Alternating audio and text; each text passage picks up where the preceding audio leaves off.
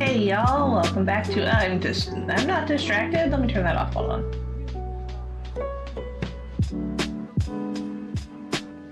I don't know if it'll let me do it from this screen, but I'm gonna try it. There we go. Perfect. Hey guys, welcome back to another stream. Today we are going to celebrate 50K written. I put up a poll yesterday, and we're going to check the results of that poll to see what we're going to do. If we're going to do just gaming, just chatting, just writing, or just, you know, the same old, where we just go through a little bit of each. I put it up on Twitch and YouTube chats yesterday. Nobody voted, so then I put it up in YouTube community. And so I'm going to go ahead and see where it's at now.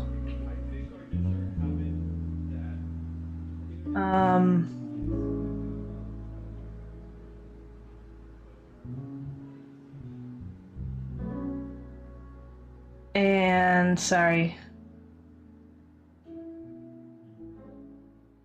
And because I am going to be, like if it's just basically I'm not going to be checking my socials today, unless like we're on a break or something. Or if it's like the usual stuff. I'm going into my studio real quick, and I'm just going to community. Okay. Alright, I'm just gonna refresh, make sure that's alright. So the leader with one vote is only writing. So today we are only going to be writing, so let me go ahead and get all of that prepared. Oh, that is not what I wanted to drag over. Sorry. I had a few different things prepared depending on how things were going. All right. And I know I posted that today's going to be a good day in my in the description above, or the stream description, but I am not going to lie, my neck hurts, so I might have to step away for some like painkillers or something later. All right. So we got the story set up. Make sure my dashboards are looking good. Oh, by the way, I tried to change the color again so that I can make the numbers readable, because now they're starting to look unreadable with the new color. And this color is yellow. Like on my screen, it looked kind of like a creamsicle-ish color, but I looked on my husband's screen and it was like yellow. So I might go back. So you might see a few different colors for the splash screens for a minute or 5. All right, so let me go ahead and change the topic. And a few things.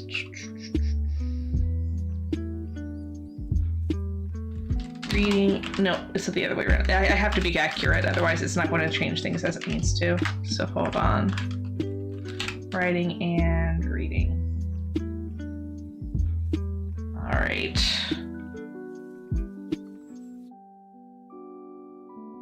Perfect. All right.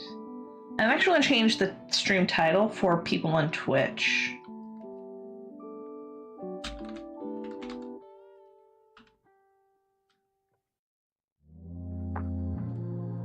Use your points by 12:01.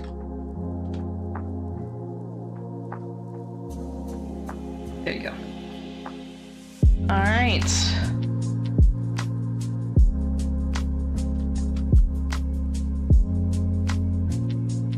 Just double checking things on the YouTube side. Perfect. Alrighty. So let's go ahead and, okay, so although today's just going to be writing, I am still going to do the blurbs because the blurbs are important to me. So, hi guys, welcome back to another stream. If you are not familiar with me, my name is Onia. I've been streaming, I've been a Twitch streamer for probably about a decade now, off and on. I have been more frequent in these last few years.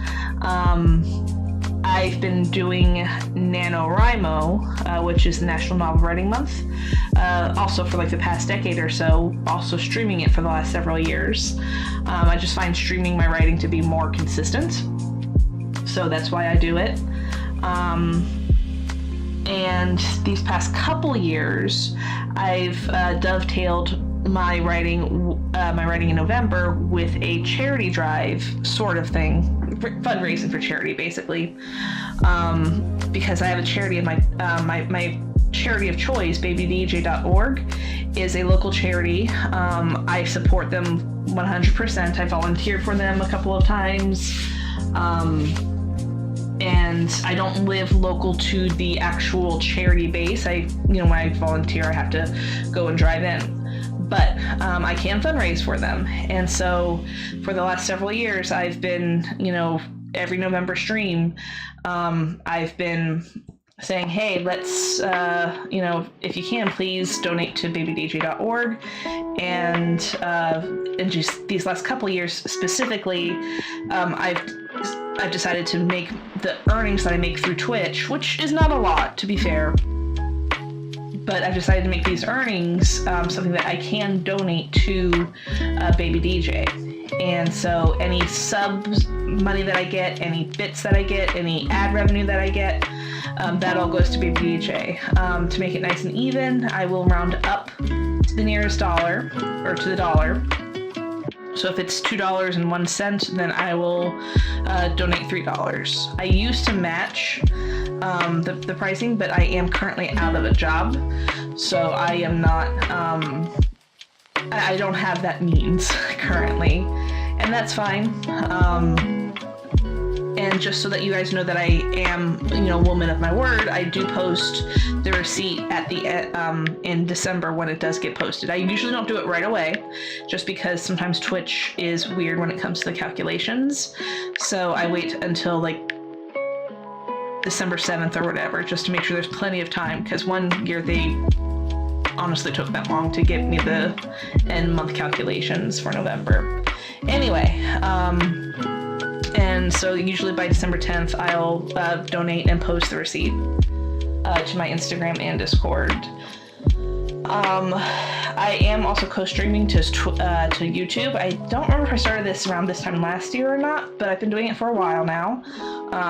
Basically, I want to have, grow my YouTube following as well, because I do, I like watching people on YouTube, and so I want to, if people enjoy watching me, which from a few reviews I've gotten, that seems to be the case.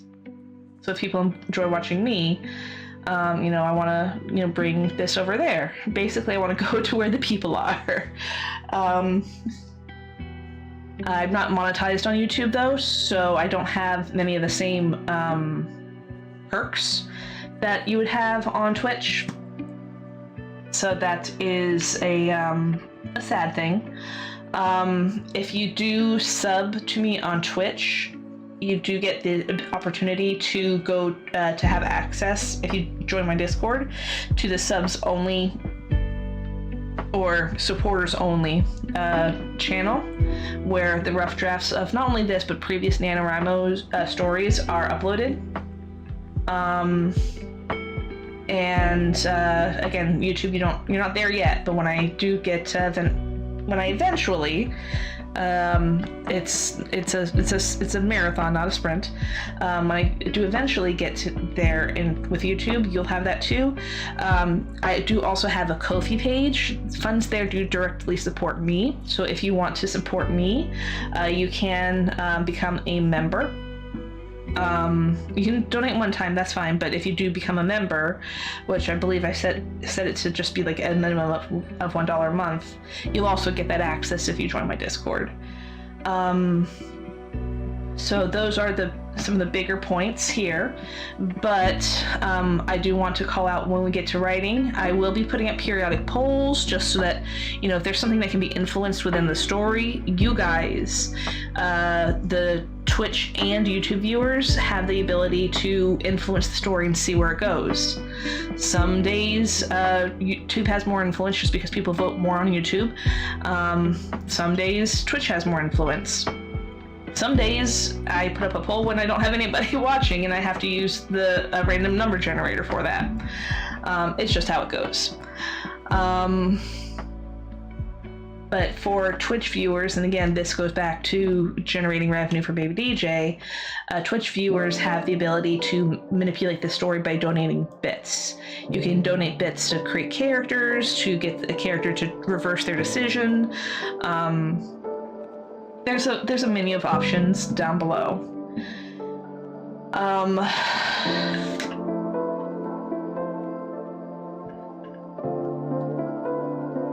And when I stream, I don't normally share my writing, but if you do donate at least 100 bits, then you'll see half the page, and if you donate 200 bits, you'll see the full page, and that is for the day of. It's not going to translate to the next streaming day. If I do, however, get 200 followers on Twitch, or 100 followers/subscribers on YouTube, then I will share my screen for a full day. Sorry, for a full 7 days or a full week. And if I get both, then that perk will be there for essentially the rest of the month. So look forward to that.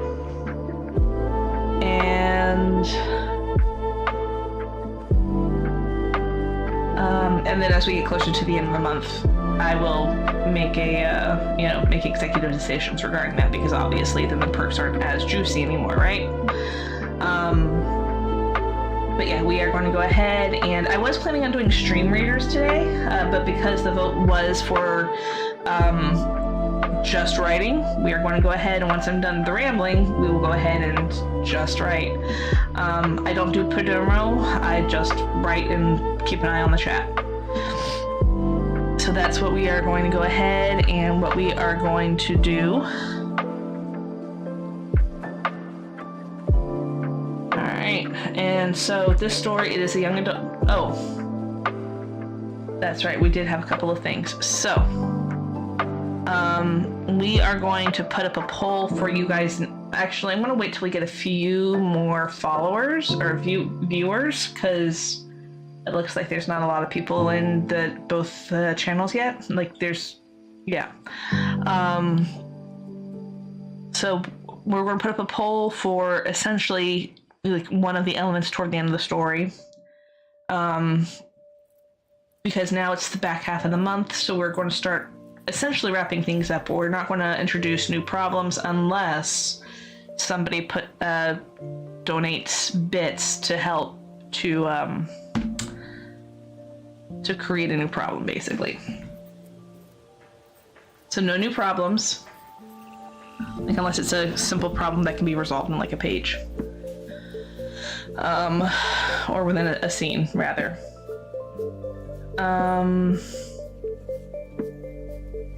But we are going to go ahead and I'm going to look up the elements of a young adult novel, because the genre is young adult currently. That can also be changed. And I want to make sure that, you know, if there's something that I need to add, like what are the elements of what makes a young adult novel? And so I want to make sure that I'm guiding this in the right direction. All right, so here we go. What makes a young adult novel? Okay. Protagonist, main character is a teenager. Okay, we got that. Perspective. Stories written from the point of view. We got that. Themes that are relevant to teenagers' identity, self-discovery, friendship, and first love. Okay, so we've got... Okay, so 3 out of 4. Content. The novel includes more mature content than middle grade fiction, such as drug use, mental health, relationships, and sex. So we're not quite there then, because I'm trying to steer away from that, mostly because YouTube and Ko-fi kind of frown on things that are a little too heavy in those realms. Writing style. The writing style is more straightforward and relatable, and it's often written in the first person. I'm gonna yeet that one. Young adult novels are typically 50 to 75,000 words long, so we're kind of in that range. We're going to go above, but we can also edit it down, and that does say typically, so it could be, you know, more or less. The novel ends on a hopeful note, even if it doesn't have a quote-unquote happy ending. Okay. And the publisher can indicate whether a book is YA or middle. That's fine. YA fiction is written for teens, but many adult readers do too. YA novels differ from adult in that they're written from the perspective of a teenager experiencing life as a teenager, rather from hindsight. Okay. YA fiction might include more mature emotional... I'm looking at a few different sources now. So I've got, I mean, more mature emotional. That does seem to be kind of a... It's my... Okay. Young adult fiction might include more mature physical or emotional relationships. YA content might include more graphic violence, profanity, or sex that isn't found in middle grade fiction. Okay. So we're not quite there yet.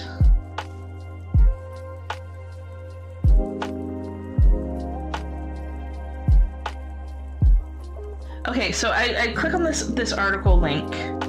And one of the first lines it says is, the success of major franchises like The Hunger Games or Percy Jackson and the Olympians is just the tip of the iceberg.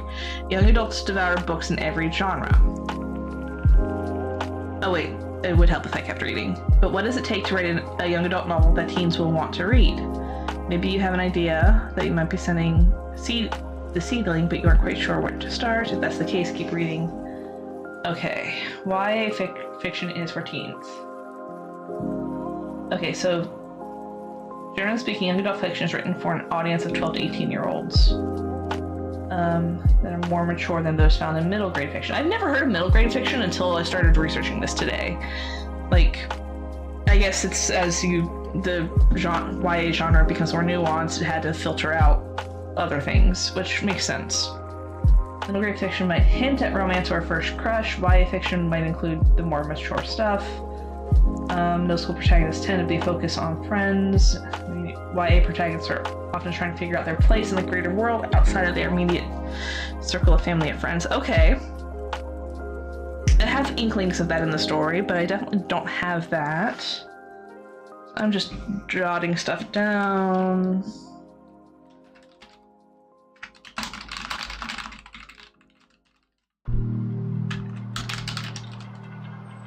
We still want to keep the romance stuff kind of on the toned down side of things. But I would also say that having the friend with cancer, you know, that's kind of mature. And also that does include those questions about, you know, can a young adult who's not quite an adult at any stage, you know, 18 or 21, make their own decisions when it comes, you know, be influential to their parents when it comes to decisions like that. And there's also the question of why doesn't the hospital intervene? Because there's a lot of cases where hospitals will essentially intervene for the greater good. So there's a question about why hasn't that come up? So, but that's part of editing, honestly. And I said out because I finished myself. Okay, keep reading. And length, young adult books may vary anywhere from 50... Okay, so that's the length that we talked about. Protagonist, common themes, coming of age, first love. Sylvia... Sylvia's love life hasn't really been talked about a lot. Like, there's a couple throwaway lines about an ex-boyfriend, but that's about it. Self-discovery. That is happening. She's discovering her neurospiciness. She's discovering that she might have ADHD. Life and death. That, okay, we got that. Individuality. Maybe and relationships. So she's definitely got relationships that aren't romantically linked, and not everybody does. So we don't have to have that. When writing young adult, make sure your theme is relevant to the young adult audience and what they experience. For example, The Fault in Our Stars is a contemporary story about two teenagers living with cancer. Okay. Six of Crows is a young group of outcasts planning a heist. And The Giver is dystopian. While the premises and plotlines could not be more different, all three stories feature themes of self-discovery, love, and grief. Okay.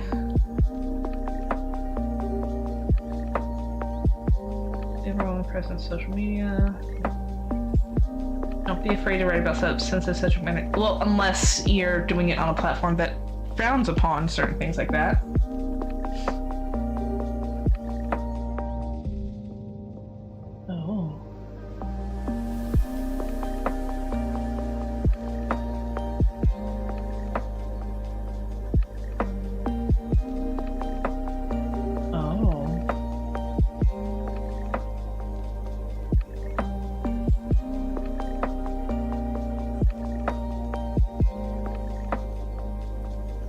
Don't try to be trendy. Okay, know what the young adults are talking about. So that's honestly, a lot of this story has been like me trying to revisit my young adult life, but also trying to incorporate things that I know from my son when he was growing up.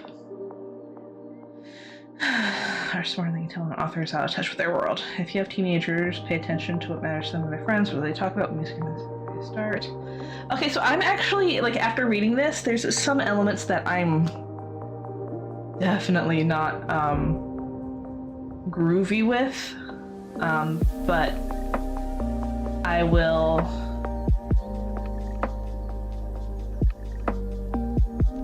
but I do feel more confident that I am, like, I'm doing good.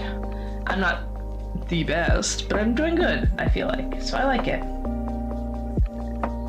So I feel good about this. And because I was reading that, I didn't see a warning for Twitch, but there's an ad starting soon for my Twitch viewers.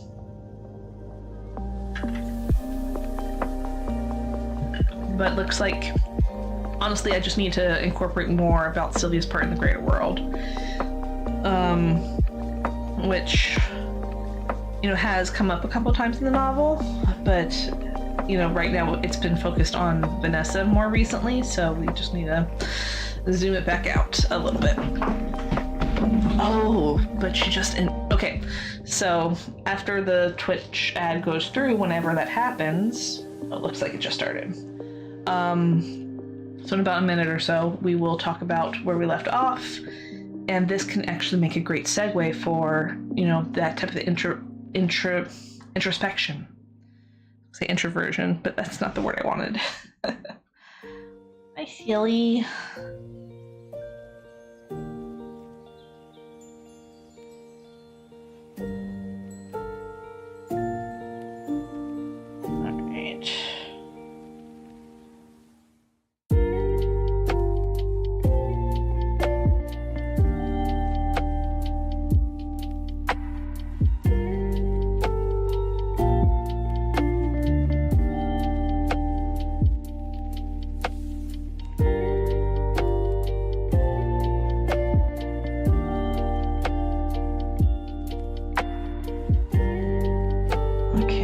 For that to go through.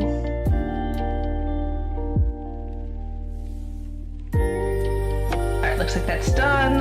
Alright, so basically where we left off,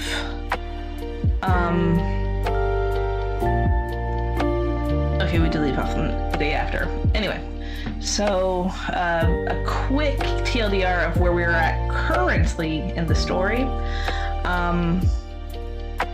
Main character, she's, you know, it's her, you know, she's in her senior year of high school. She's kind of weird. She's got friends, but she became really great friends with this new girl, who just joined their school in the past year. I'm gonna actually move my microphone away, and let me know if you have trouble hearing me. Sorry about that if that was audible. And she just, you know, made friends with her a best friend somebody who just came to the school in the past year or so. Now she, after some trials and tribulations, she discovers that her best friend had basically a very sheltered last few years, and this is her first year of really attending high school because she's got cancer. She spent the last couple years basically battling that cancer. I know the timeline doesn't feel right, and that's where I want to go back to editing and get things a little bit more hashed out. But for what it is, she's, that's the story as it stands currently. The main character, and more recently in the story, there were a couple of events that led to the main character's friend. Her name is Vanessa.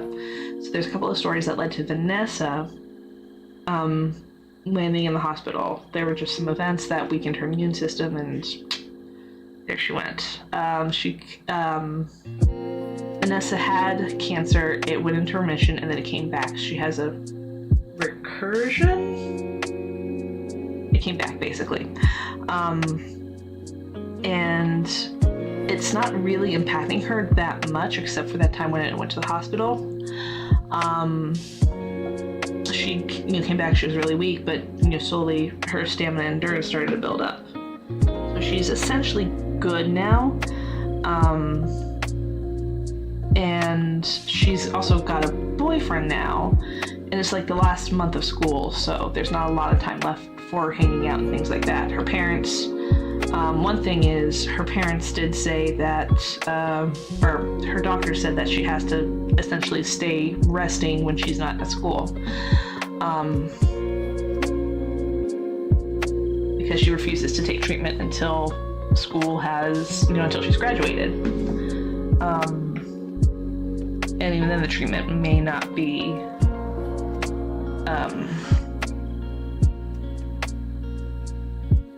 successful because of how aggressive the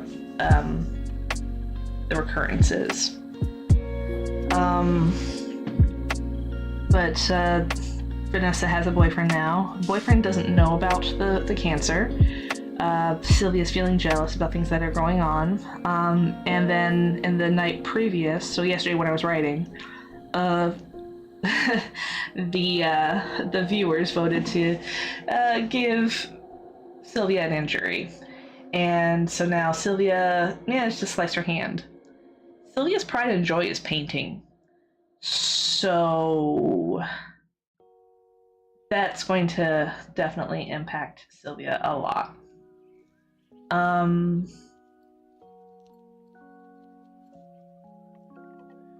And now we left off, Sylvia, it's the day after, Sylvia had asked Vanessa, can we talk, because she wanted to talk about the whole, not jealousy thing, well, kind of jealousy thing. And they arrive at the school, and Vanessa's like, what happened to your hand? So, let me read the last couple paragraphs. And, we'll just read the full section, because it's a lot of just verbal. And then we'll get to writing, and we'll see how far we can get today. We are streaming until 6 Eastern today. I do have to cook, so it's a hard stop. Most of my stops have been hard stops slightly, so. But it has to be a hard stop. And yeah. So let's go ahead and read. What happened? Vanessa asked as she watched Sylvia, the main character, walk up to her with her right hand bandaged up. Sliced my hand open, she explained rather sullenly. Vanessa winced. Ouch. Sorry about that. Not your fault, Sylvia shrugged. These things happen, or so I'm told. Vanessa nodded in response, still looking concerned about her friend's hand, but not commenting on it any further. So, she began instead, what did you want to talk about? Shit. Sylvia realized she completely forgot that she wanted to talk to Vanessa this morning about Thomas. She wasn't in any mood to have that discussion now, after having been awake most of the night last night with pain from her hand. The painkillers her dad gave her worked for the most part, but the throbbing never went away. Sylvia thought about changing the subject, or seeing if maybe they could shelve the topic for later discussion. Hold on, I have to edit something real quick. It was fruitless, though, she had decided. The longer it gets put off, the less likely she'll want to bring it up. Plus, she reminded herself, if Vanessa was really going to be gone shortly after graduation, then this was the best time to talk about things like this. Now, here's the thing. I know the general thing, but I need to scroll up. And read what was going on.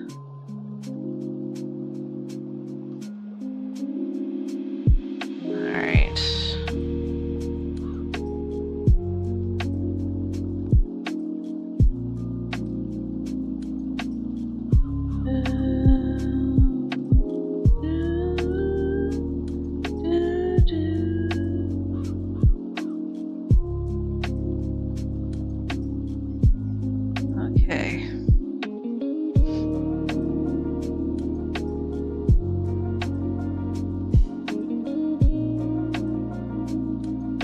Okay.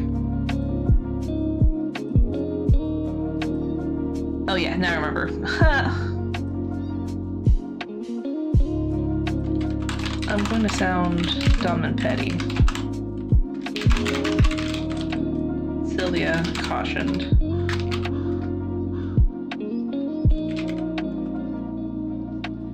Looking away from her friend.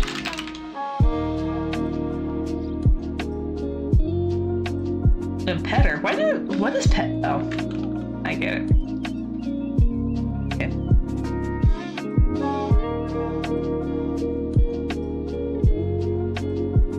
Why? Vanessa asks.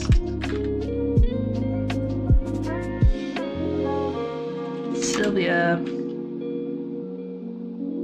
pouted. She really didn't want to say why. She knew exactly how it would sound.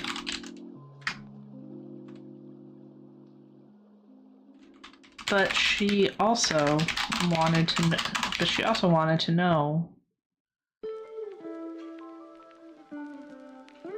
Vanessa's thoughts. Vanessa's reasoning about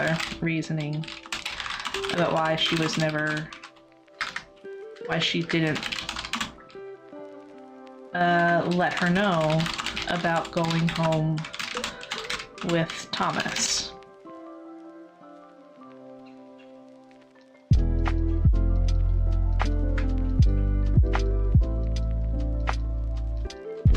Promise you won't get mad if I ask? Vanessa shook her head. I can't promise anything until I know what you're going to ask. What you're asking.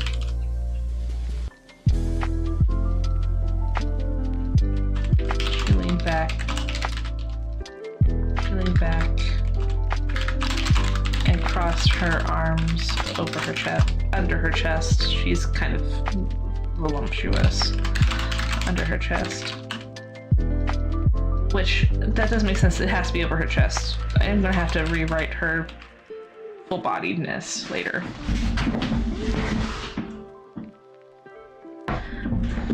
Over her chest.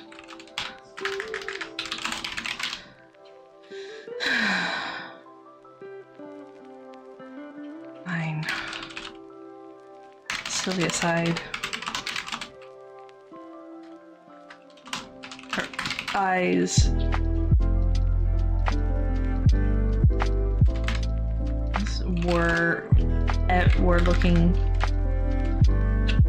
were suddenly fixated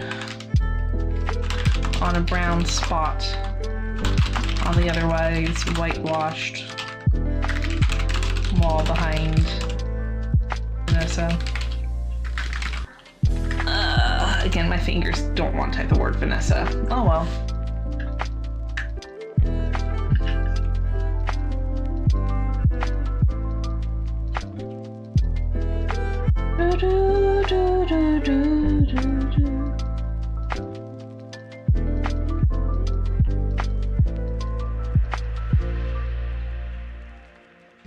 I was just curious.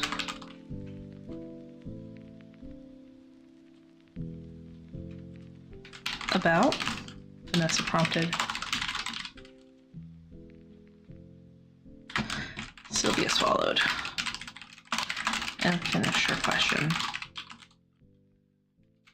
Why you didn't, and finally asked her question. I like that better. Why didn't you let me know that you were going home with Thomas yesterday?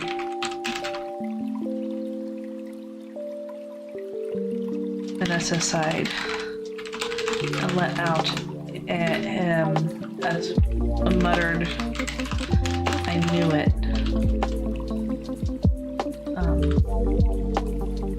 I want to say it's softly spoken. A softly spoken. Sylvia looked up at her and tilted her head. You knew what? Vanessa shook her head and shrugged. I knew you were going to be upset that I didn't let you know.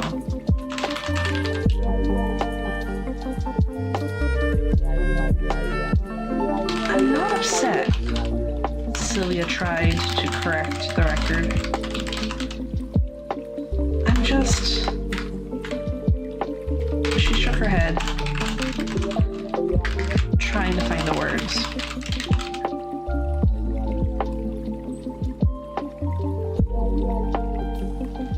I just feel hurt that you didn't tell me that's what you were wanting to do until it actually happened. You had like several chances to tell me yesterday, but you didn't. Tell me yesterday, or even what days, or even Tuesday. You didn't.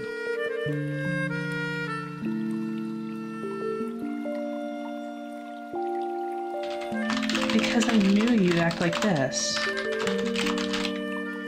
I feel like every friendship has an argument, or every relationship has an argument like this at some point. You didn't tell me because I knew you'd act like this. No, I'm acting like this because you didn't tell me until the last minute. Oh, that's perfect. No, Sylvia countered. I'm acting like this because you didn't tell me until the last minute. Oh, are they gonna be angry again? I said I wasn't going to create it. It's kind of a fallout from that. So yeah, we're gonna have to try to wrap things up. So we have to have graduation. We have to have Dad find a job. We're gonna have Sylvia accept her diagnosis. Vanessa's ending is going to be voted on by the chat. We got a lot of things, and we have half a month, so it's not like we have to do it all today. No, Sylvia countered. I'm acting like this because you didn't tell me until the last minute.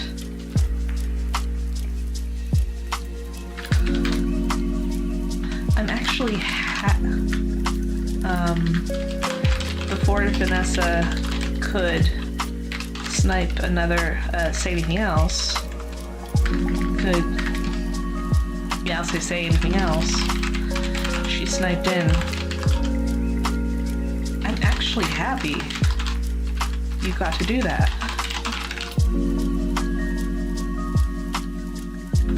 I just wish you trusted me to tell me sooner. To tell me about it instead of ambushing me. Vanessa blinked, processing what Sylvia was laying at her feet. She then shook her head. Oh, I said instead of abusing me. That's not the word I wanted. Ambushing me. There we go. ambushing you? How did I ambush you? You didn't tell me until after the last bell went off. Sylvia pointed out.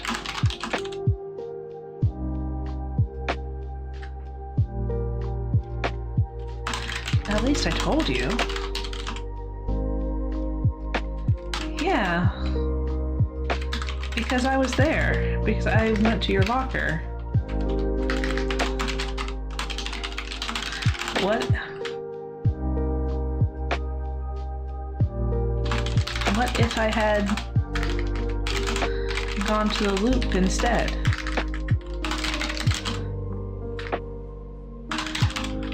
Or waited for you at my locker?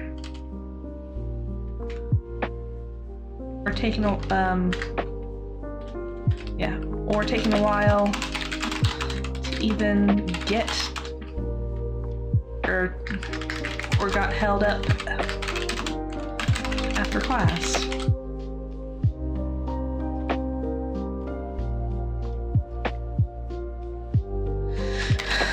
Vanessa frowned. You always come to my locker after school. I knew you'd show up.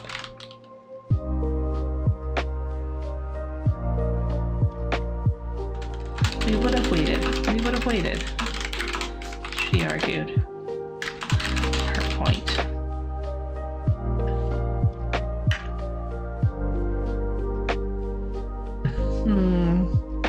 There's no viewers on either channel yet. Okay, so we're going to keep going. No polls yet, so we're just going to keep trucking on. When I see some viewers, then I will put up a poll.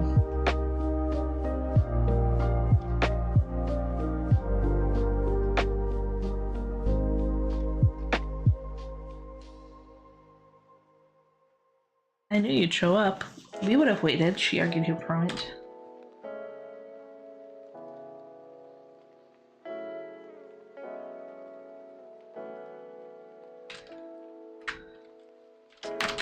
That's not the point,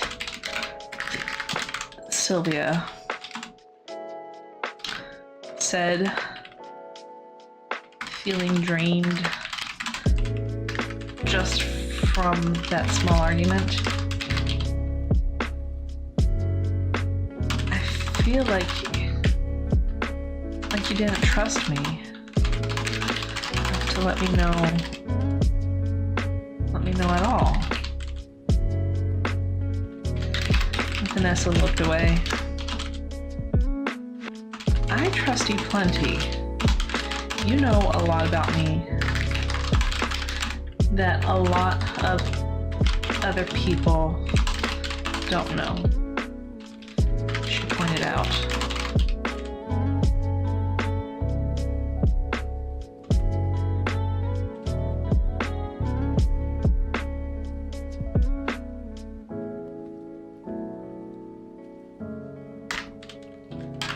Why didn't you tell me then?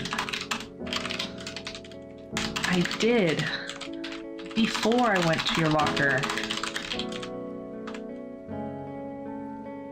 Sylvia reiterated. Why didn't you tell me you were going to try to get your parents to let him drive you?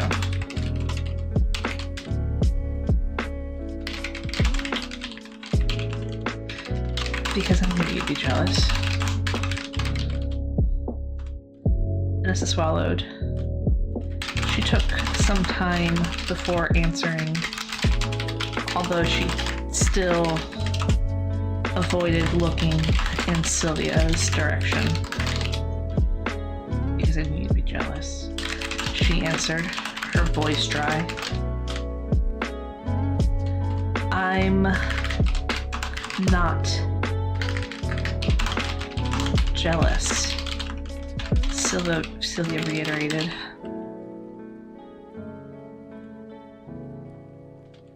Then why are you acting like this? Vanessa whirled to face her now. Like what? Like you're being like you're jealous and need to know everything that I do.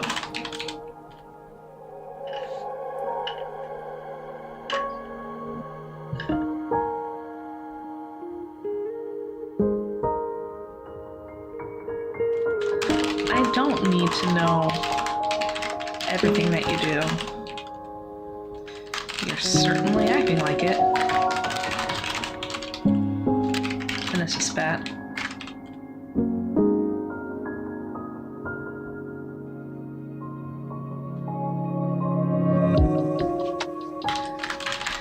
You kept me in the dark, and I didn't like it. Sylvia countered.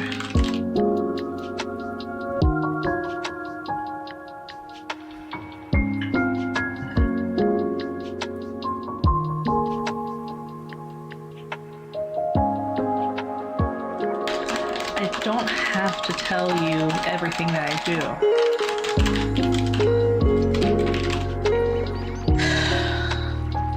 Vanessa.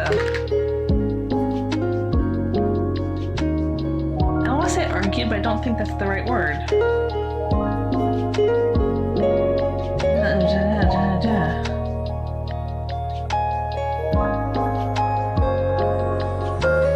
Vanessa said, with an edge to her tone.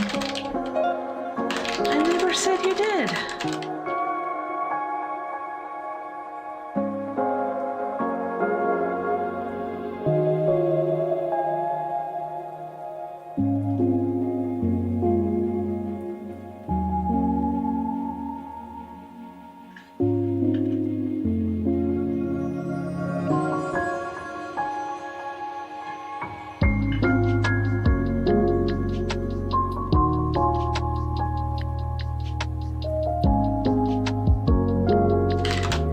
And yet, here we are. You being upset because I didn't tell you that I wanted Thomas to drive me home instead falling to the car loop.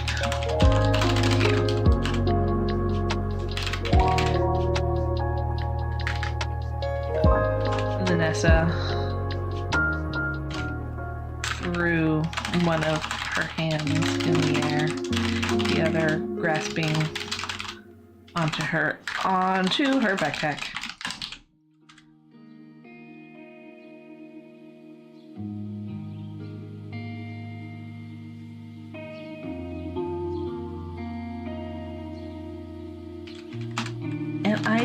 And I would have understood. Sylvia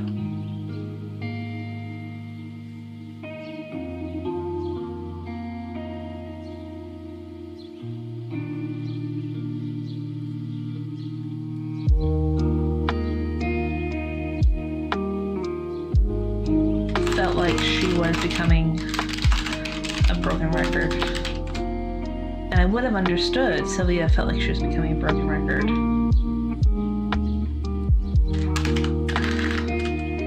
But you're upset. I'm upset, Sylvia.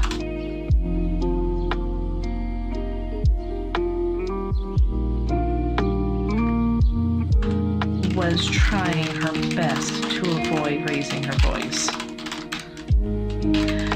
I'm upset because you didn't tell me until the very last moment that you could, without completely abandoning me.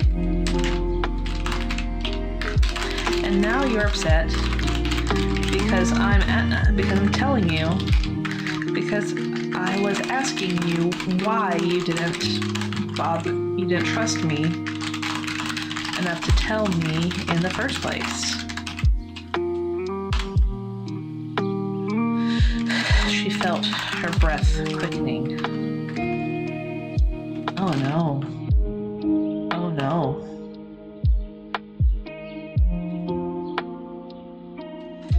think I don't trust you. Did we already say this? Trust.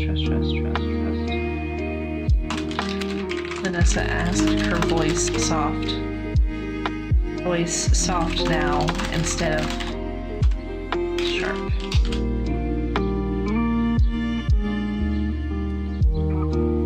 Sylvia shook her head.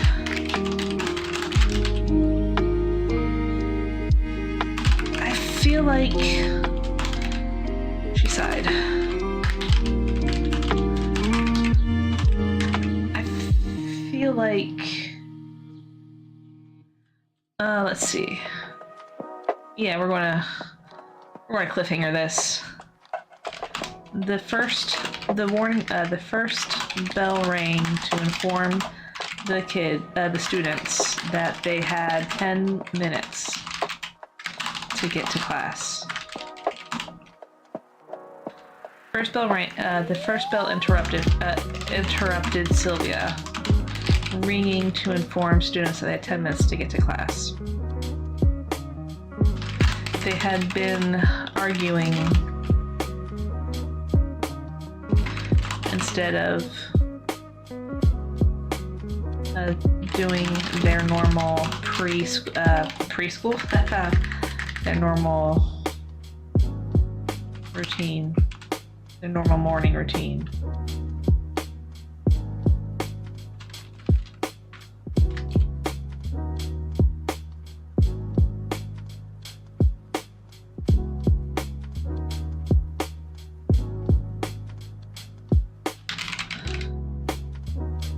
Vanessa looked conflicted. She wanted, she looked toward the doorway into the corridor, and then looked back at Sylvia. Well, she said,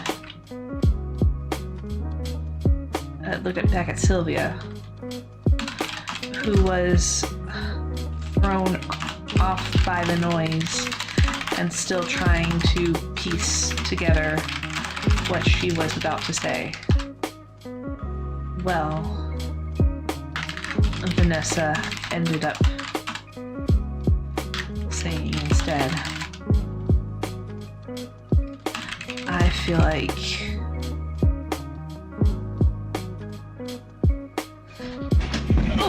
this is gonna be rough. This is gonna be rough.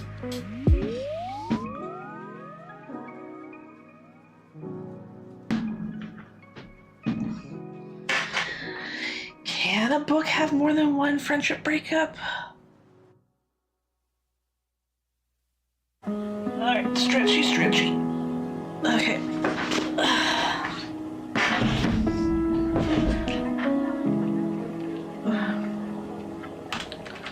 Her voice low and, well, I feel like, and strained. I feel like we need to spend some time apart.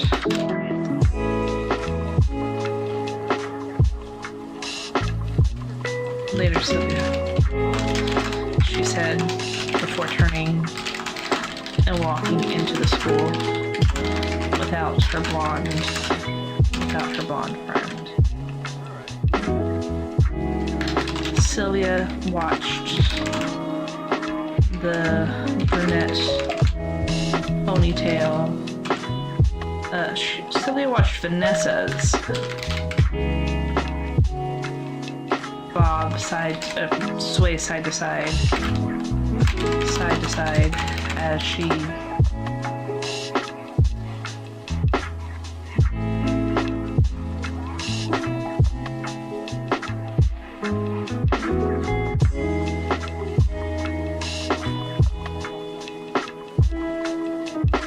made her way into the throng of students, trying to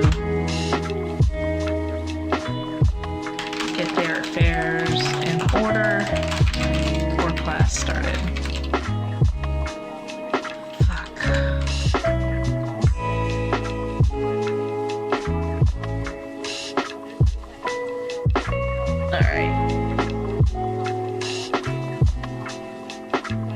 That school day was unbearable. Not only, so this was Thursday, and this is, the next week is,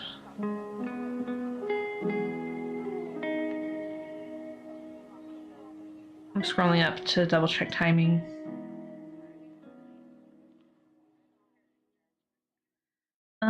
I said there's 2 weeks and then exams, 3 and 2. So this is 1 in a day. Not only were exams coming, exams. That's what I'll be in a second. Not only did Celia feel awful physically from her lack of sleep and her throbbing hand. Oh nope, we're going to go ahead. Feel awful mentally, emotionally from her fight with Vanessa, but also physically from her lack of sleep and throbbing hand. Exams are coming up fast, and teachers are now pivoting from end of semester lessons to exam preparation.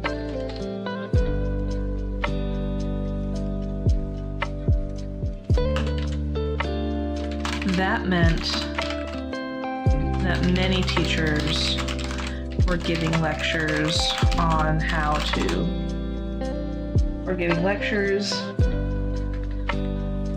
and asking students to take copious notes. That meant many teachers were giving lectures and asking students. That meant many teachers were giving lectures and recommending students take copious notes on top of whatever was already taken during the school year or semester.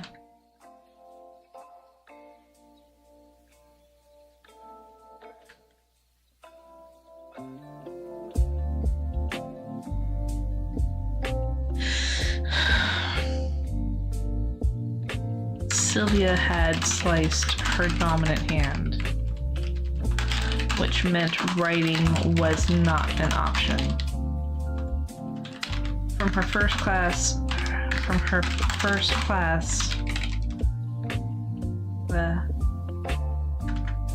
onward, she had asked the teacher if she could utilize an audio recorder for the lectures, but each class had turned her down, had refused to allow her. It was notes or nothing. Maybe, one teacher suggested, you can ask someone to copy their notes for you.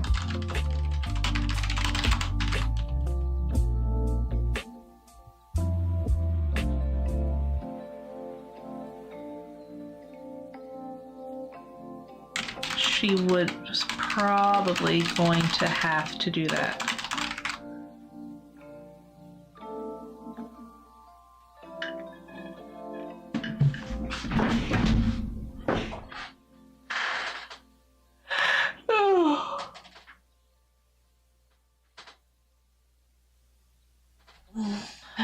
Hey, Queen.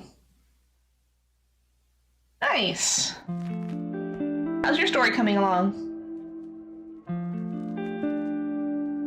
She was probably going to have to do that.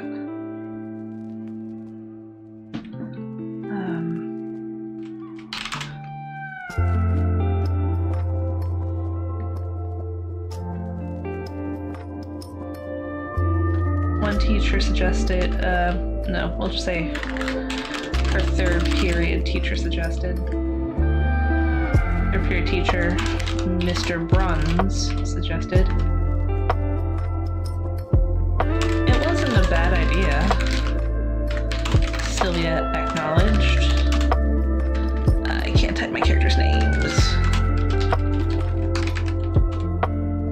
21 pages through. Hey, anything's better than nothing. Just do one word at a time.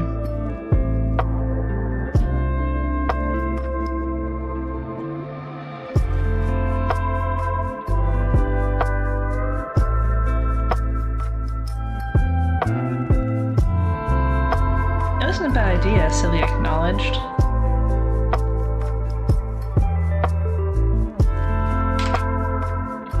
She would have to identify which other students in the classes would be a good option.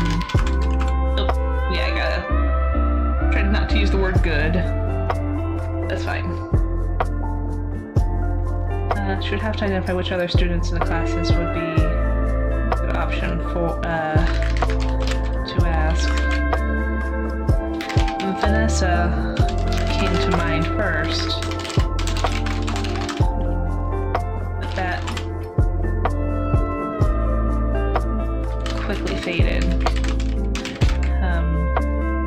As she remembered that they were currently not on speaking terms. This week sucks. Sylvia muttered to herself as she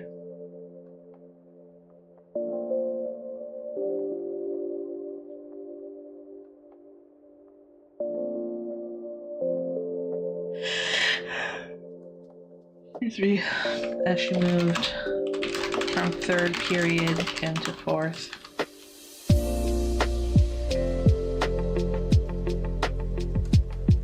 From third period toward her fourth period class.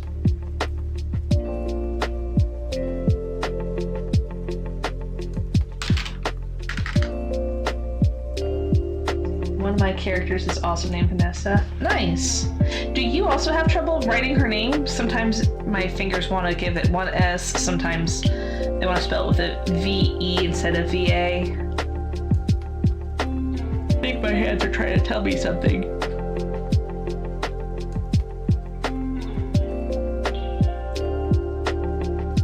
This week sucks, Sylvia muttered to herself as she moved from third period toward her fourth period class. Standing in line outside of the class, she tried to refocus her mind. She needed to stop worrying about her currently Vanessa. Oh, that's why I don't think I've seen yet. I'm glad I'm not the only one that has trouble typing that name. Standing in line outside of the class, she tried to refocus her mind. She needed to stop worrying about her friend or ex-friend and figure out who else she can speak to. Speaking of Vanessa's, though, I've got to put up a poll now. So give me a moment to finish this paragraph, and then I'm going to put up a poll for Vanessa. Figure out who else she can speak to about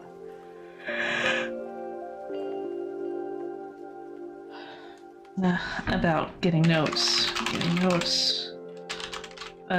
the finals.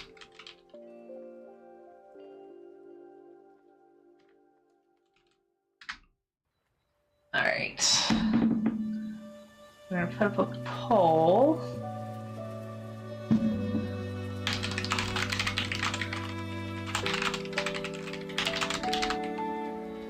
This is honestly going to be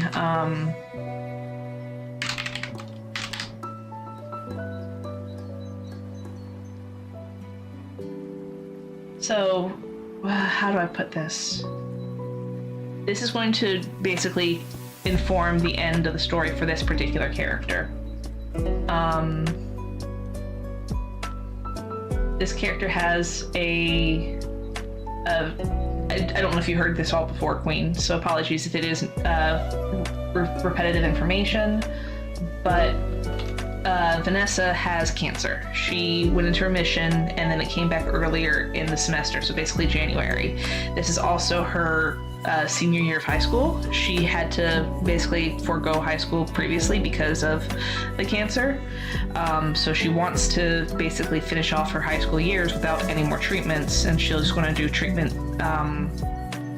after graduation.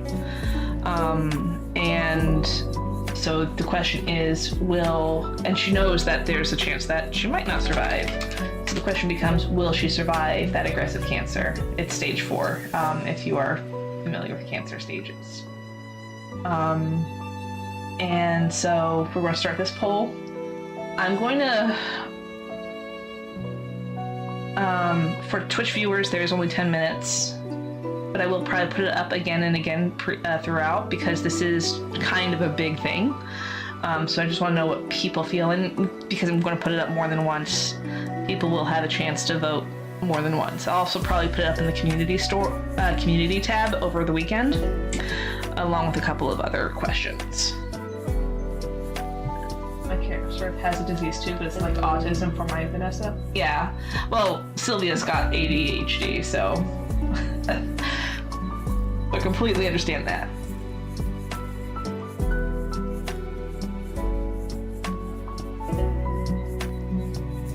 It's so sad, but I think no, because that would make it much more meaningful, beautiful of a story. Yeah, like I've through writing this, and this is a story that I've written with the community, and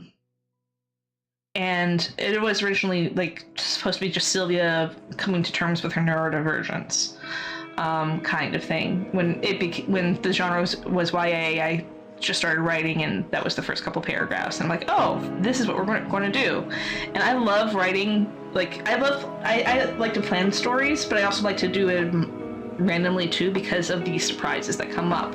So Vanessa came up just randomly as a kind of an antagonistic but friendly antagonistic character in the first couple of sections, and then after a while they became best friends, and then we got this, and now we got what we're coming up here with, as we start tying up the pieces of the story and hopefully get it done by the 30th or around the 30th. So it's like and I realized a couple of days ago that this isn't necessarily Sylvia's story. It is Sylvia's story, but it's Sylvia's story and Vanessa's story, and I love this.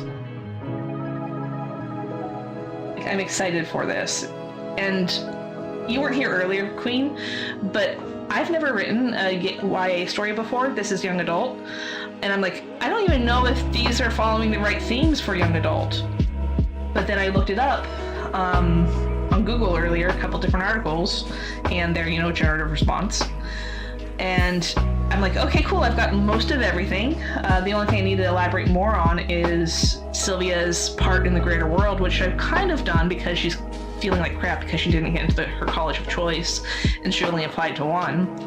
So I gotta elaborate on that a little bit more, but with her recent injury, that's going to also help establish that a little bit more too in the next couple of sections. So I'm excited.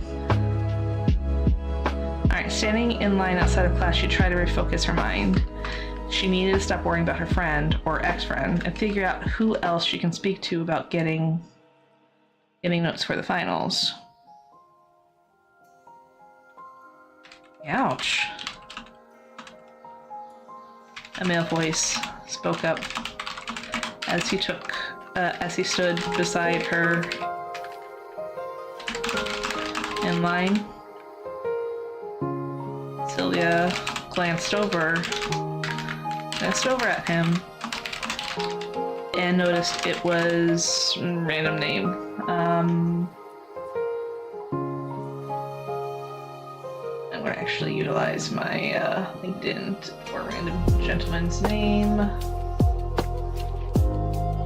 Robert.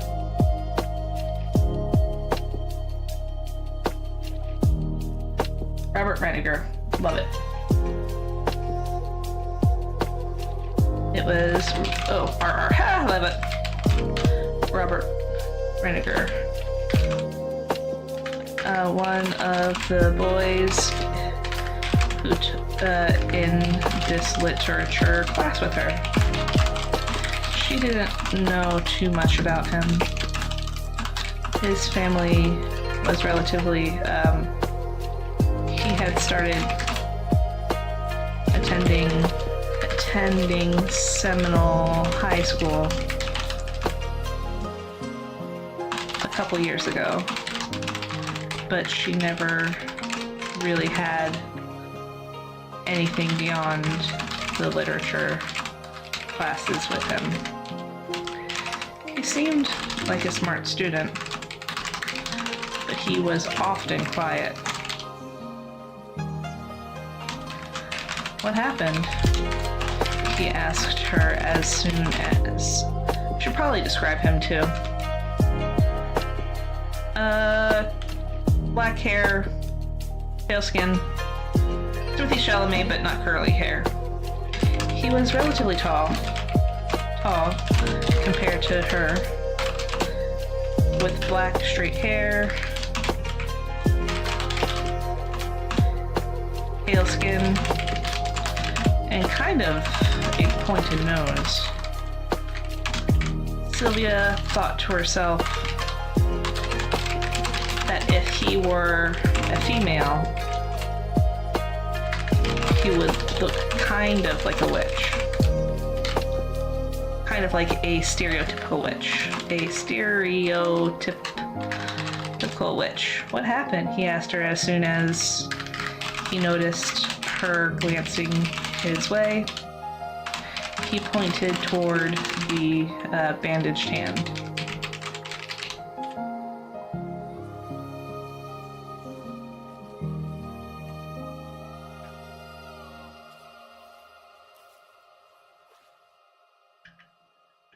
I'm out of water. It's fine. Oh, it's almost 1:30. After the next Twitch ad runs, or actually no, before the next Twitch ad runs, I think I will, so probably in about 8 minutes, I'm going to pause for lunch. Basically 30 minutes. I'm going to step away for 30 minutes for lunch. And then I will be back until 6 Eastern. But yeah, we got 7 minutes now before we worry about that. Okay, what happened? He asked her as soon as... Oh, she glanced down at her hand, sliced it open by picking up glass. Gotta be careful about how you hold it, he explained. Those corners can get you. I noticed. Sylvia nodded and then stuck her hand in her pocket. She glanced away from Robert, and noted and saw a couple out of the corner of her eye in the distance. Thomas and... You know what? I'm gonna rename Robert. Because I read an interesting meme last night that it didn't even click for me. But we have... apparently names in Sesame Street used to be fairly common names, like Elmo and Kermit and Grover. Obviously, Percy Jackson has Grover, so it's not... And we have a president named Grover. So Grover's not no longer uncommon. Well, Grover is no longer not being used, it's just rarely used. So I think I decided that I wanted to start using those names in my stories too. Oh yeah, that's perfect actually.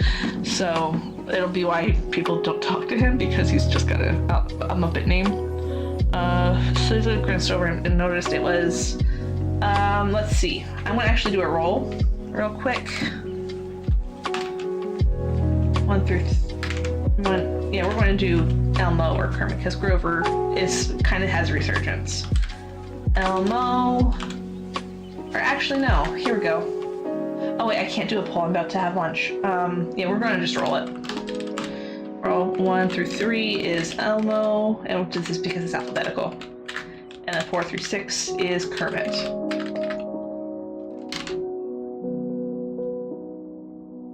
We got Elmo. Okay.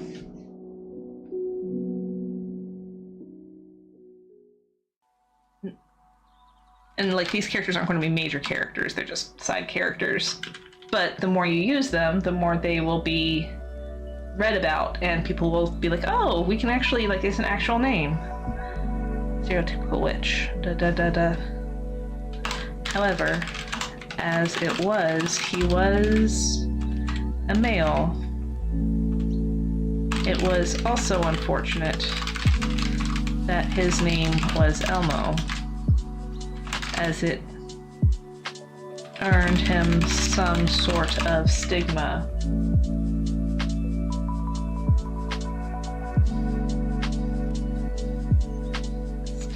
Sorry, something flashed on my screen and I had to figure out what it was, as it earned him some, due to a popular children's show.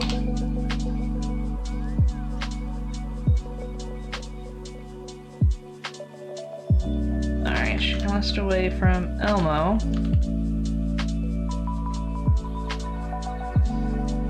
A couple, Thomas and Vanessa. Sylvia closed her eyes and tried to block the image. Alright.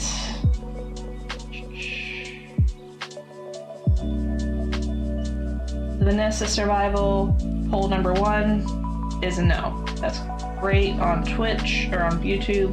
Any results on Twitch? No results on Twitch. So far it's a no.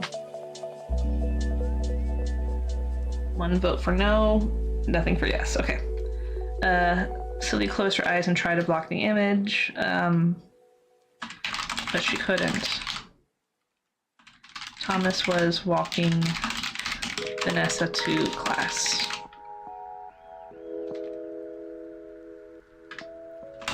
Being the gentleman that, yeah.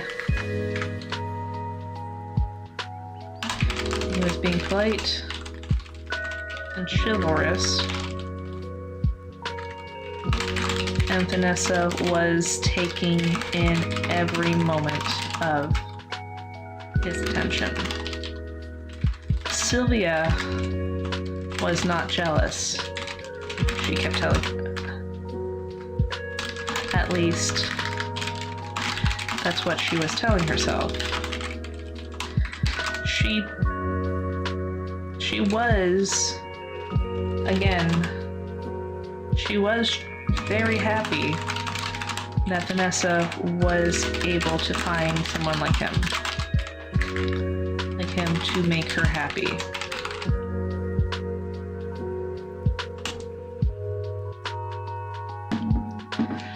She was very happy that Vanessa, oh, and I didn't tell you this earlier, Queen. Vanessa's cancer is basically a secret. She doesn't want anybody to know. She doesn't want anybody to feel pity for her or treat her special or different. The only person in the class, at least of the student body, I don't know if her teachers know, but the only people in the student body who know are literally just Sylvia, unless she's told Thomas, which so far she hasn't, but I feel like she's going to eventually. Alright, Sylvia was not jealous, at least that's what she was telling herself. She was very happy that Vanessa was able to find somebody.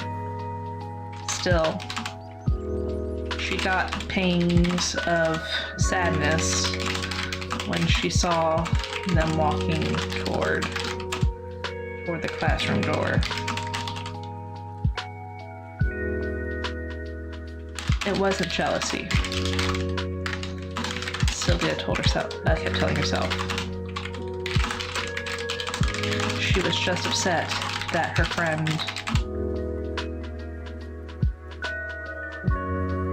told her She was just that her friend was upset with her. Alright, perfect. Okay, we'll revisit this when we come back, but I am going to step away from lunch. No, I didn't mean to hit that button. Snooze. Okay, good. Damn it. I hit the wrong button. Okay, so lunch is going to be delayed by like 5 or 6. Well, no, we'll just let it go. I was going to try to run a 3-minute ad during my lunch break so that future ads will be reduced, but probably not going to happen now because I accidentally hit the wrong button. Yep, I'm going to take my lunch break. I will be back at 2 Eastern, so in about 30 minutes. You have yourself a great day if I don't see you again, Queen, and good writing. Alright, let me put up my notice.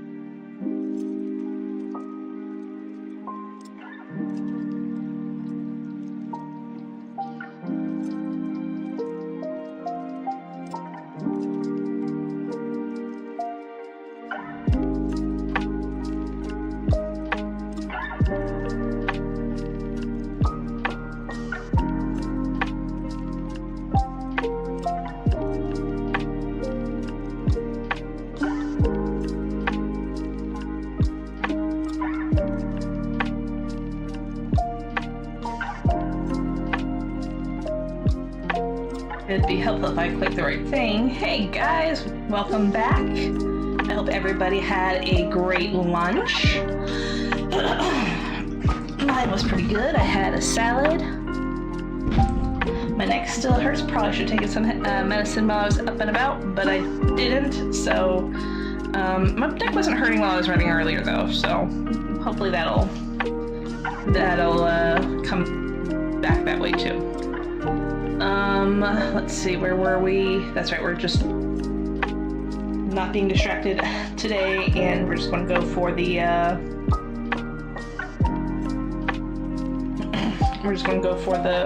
writing all day today. No games, no checking the socials. If I get a text on my phone, maybe I'll check that. Mostly just email notifications, okay? So yeah, we're going to go ahead and continue writing. Let me take down the pins. Did the Twitch one didn't pin again? What the heck is going on there? Maybe I imagined I pinned it. When I do it from this window, it does act up for both Twitch and YouTube, so that might be part of it. Next time I'll just be more cautious. Okay.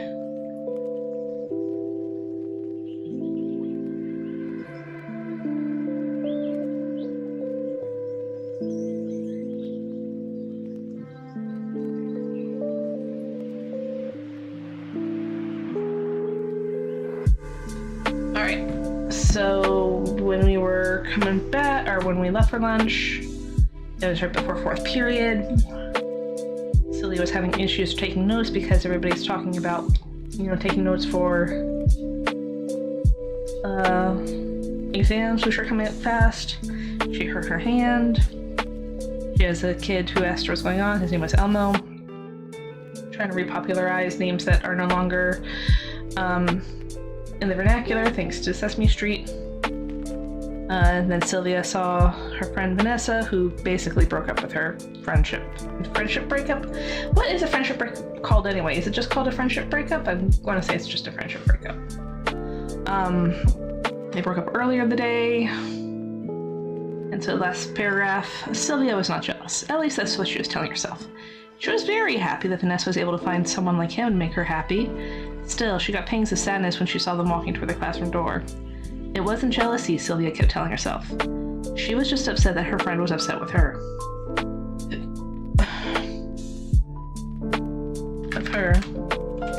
And that they would probably talk again for a while.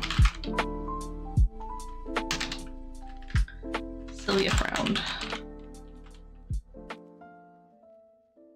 She couldn't...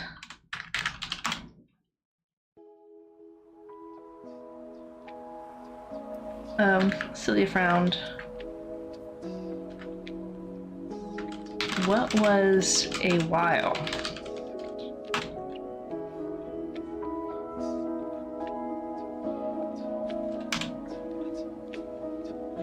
If she and Vanessa didn't reconcile soon, preferably by the end of the school day,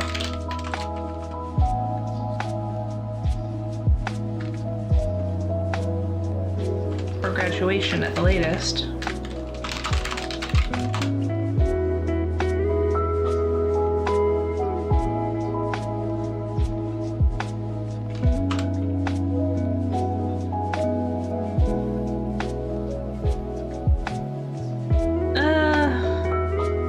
that's kind of a wide gap there. Well, wide-ish gap there, but we'll keep it and we'll edit it down later. Okay, where were we? They found what was a while.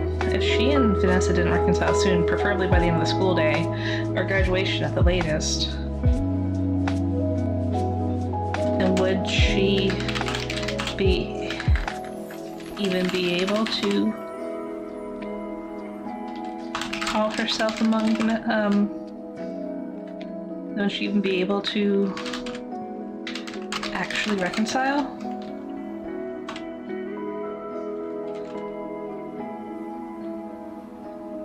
She and Vanessa barely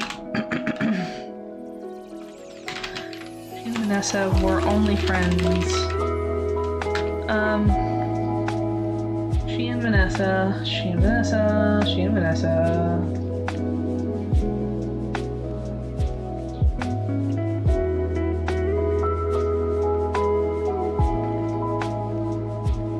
Really only hung out at school.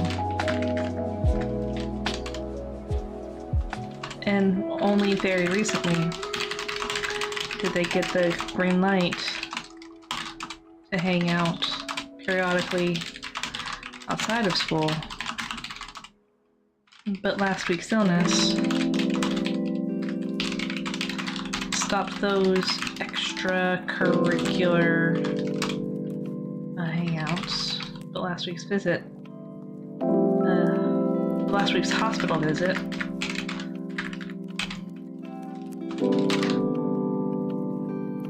stopped those extracurricular hangouts.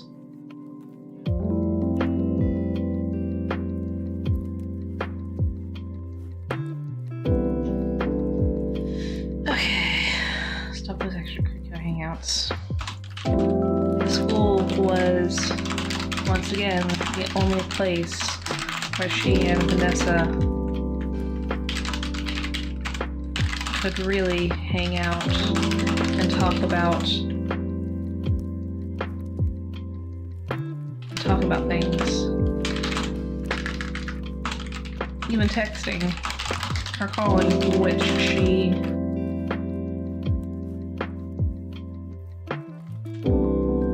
still do, was restricted due to Vanessa's rest in bed order from the doctor.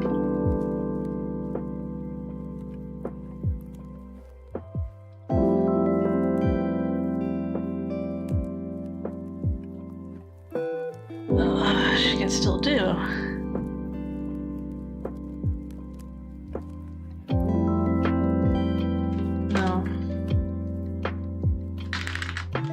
This meant that only during class, during school, literature, lunch, and economics. And now the literature, lunch, and economics.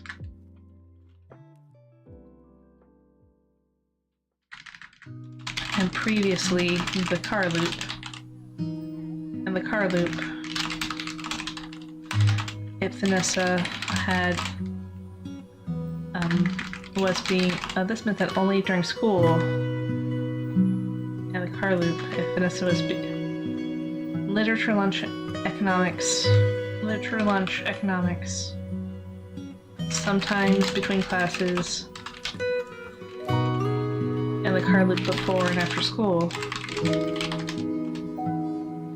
were the only times they would get to hang out. And one of the car loop options wasn't on the table anymore. And Vanessa was being driven home by Thomas on a regular basis. Heck, Sylvia realized as she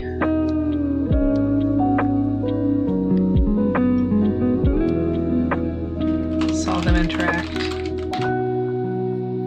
down the hall. Apparently, one of Thomas's classes was not too far away.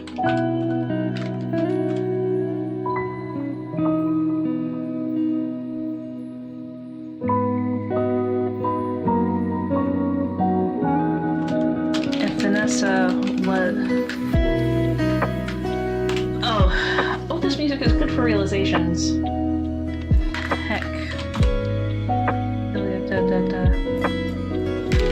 Vanessa was back to being only a school-only friend now. And now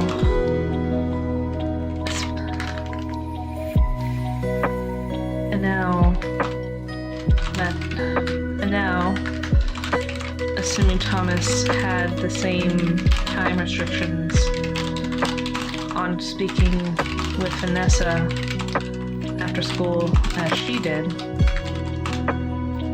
Vanessa was forced to spend her school time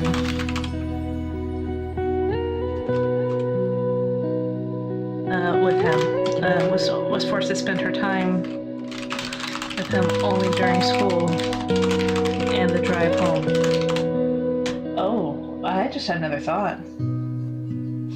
I don't want this thought. I hate this thought. I said there's no more problems. No more problems. Things are going to wrap up.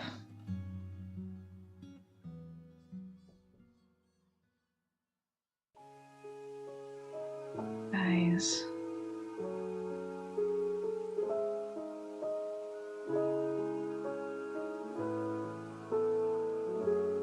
Oh man, not enough viewers to put up a poll, so we're just gonna keep going. But like this thought is gnawing in the back of my head. Alright, let's keep going. Vanessa was forced to spend her time with him only during school and the drive home. That meant that Vanessa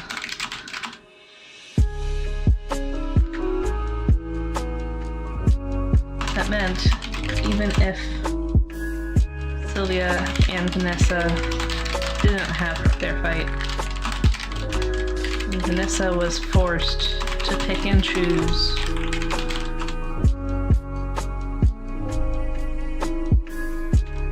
who she would be spending her free time during school with and what limited conversation she would take part in.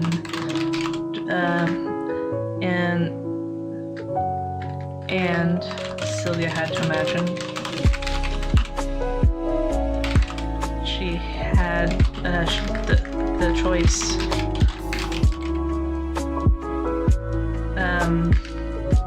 Her evening calls and texts were also similarly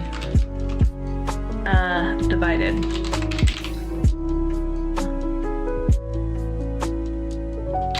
Vanessa's time was a finite resource. She had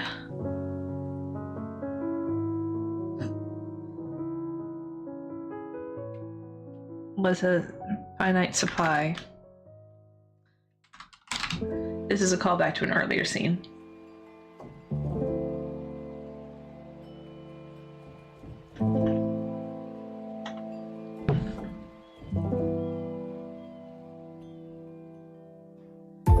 Vanessa's time was a finite supply,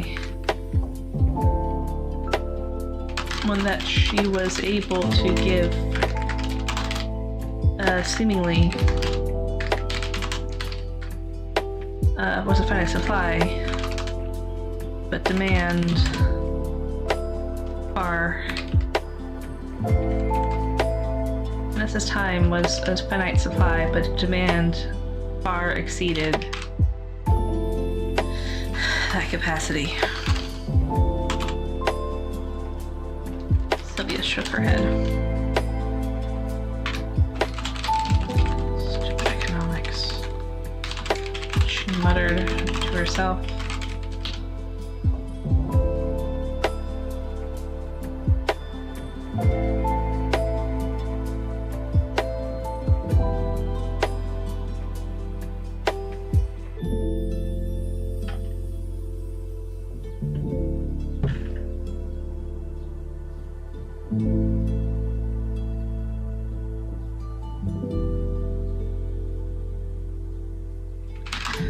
She looked up again and saw Vanessa walking her direction, or rather, in the direction of the door as it opened to allow the students into class. Hey, Elmo?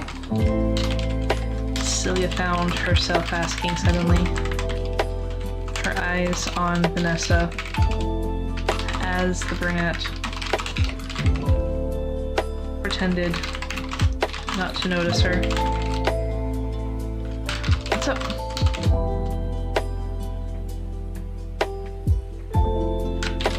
Since I can't take my note, can't take notes like this.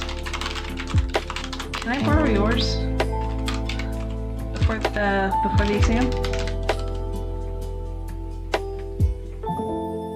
All right.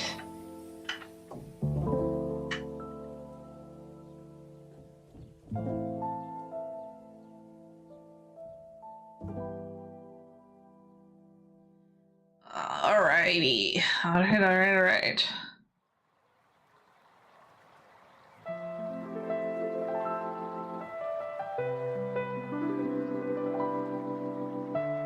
Double checking a couple things. Okay, we're going on to the next section. Alright.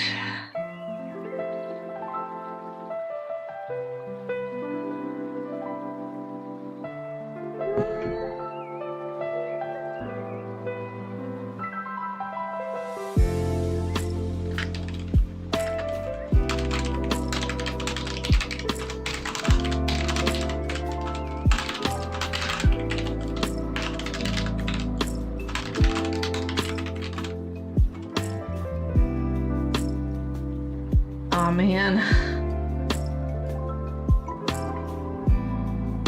We need so many flashbacks to high school. Okay.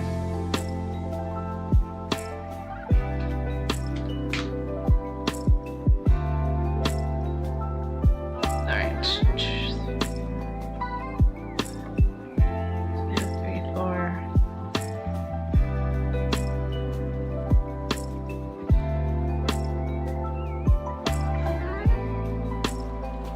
Economics was wrapping up.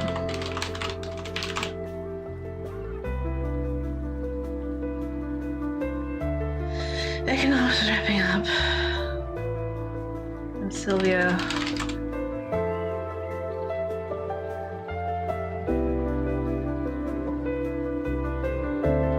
was carefully placing her book into her bag.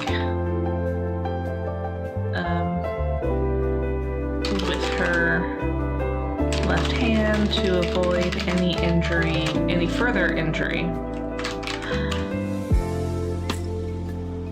to her right hand.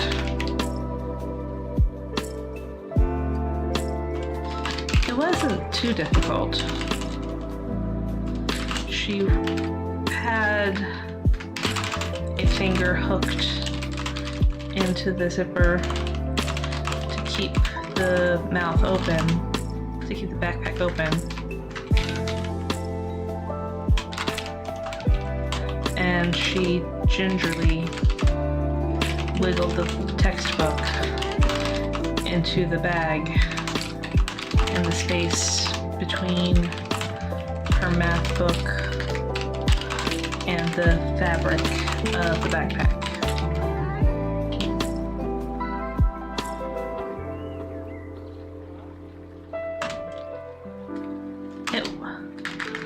Although it wasn't difficult, it was slow. Slower than she would like.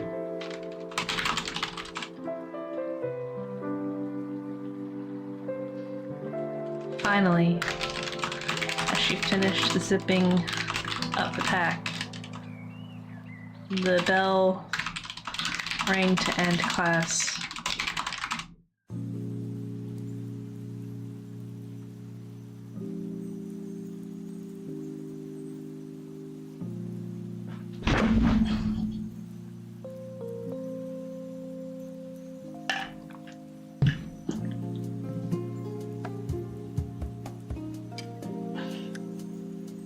Oh, I just had a thought. Like, I was trying to finish their little spat by the end of the day, but it would be better if it just carried over. Okay.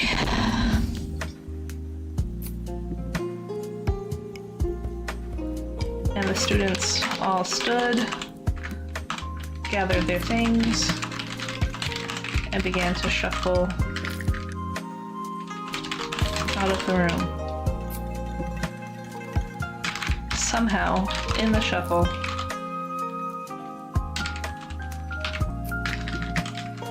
Sylvia found herself behind Vanessa and inwardly winced.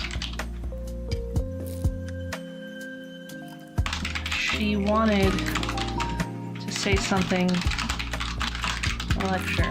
She wanted to ask her if she could borrow her notes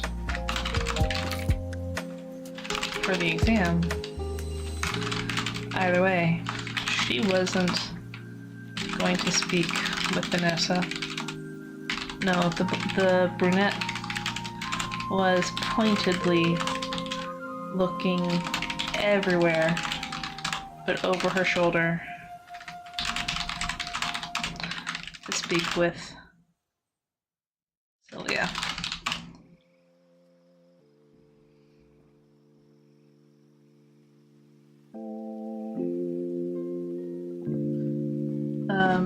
Towards Sylvia, sorry.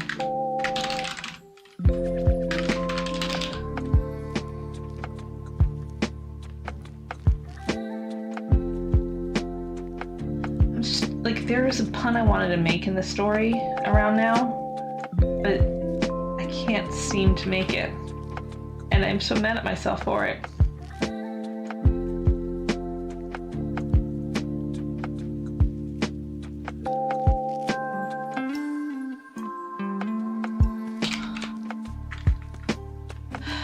It was almost infuriating the way Vanessa was ignoring her. At least earlier in the year, a month ago. Yeah, it's at least a couple weeks ago. When Vanessa's parents tried to end their friendship, Vanessa was avoiding Sylvia out of sadness. Now it seemed like Vanessa was actively doing her best to ignore that Sylvia even existed. I know that kind of clashes with the whole pointedly not looking at her thing, but it's fine.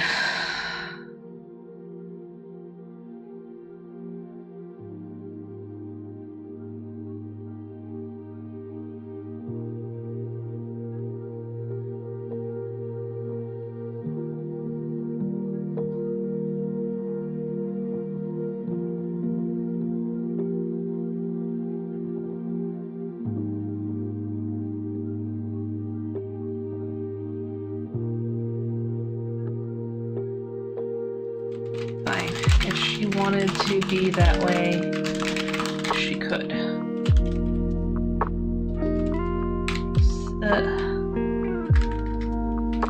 Vanessa wasn't the only one who could pretend like someone doesn't exist. Sylvia had gotten along very well with many of the other students before Vanessa came along.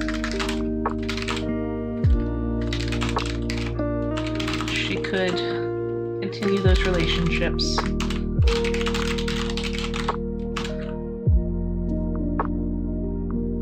with ease. It would be like Vanessa had never come around.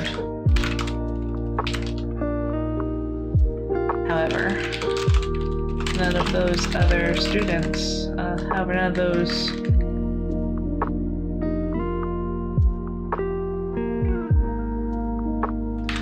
friends were in this class or around it as the group was released into the hallway. Sylvia left the classroom, looked around for people she knew, ones that weren't Vanessa, saw no one, and started toward her next class. Hey Sylvia, someone called.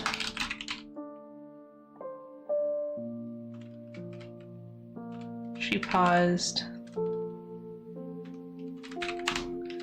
and turned around at the attention. What?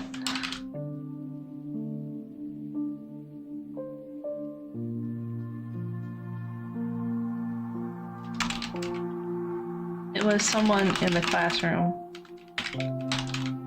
It was someone from her economics class. From her economics class. A girl who was pretty popular with the boys. Ooh, I can't say that one.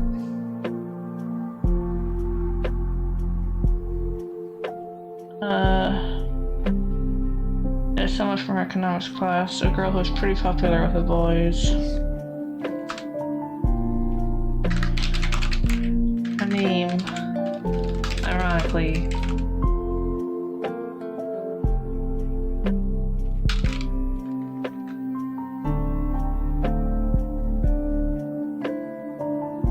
I'm not going to give her the name Prudence, but her name, ironically, was Chastity.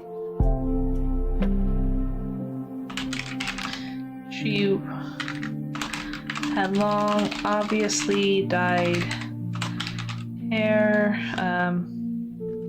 She had long hair that looked like it came out of a magazine. She looked like she came out of a magazine.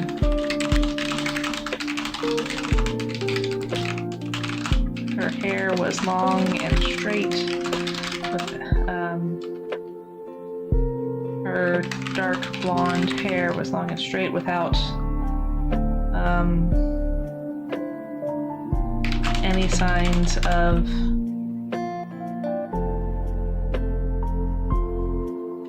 getting caught in anything throughout the day. She wore a skin-tight white shirt and jean shorts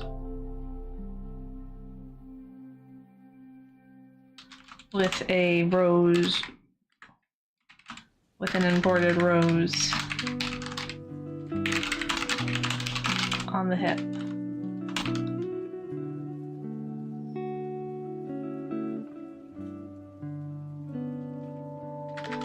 This girl was someone Sylvia barely interacted with, and so Sylvia was very confused about why she was calling out to her now. Like, I don't even know why I'm having her do this right now, but it's fine. It's fine.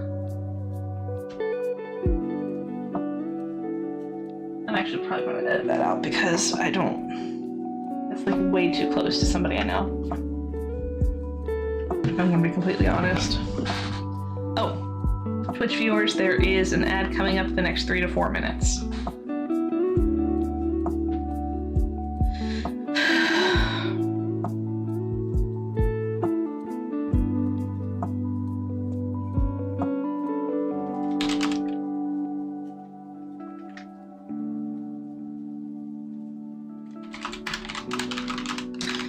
Yourself on purpose to avoid taking notes.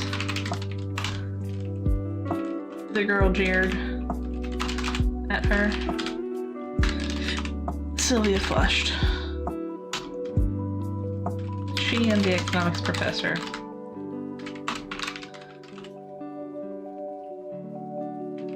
never got along when it came to how Sylvia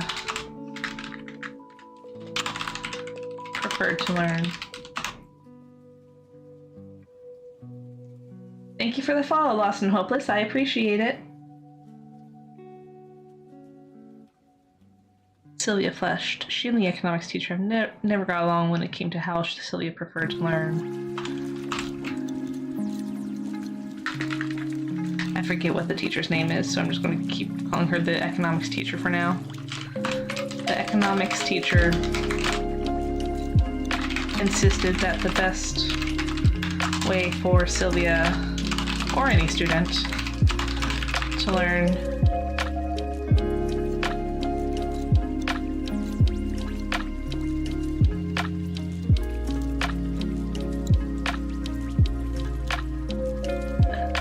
for Sylvia or any student to learn was to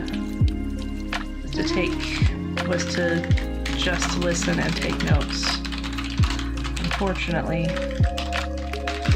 this teacher preferred to lecture and didn't really teach from the book.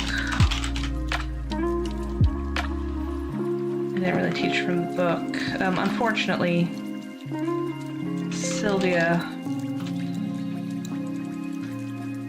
unfortunately, this teacher preferred to lecture and didn't really teach, which made following along difficult for Sylvia if she had to take notes. For teachers who lectured, resting her head down and envisioning what was being said was generally best. But this teacher refused to allow her.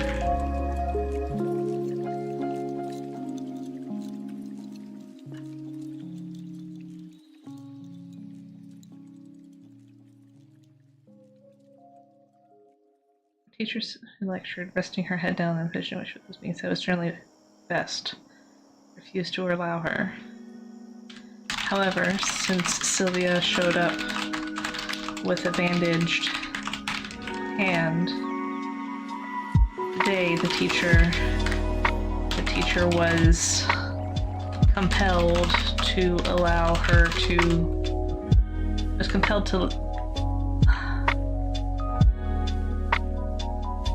not concede, yeah, I think allow her, compelled to allow her to learn how she felt best, even if the teacher didn't agree with it.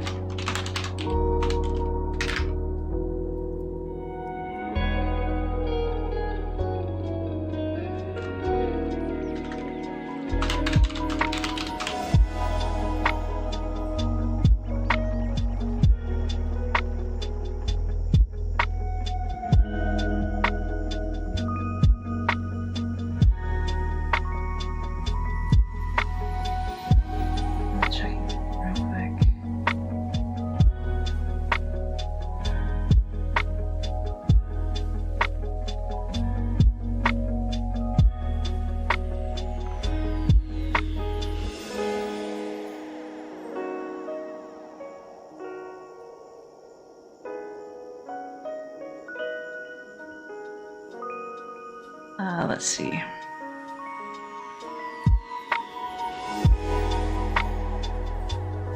Do you really think I do this on purpose just before exams? Sylvia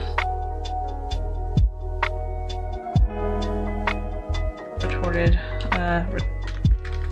Sylvia answered. Her patience was wearing thin. As she wasn't. Patience was wearing thin. She should just turn around and ignore the girl. Instead, she felt compelled to respond.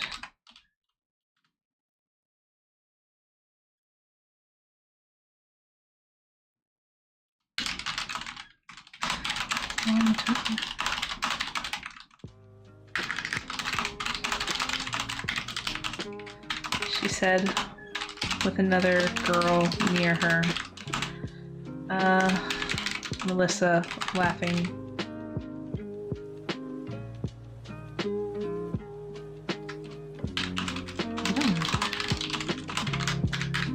I just know. He finally got around to pissing off the teacher. I'm sure your exam will be harder than everyone else's.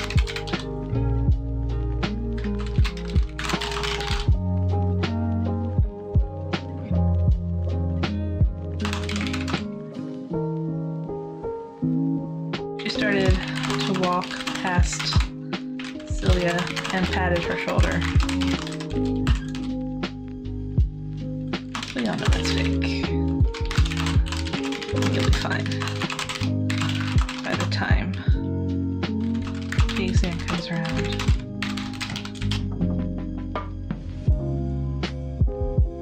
She then pushed the shoulder gently and pushed the shoulder as if launching herself off away from Sylvia with emotion, and continued walking with her friend down the hall.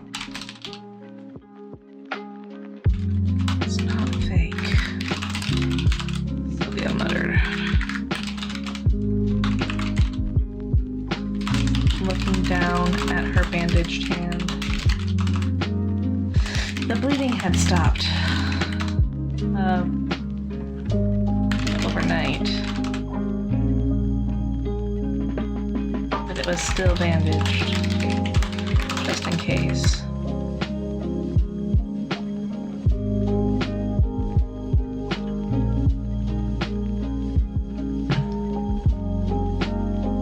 I wish it was.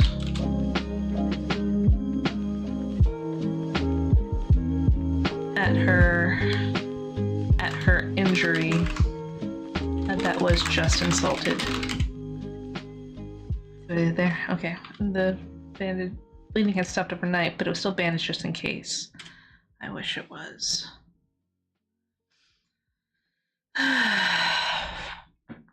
Still gotta keep going. Shaking her head in a futile effort to ignore the teasing. Oh, I just thought of something that happened to me, and it was actually junior high, not high school. But, oof. I definitely won't be adding that to this story. Teasing sucks, guys. Don't tease me. If you are going to tease, always tease with the best intentions, and know that, you know, if the person asks you to stop, make sure you stop. Shaking her head in a futile effort to ignore the teasing, Sylvia turned back around to make her way back toward math class. As she was walking, she saw Thomas and Vanessa off to the side. Vanessa, she probably was imagining it, but as she noticed the two of them, it looked like Vanessa had turned her head away from Sylvia's general direction.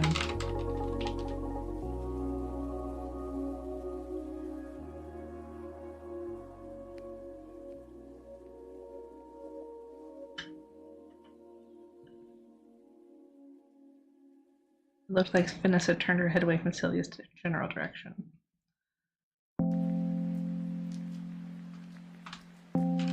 Thomas, meanwhile, looked momentarily confused and kept up whatever conversation he was holding with her. Sylvia shook her head again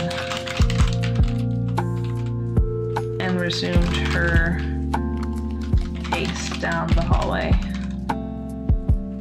to math class.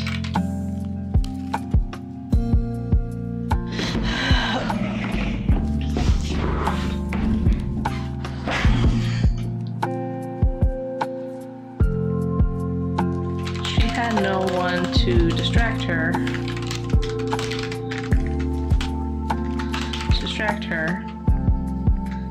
Not anymore. So she walked at a leisurely pace, thinking to herself.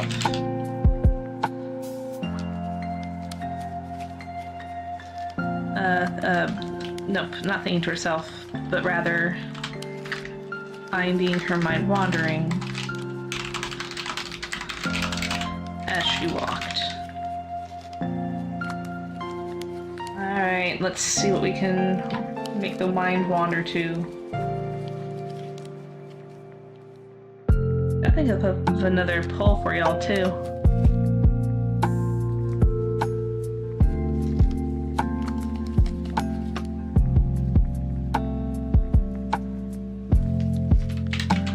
Vanessa and Thomas were happy. Maybe Vanessa no longer needed Sylvia. Was Sylvia just an emotional stepping stone? Until Vanessa found a boyfriend? Or someone better?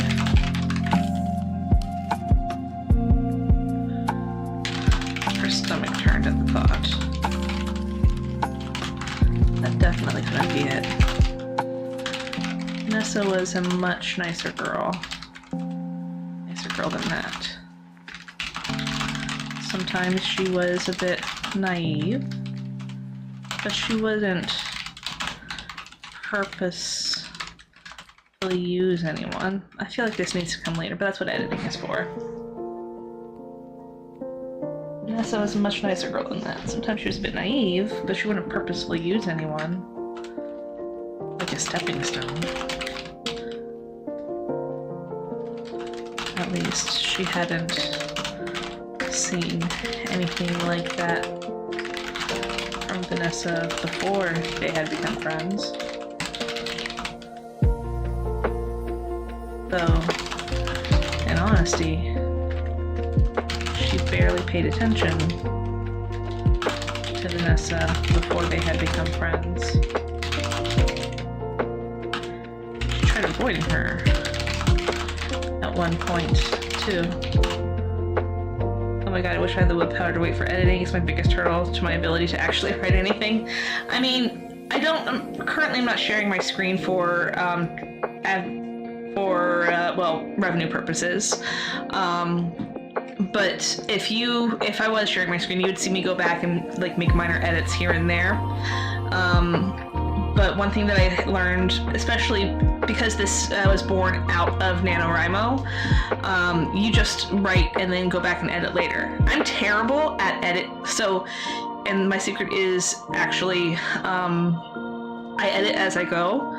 Technically, like words and like small phrases, like actual big ideas, like what I said needs to be edited later. That comes afterwards, and I'm usually very terrible at getting to that point. Currently, I'm unemployed though, and so what I plan to do, if I still haven't had a job by December, in December I'm going to stream not my writing but my editing, and that'll help get me to like actually edit. I do have a goal of being published sometime in the next decade, so that's a bit of a motivator too. But yeah, I can write and do minor edits all along. It's just the editing, the big editing, that is my biggest obstacle. Thanks.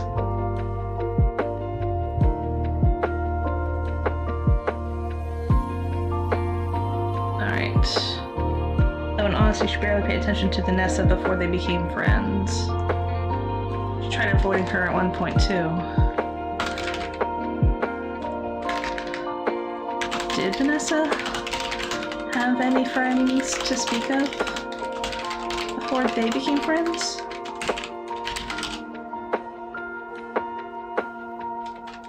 Sylvia had presumed not, simply because Vanessa didn't address anyone else as a friend when they were starting to get friendly. Oh, excuse me.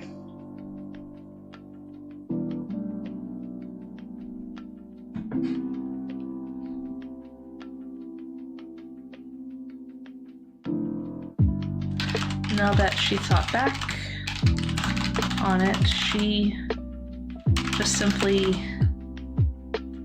realized that she just simply did not pay enough attention to see if Vanessa had ever walked to class or was speaking with anyone in class. Anyone else in class. It made sense, though, that if Vanessa was the type to make a friend and then dump them, that friend wouldn't just lay down and take it. They'd probably have said something. And Sylvia would have noticed at some point.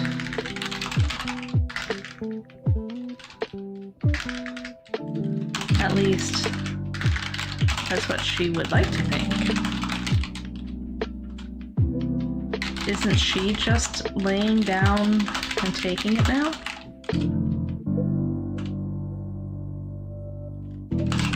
She frowned.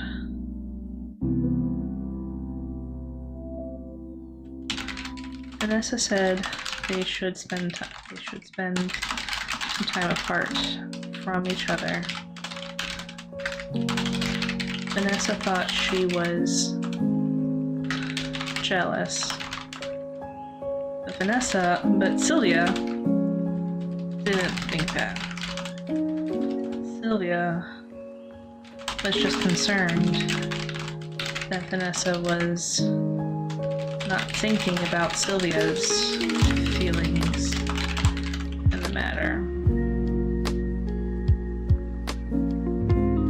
Oh shoot, Sylvia said under her breath, pivoting around and making her way back to the math class that she passed a couple doors ago.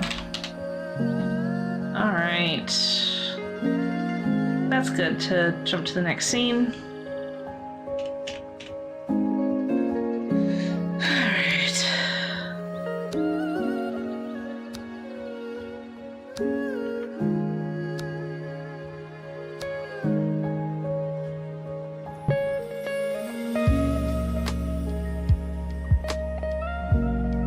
Couple of doors ago.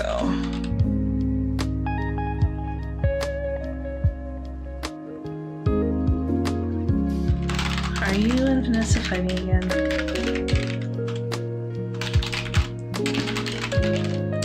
Are you and Vanessa no longer friends again? Sylvia's mother's voice interrupted Sylvia's brooding thought.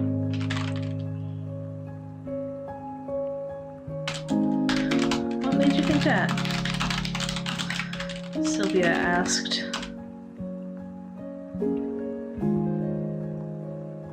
As she reached over and picked up the television remote. You've been staring at that blank screen for the last 5 minutes.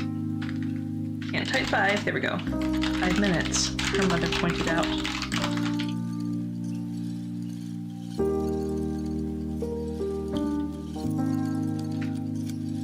Pointing pointed out, her finger pointing toward the blank television screen. The last time you were like this, you two had that issue with her parents. Sylvia frowned and nodded. Yeah, she said.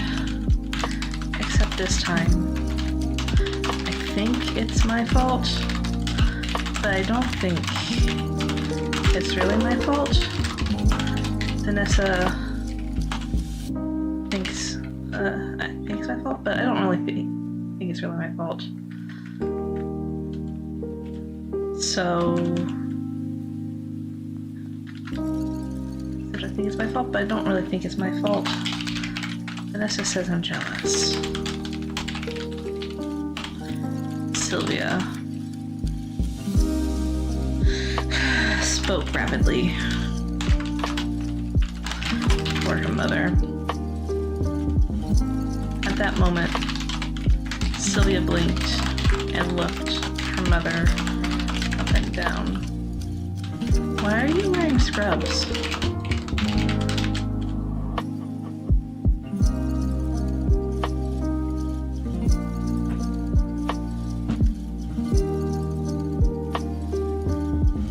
Sylvia's mother. I forgot what name I gave her. Heidi, I think? But she's just going to be Sylvia's mother unless there's another adult in the room, another non-family member in the room. Adjusting myself in my seat. Don't mind me. Oh, that felt good. Sylvia's mother grinned and leaned.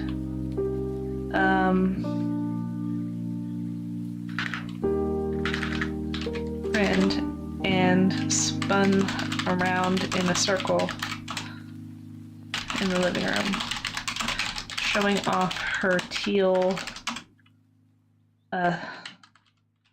scrubs. You like them? They're just scrubs, Sylvia said, looking her mom up and down.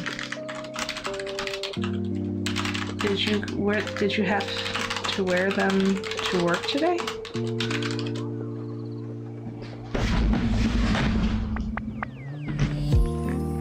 Ow. Oh shoot. Nope, that's my brain. It's fine. I did not. But, she said, her grin getting bigger. I don't think I've had Sylvia's dad around in a minute either. I gotta bring him in to the scene. I did not, but she said, her grin getting bigger. I do have to wear them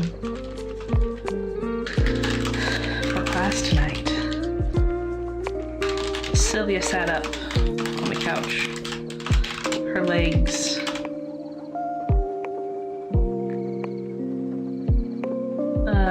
folding under her. You have the class tonight? Her mother nodded.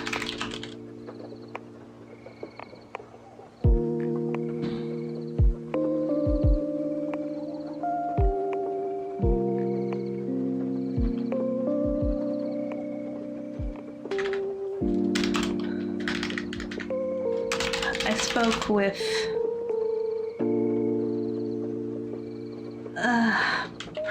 a person who can, I spoke with someone about getting my nursing certification revamped,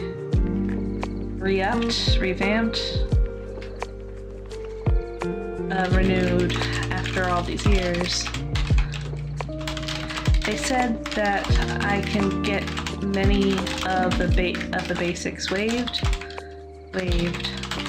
but techniques and other other newer classes that have been mainstream, that have gone mainstream since I left the field, need to be taken before I can become certified again.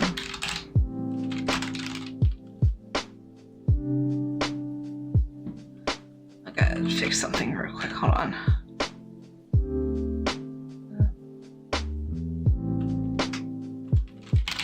There we go.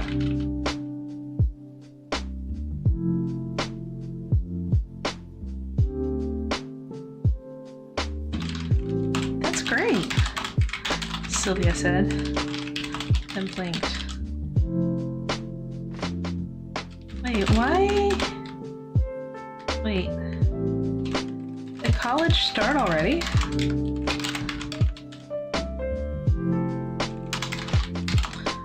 Sylvia's mother chuckled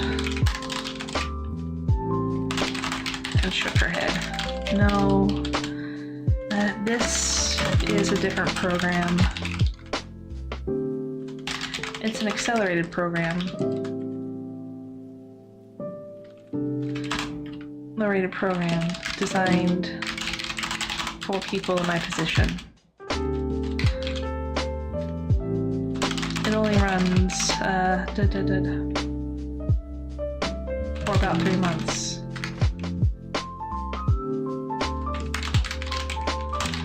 So I've got to make sure. Yeah, I need to make sure I research nursing stuff before this gets published to everyone. It only runs for about 3 months, so I've got to make sure I'm there every night. Every night. She shook her head.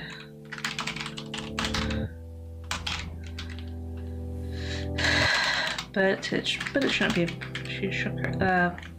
I gotta make sure I'm there every night. There's a every class. There for every class. That makes better. Every class, she said. A happy sigh. She said, happy sigh. That's great, Mom.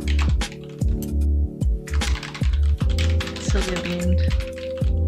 I'm happy for you. So, that reminds me. She trailed off. She was just now remembering what Thomas had said a week or so ago.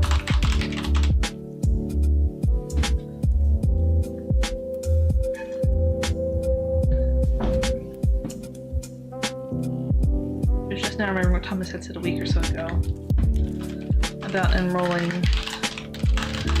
in the community college.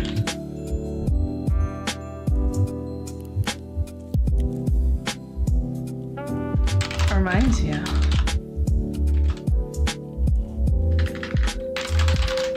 Her mother put her hands on her hips and asked in a more stern manner. Reminds you of what? What did you forget this time? Sylvia winced. Her mother knew her well enough. Her mother knew well enough that if she was reminded of something, she very likely forgot something important. Like the art portfolio last year. Well, Thomas, she felt weird saying that name out loud after what impact his presence has had with her friendship with Vanessa, but it also wasn't his fault.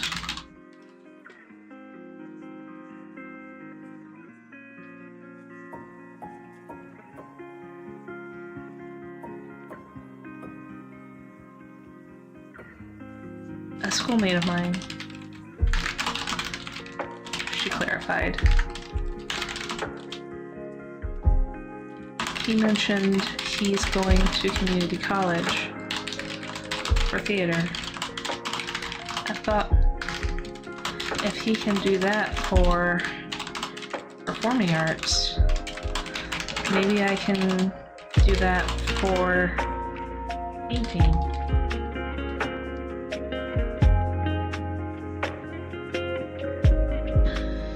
All right.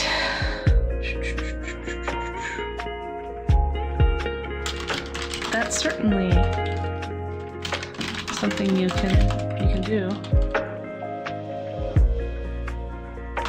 Her mom mused. I would want you to go for something else though, if you're going to community college. But Mom, I don't want to go to school for plumbing or something. Her mother, for nursing, because like several sections ago, Sylvia had the conception that community college was just for like blue and white collar workers. I don't want to go to school for nursing or plumbing or anything like that. I just want to go for art. Mother's side. You don't have to go just to get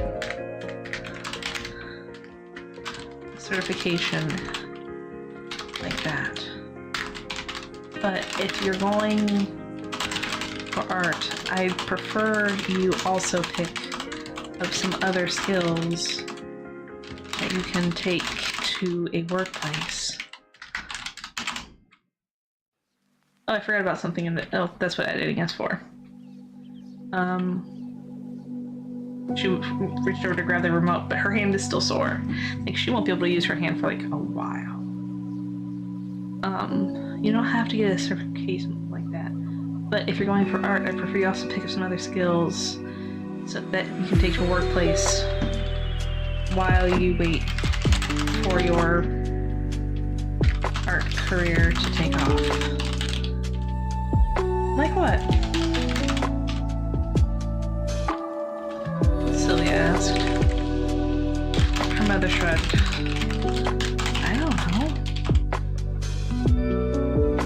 Maybe take a couple programming courses.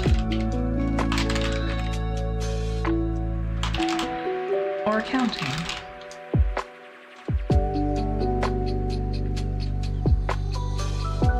Sylvia made a face. I don't like that stuff.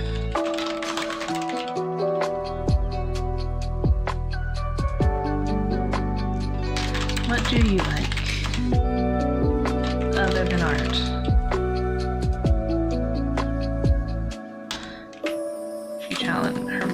Sylvia's mother challenged her.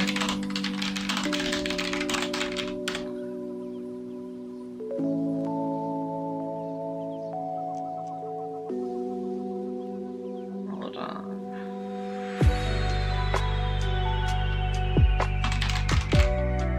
There we go.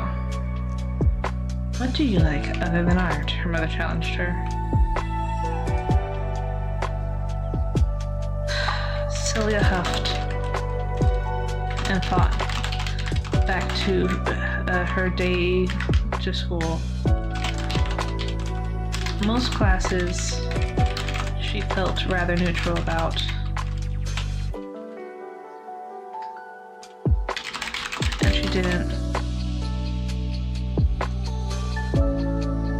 And she didn't particularly enjoy any of them.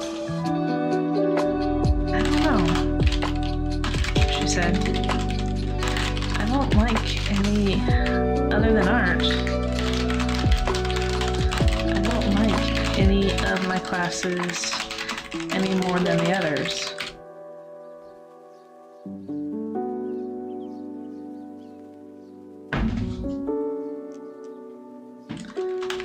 want to think about it in terms of classes, Sylvia's mother said as she walked over to a mirror that was hanging on a wall and started to pull her hair back into a tight bun. What do you mean? Sylvia asked.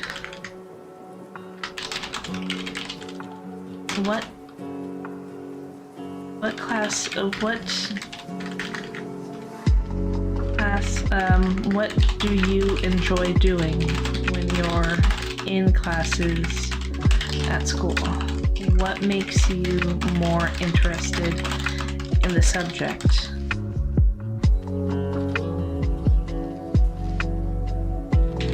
Hands-on projects? Sylvia answered, unsure about what her mother was getting at. And you want to avoid a hands-on job? Painting is hands-on.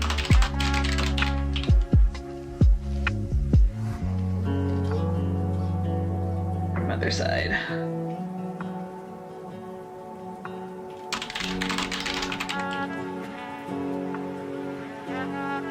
Other than art.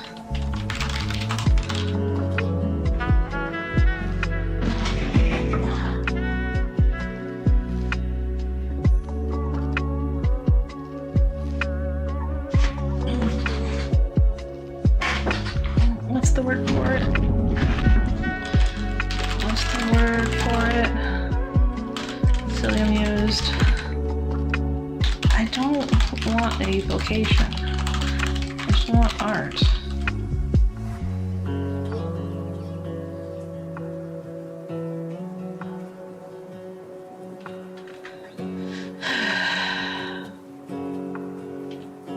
Let me ask you this. Sylvia's mother tried a different tactic.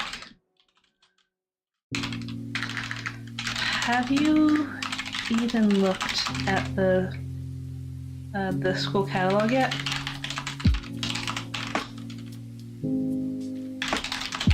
Sylvia blinked and shook her head. Maybe you should. Maybe you should, her mother suggested.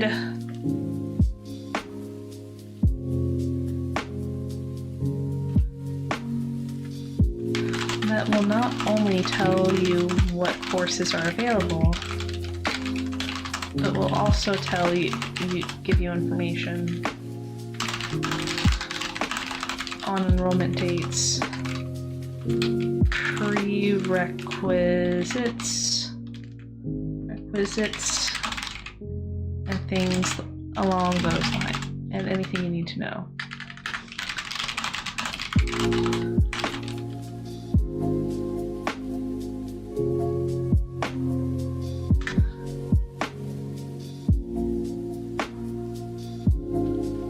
I can do that.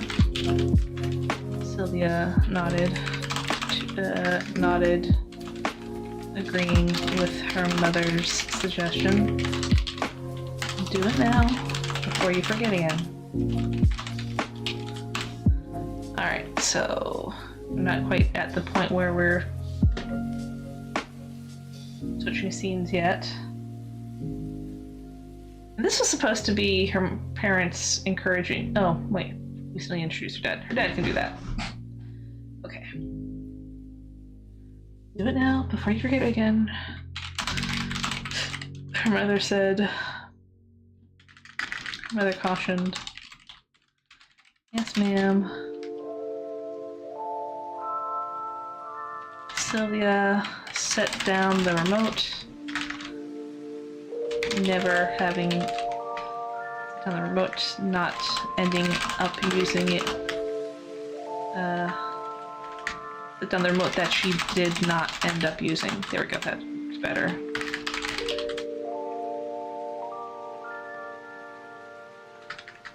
and stood from the couch. She went into the kitchen where her phone had been charging and pulled it off of the charger. She flipped it over to see if there were any new notifications. There were a few. Let's see. Let me mirror my phone. Oh. We got games. We got social media.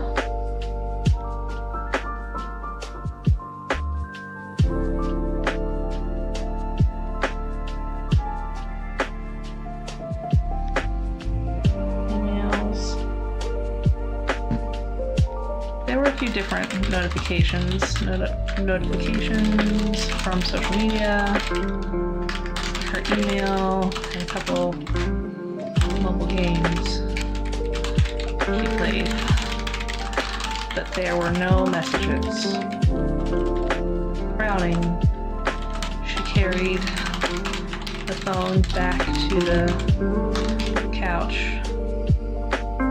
Don't sit down yet.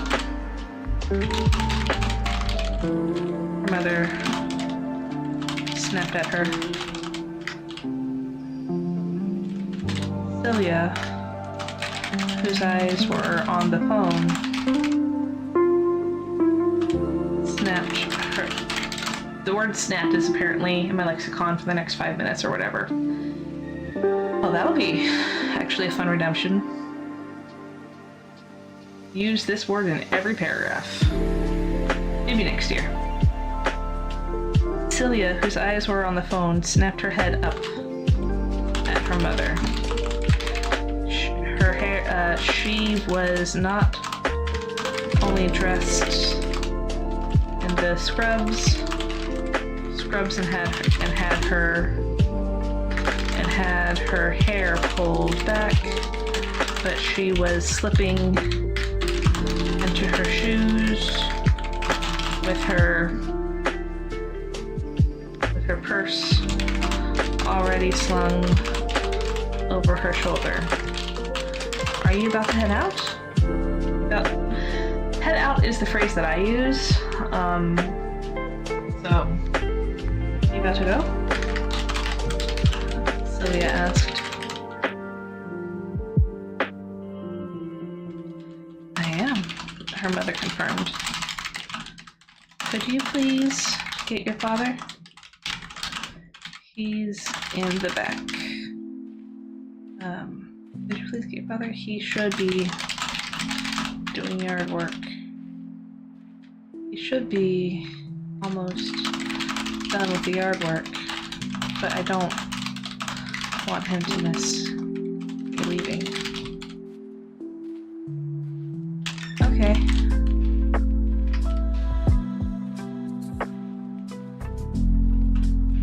Sylvia. So in my mental picture of the house, I didn't have a back door. That kind of makes sense that there would be one. Sylvia walked into the little room that served as their breakfast area and unlocked and opened a door that served as apparently the word of the choice, the word of the day here, as a pass-through into the backyard. Dad, she called. The backyard was a medium rectangular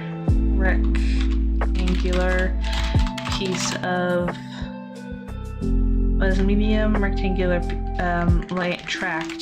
tract of land.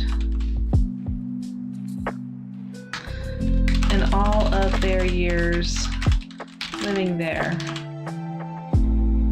Sylvia and her parents did not do anything with the land other than decide to occasionally barbecue, other than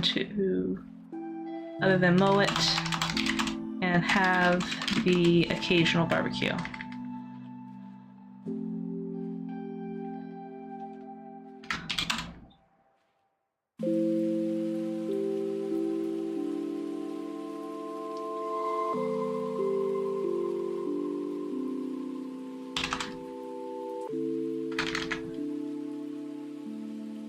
However, this year, because of his abundant time off,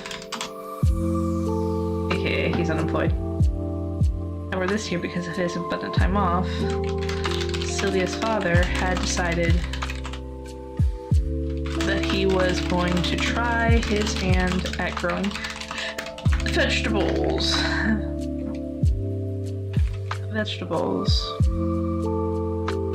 And was currently setting up some square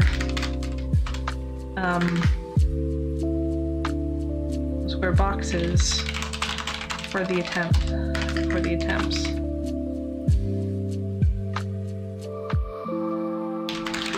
What's up, Sylv? He called back to her, hammering a nail into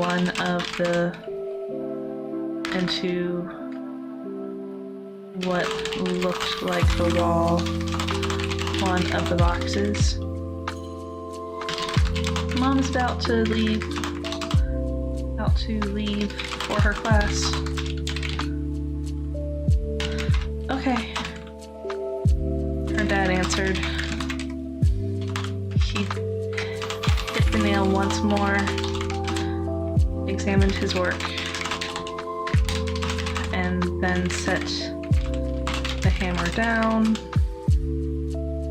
before standing himself up and turning toward the house. His jeans were grass-stained, and his shirt was wet with sweat.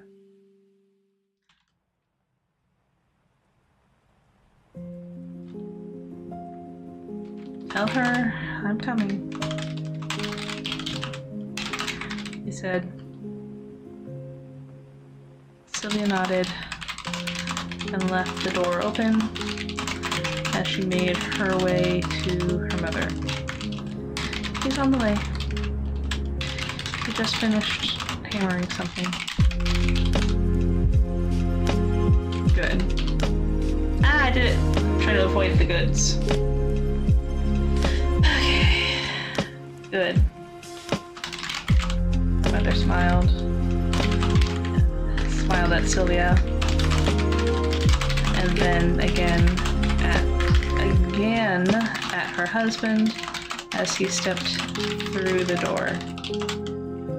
Her smile faded as she saw how messy he had gotten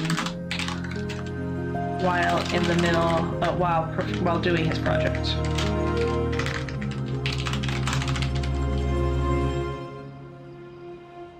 Maybe we can do a long distance kiss goodbye? Oh, that one triggered.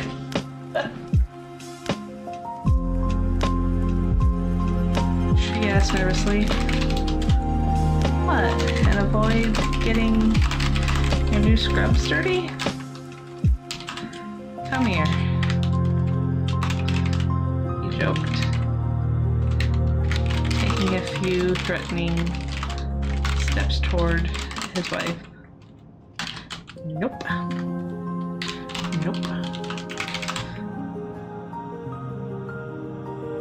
She refused him.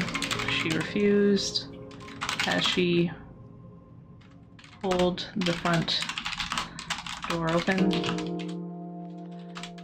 Love you, but not going to get dirty for you. At least, not on the first day. So what you're saying is Sylvia's dad stopped in the middle of the living room. There's a chance. Not today, there's not.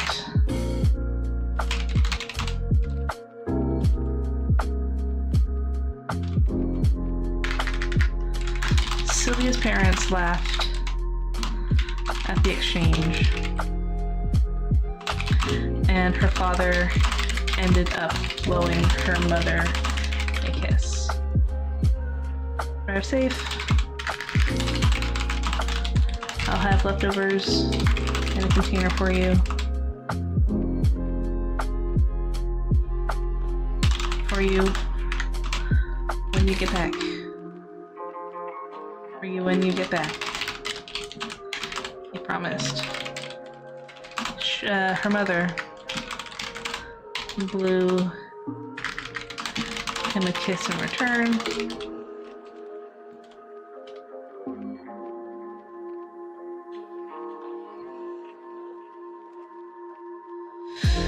Blew him a kiss in return. Looking forward to it. And then she was gone. Sylvia watched the exchange.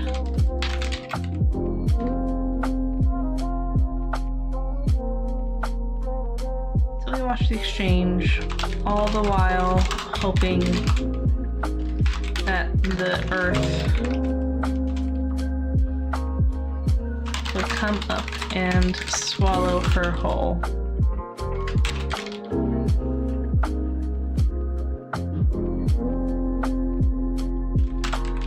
Her dad turned toward her, still grinning from his exchange with his wife, and blinked. What's wrong, Sylph?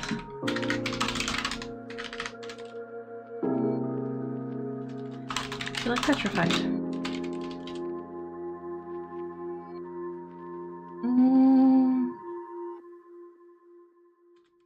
Can you two just not? She asked, shaking her head slowly. Just not what? We are lovey-dovey. Lovey-dover? Lovey-dovey. What's wrong with that?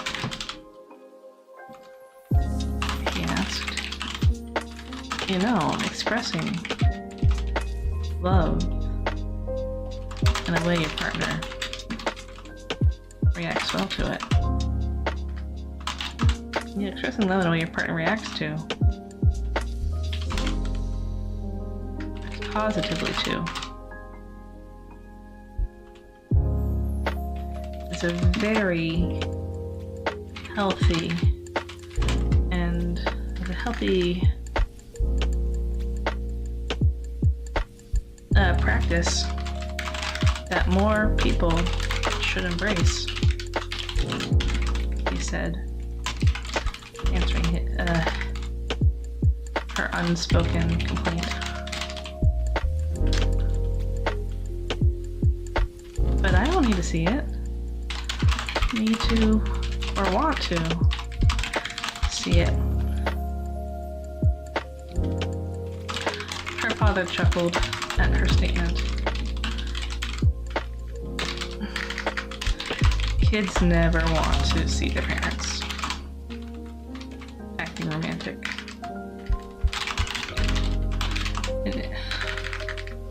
Kids never want to see their parents acting romantic. That's just a fact of life,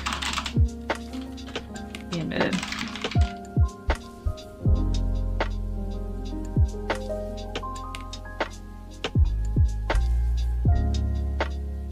I'm going to not say the next part that I was going to say.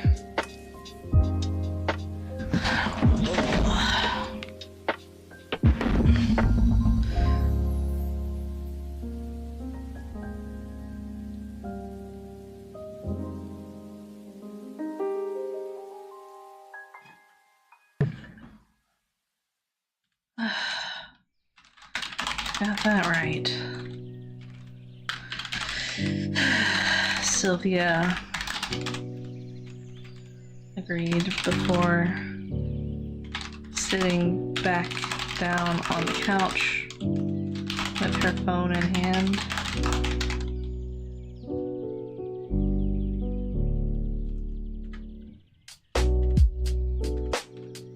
What are you up to? What are you up to, kiddo? Her dad asked.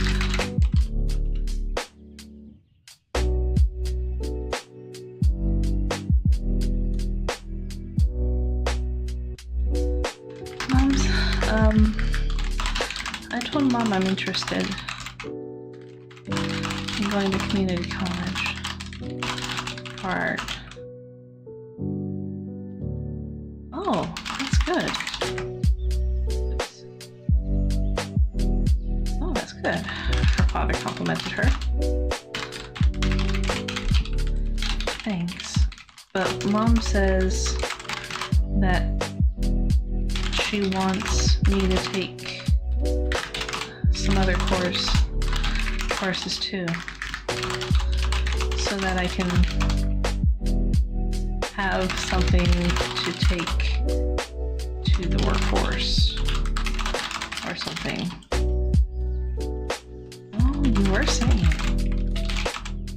a while ago that you weren't prepared to market yourself as a painter, so getting some skills will help you get a job and definitely can be a great step in the right direction.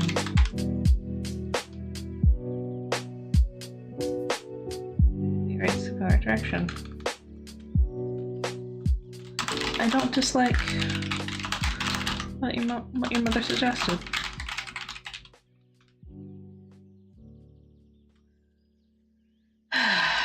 Sylvia sighed heavily. Of course you don't. You're always on her side. Damn Skippy, he said, with a wink.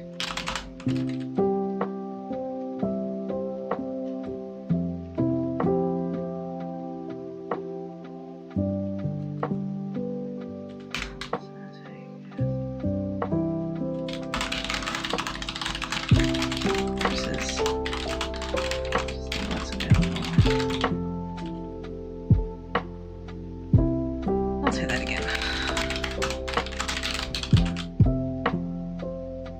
He laughed.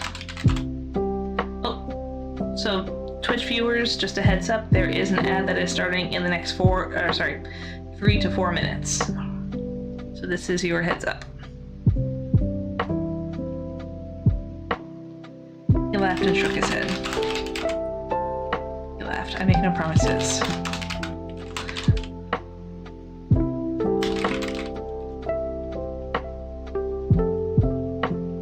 Well, except this next one.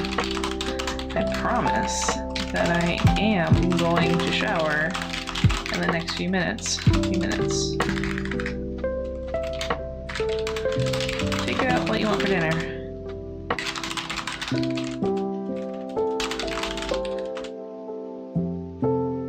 I'll get making it.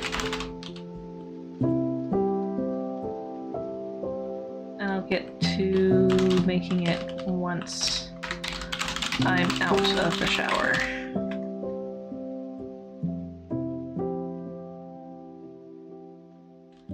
Shouldn't it have been Mom's choice?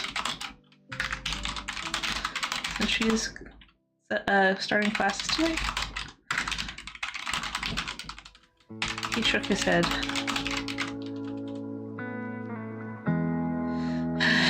She told me to leave it to you. She's having leftovers of whatever we're having anyway. So she won't be able to have it right off the oven. When's she coming home?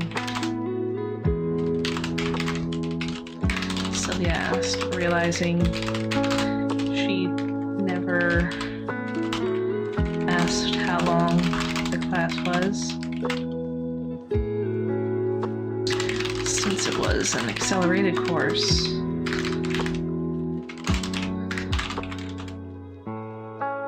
Did that mean the classes would be longer than normal?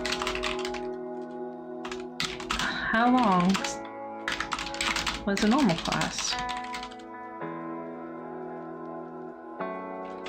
Sylvia's father shrugged.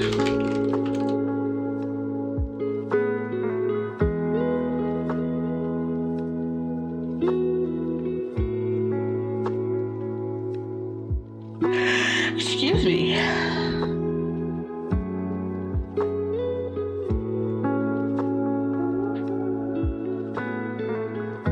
This is nice and relaxing music. Sylvia's father shrugged. I need more something upbeat right now. Oh well. Sylvia's father shrugged.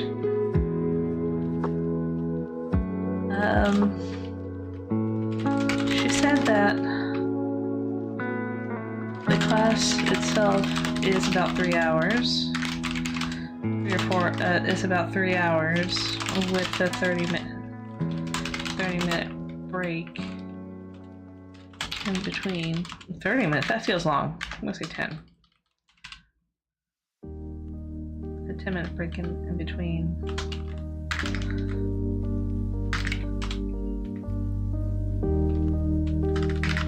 But it's a good 20 miles. So it really depends on traffic.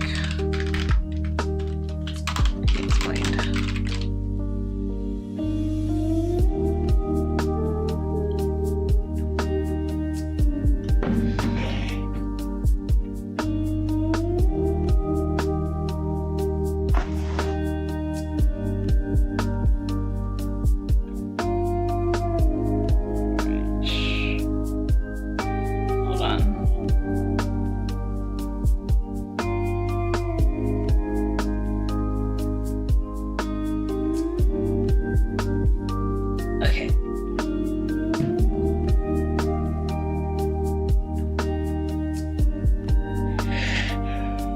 Excuse me.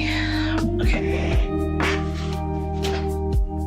Sylvia's father shrugged. She said that the class itself is about 3 hours, with a 10-minute break in between, but it's a good 20 miles away. So it really depends on the frequency. You explained.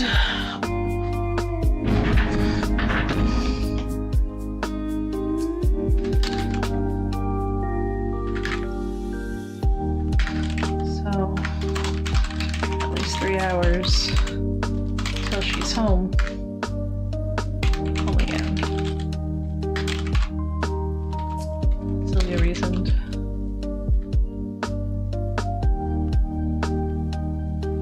Definitely more than that. But yes, 3 hours is a good starting point. I keep using the word good. I need to stop using that word. Okay, it's fine. I think I used it like 5 times on this page already.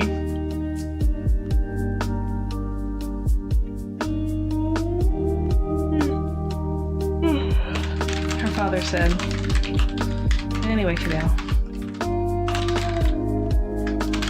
I'm off for that I'm taking that shower now.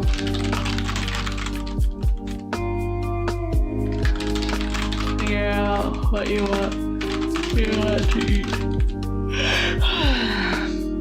Okay.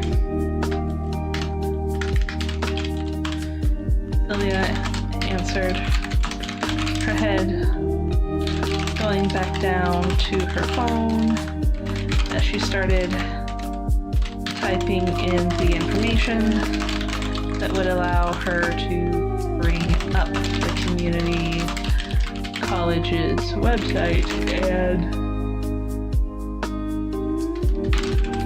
go through the catalog.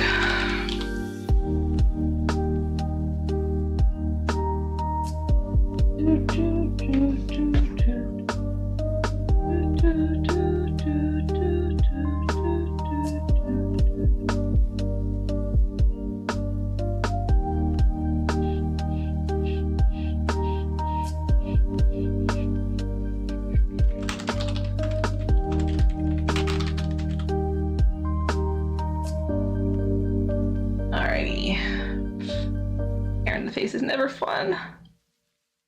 Alright. Would allow her to bring up. Alright, adjusting a couple things on this page. Oh, I'm sleepy. Why am I sleepy? I haven't had enough coffee. That's a good 20 minutes away, so that's about 10-minute break in the middle. But it's about a good 20 minutes away. There we go.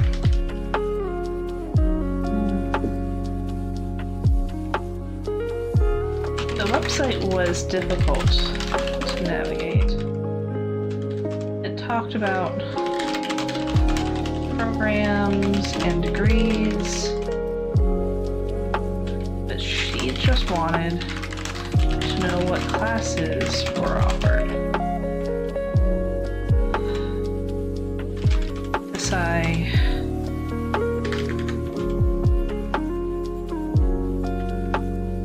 She realized that she would have to click on a degree path to see what the related classes would be. She looked at the offerings. I'm actually going to bring up a website, the one that I'm aware of anyway.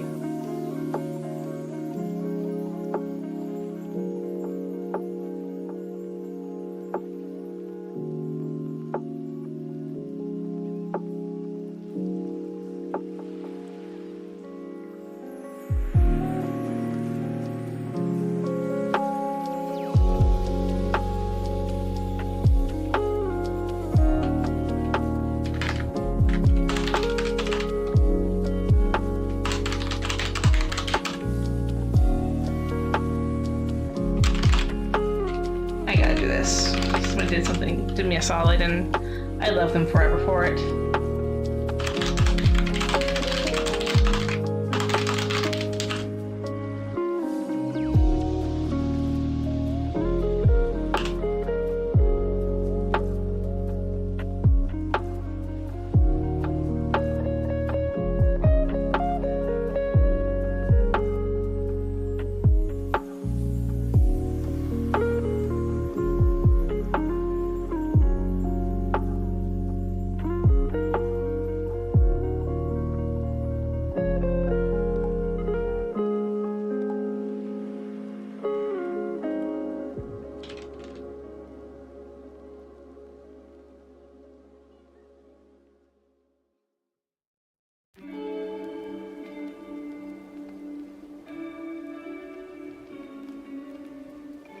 Alright, so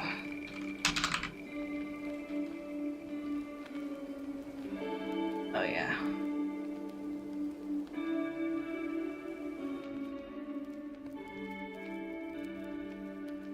I guess I'm a Titan. Cool.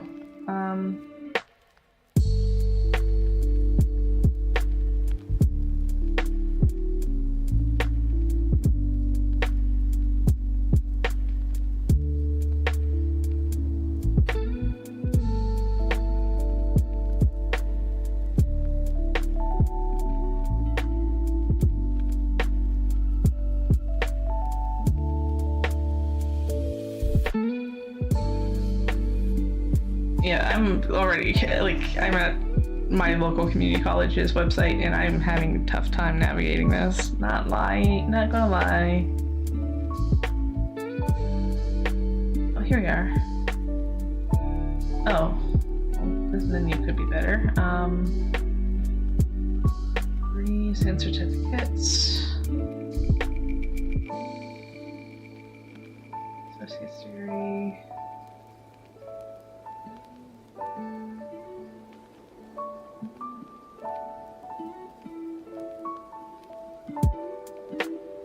Okay, so I'm not seeing any chat right now, so if anybody's chatting, I'm not seeing it.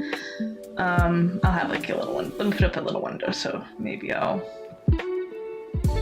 It's gonna hide when I tap screens, so. Okay, I talked about programs degrees, but she just wanted to know what classes were offered. Yeah. That's how she should have to click on a degree path to see what they're...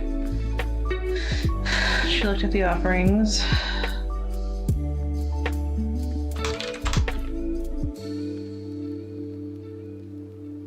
And decided...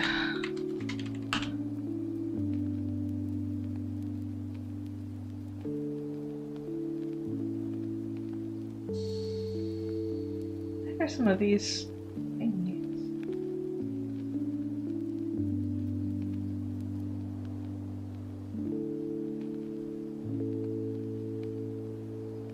And decided to click on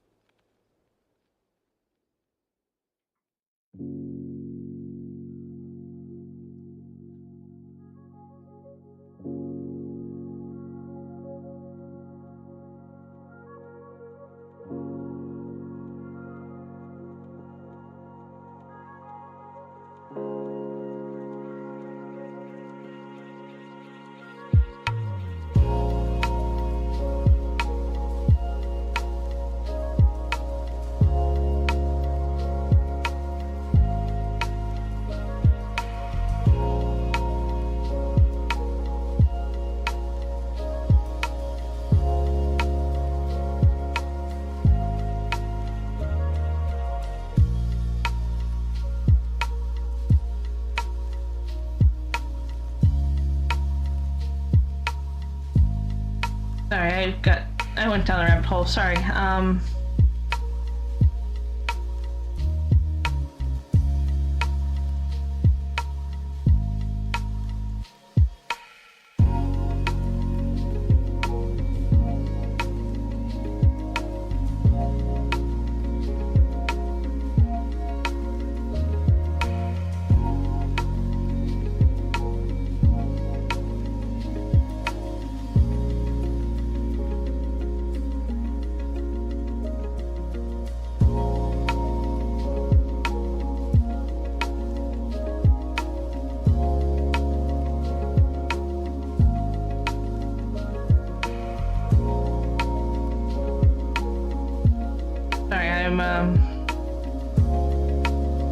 Like, I still don't see, like, the classes to take.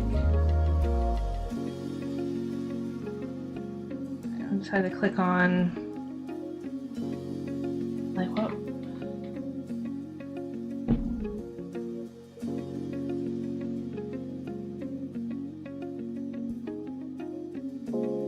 On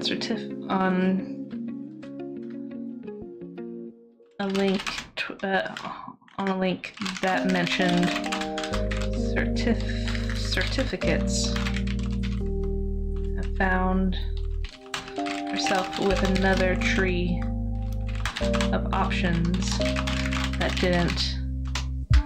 that once again didn't mention specific courses.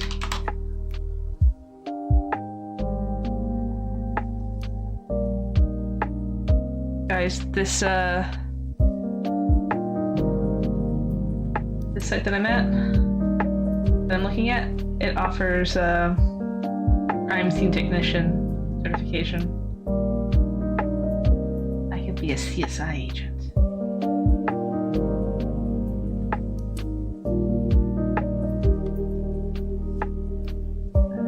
I wasn't going to mention specific courses. However, this time the options were more varied and did list things that caught her attention. Things like photography,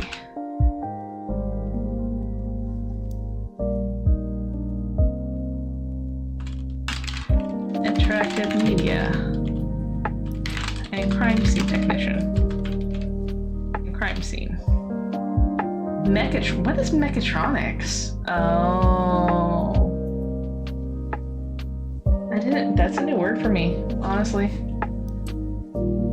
Okay, so crime scene made me interested, but mechatronics. Mechatronics. Alright. We're going to have fiction mirror reality for a minute. Interested in whatever that last word was. Sylvia clicked and found herself on a page that had images of robots and discussion. Nope. Discussion points about electronics and computers. Quickly realizing that this was not a page she wanted to review, she hit back on the browser and continued scrolling until she found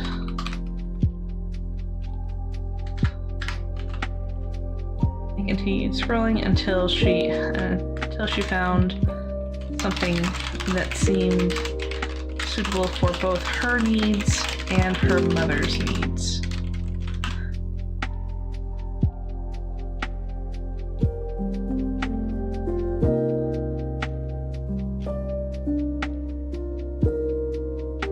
So there's one for graphic design support and graphic design production. I didn't realize that there needed to be production. Anyway, let's try to find something here.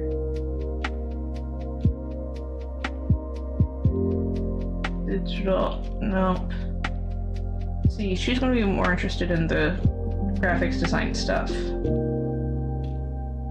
Her mom wants her to have stuff like coding, so we definitely have a... Oh, here we go.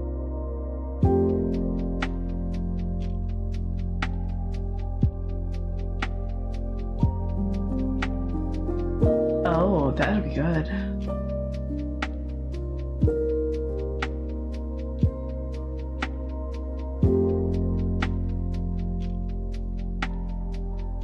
Unfortunately, that... Let's take a look at the course curriculum. Okay, so that's definitely up her alley, but her mom would not be for that. Let's... What about the other one? Interactive Media Productions.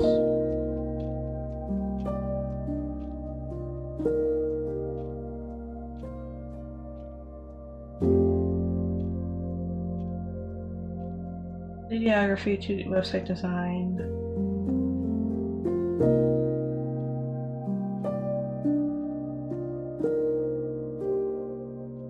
Yeah, it would not be anything her mom would want her to take.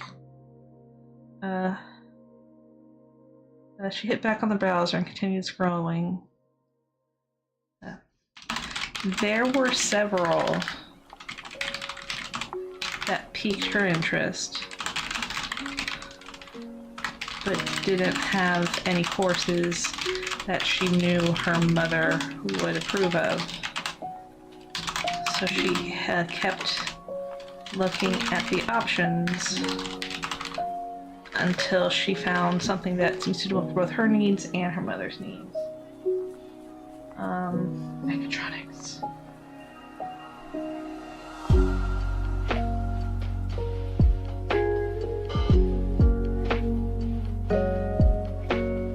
There's a certificate for office support, guys. I missed my calling when I was younger.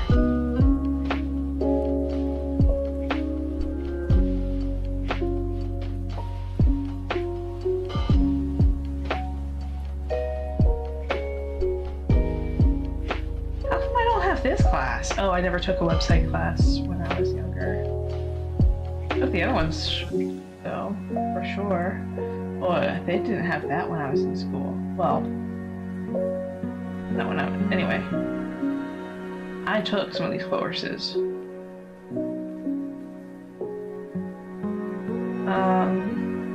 What is the course?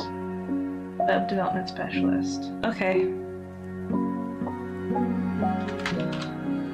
I think this is it, she said out loud. Now we can move along. What is it? Her dad asked as he stepped out of their bedroom, his hair wet and combed back. I think I found a course I can take with art.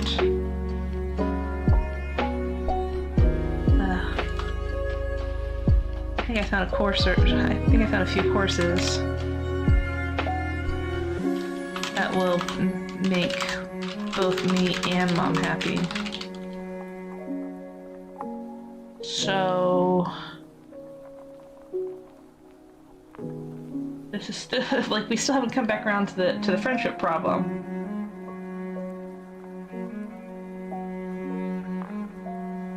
This scene's not going to end until I come back around to the friendship problem. Dang it.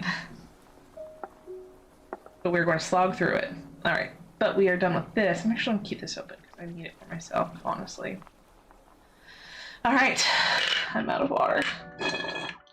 We have 2 hours left, y'all.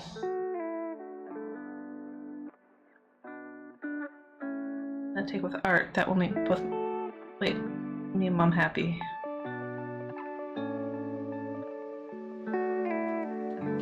Oh yeah? Her dad asked as he walked across the living room toward the kitchen. What is it? Well, it's a certificate program. Program course load, she explained. Art actually isn't one of them, but I think I'll take that, and then I'll take these. But her father asked again. But her father, but what is it? Yeah, well, but what is it? He asked again. Is it, hold on. Web development. Web development. She said proudly. How will that help you in workforce? He asked.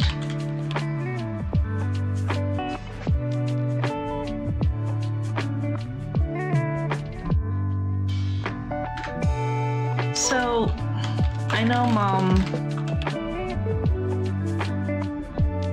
So, in order to get this, I have to take classes like that teach me things like databases and how to use office systems like emails and document creating and things like that. Don't most kids your age know that stuff? He asked. She shook her head. I don't play on the computer, Dad. Don't really play on my computer. Play on my computer, Dad, she said. I don't have a computer. Oh yeah, she doesn't have a computer. Why doesn't she have a computer? Because the author said so. She said. So, unless we had to use it in class, unless we had to use it in class,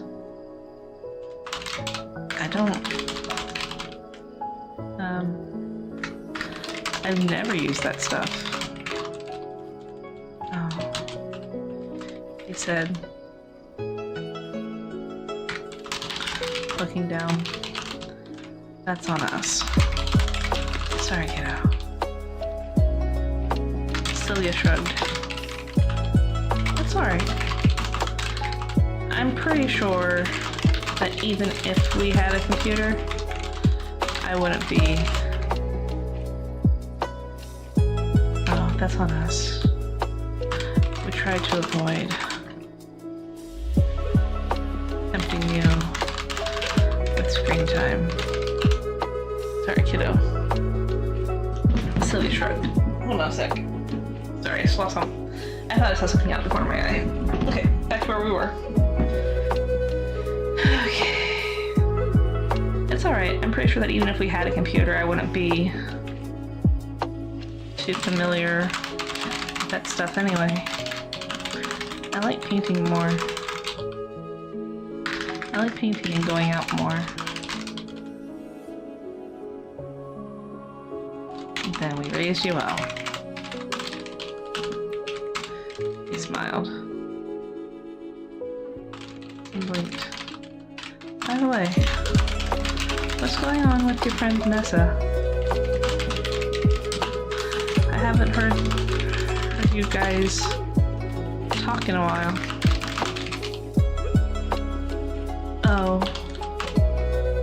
Sylvia set her phone down. Again, I completely overlooked the fact that she has a sore hand and a lot of this is going to be tough for her. I am the worst. But that's what editing is for. Okay. My friends are the best, by the way.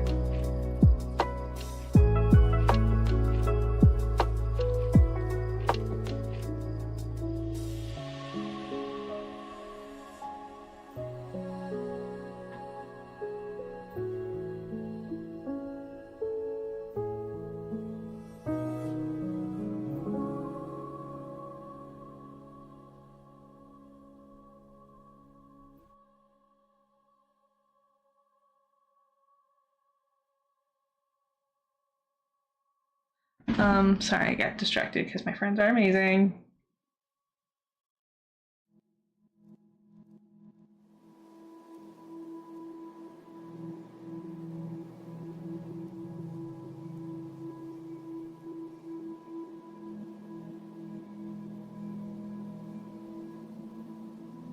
I need to change something. Sorry, I know this is something that I could probably do later, but just like Sylvia in my story, I am the type of person that I'll be like, oh, I have to do this, and then I'll forget to do it. That is me.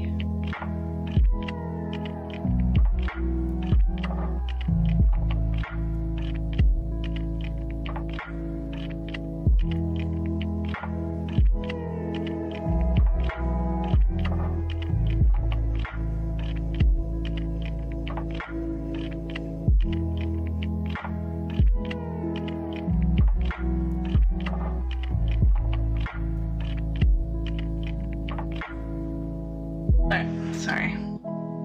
I know I said no social media. I just got happy earlier. Anyway, where was I? Oh yeah. That was me also lamenting that I am terrible with forgetting the fact my character's hand is bruised to hell and back. Oh, Sylvia set her phone down.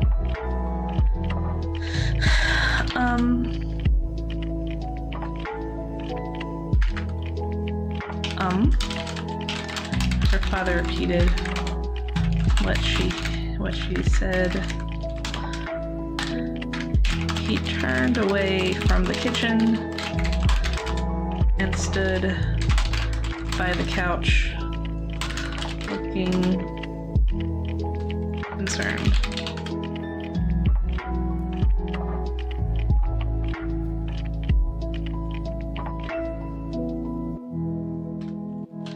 What happened? We had a fight this morning.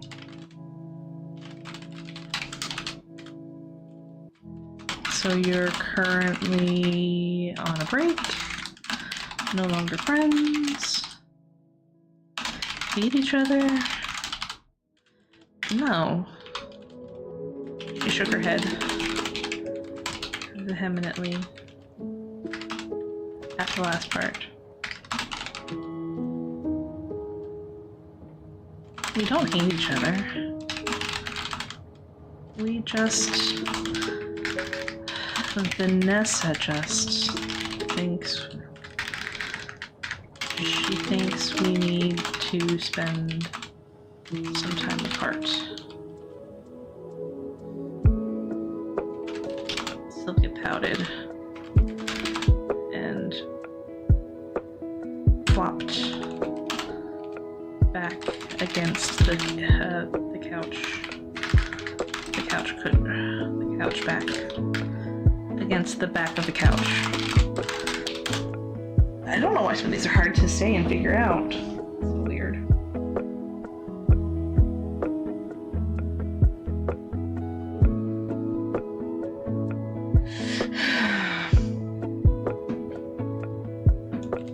Oh, since you two just got back together.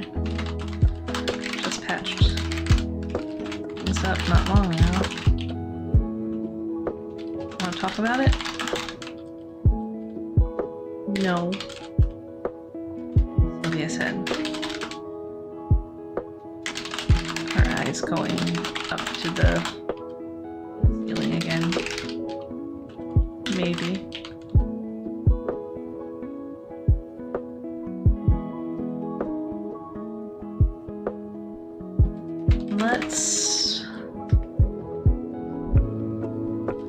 What was the fight about? Her dad asked, leaning himself against the back of the couch.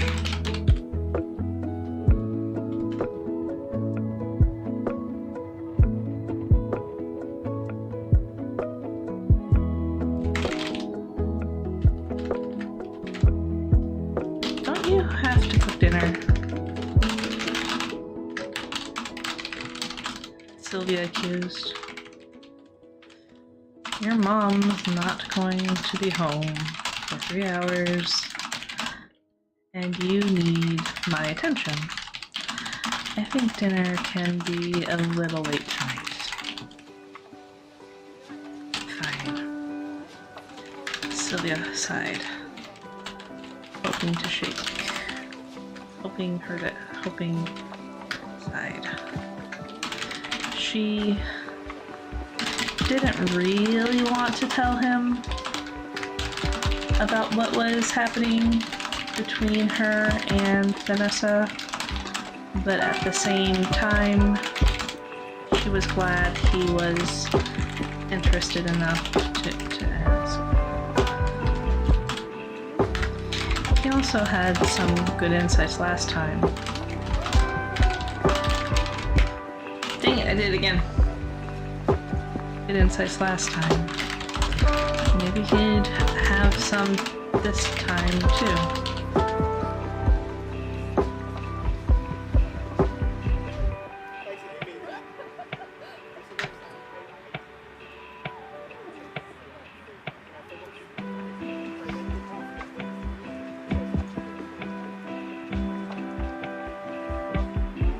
So, let's start with the fight. He prompted.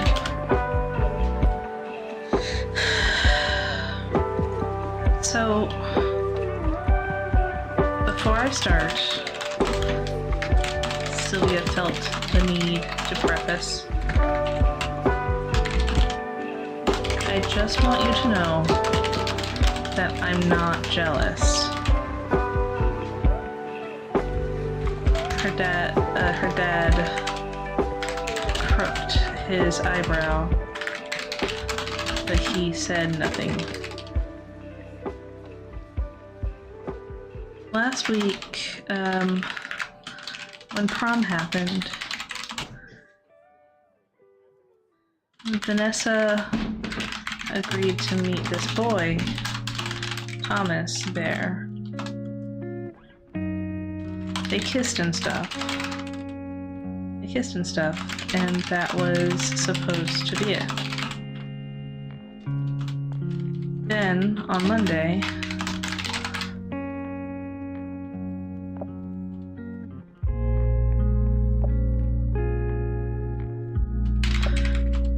Vanessa was all like, I don't like him, I'm a nice queen, I don't want a boyfriend, so on. But then he came up and asked to talk to her. And the next thing I knew, he was sitting with us at lunch and during the bomb threat. Wait. Her dad interrupted. So this was all things that happened last week? Yeah, I'll get to this week. Get to this week in a minute. Okay. Sylvia promised.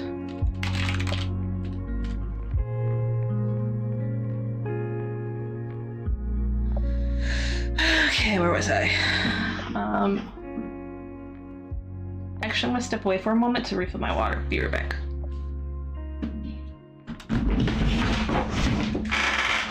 Squeak!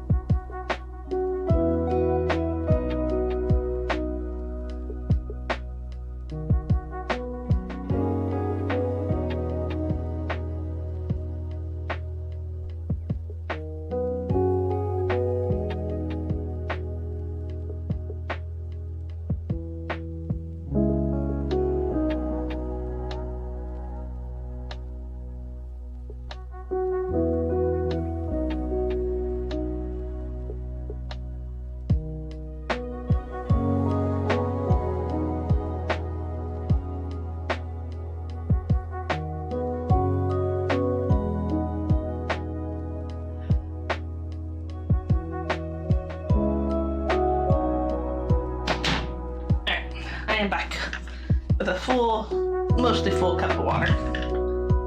Alrighty. Any notices? Wash is complete. Nothing new. Okay, cool.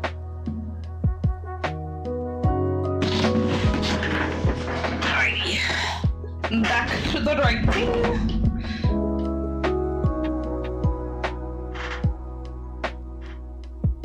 Alrighty. Headset on.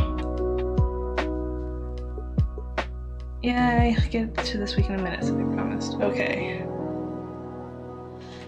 So yeah. Thomas has been with, hanging out with us the entire time. Basically. Sylvia said. Even when Vanessa was in hospital, he still came and sat at our spot during lunch. It was just me there. It was very awkward. Imagine. Our dad said. Anyway, now this week, Vanessa is back in school, and Thomas is still all over her. Sylvia blushed. Lincoln blushed. at what she just said. Not like that. I mean, not like that though. I mean, he's still hanging around and focusing most of his attention on her, which is fine. Which is fine. Which is fine. But then I guess on Tuesday or something,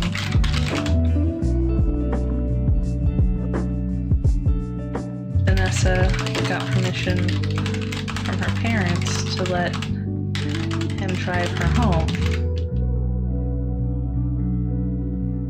That's sweet.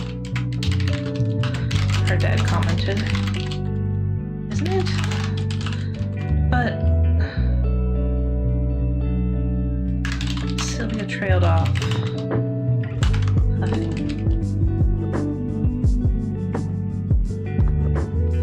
1, 2, 3. But her dad asked.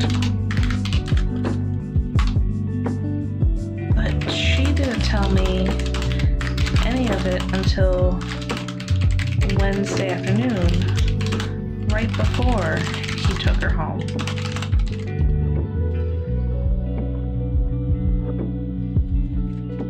So you're upset that she didn't tell you? Yes. Sylvia nodded and hit her hand against the couch cushion. Ow. She immediately winced at the pain. Yay, I finally recognized the pain. Except pain. Pain, no teeth.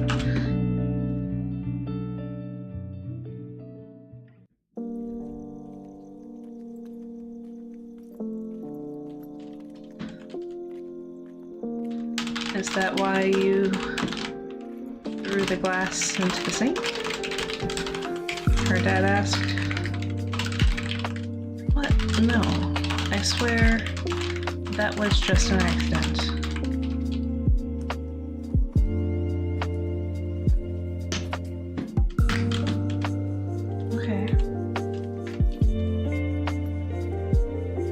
Okay. So, let me guess what happened. What happened? You asked her why she didn't... Let me guess what happened. You said... And he started to mimic their voices. Vanessa, why didn't you tell me you were going to be driving with me instead of hanging out with me?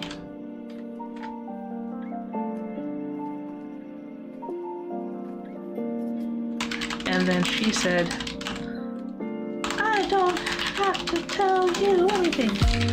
I love Jimmy. And then the fight happened.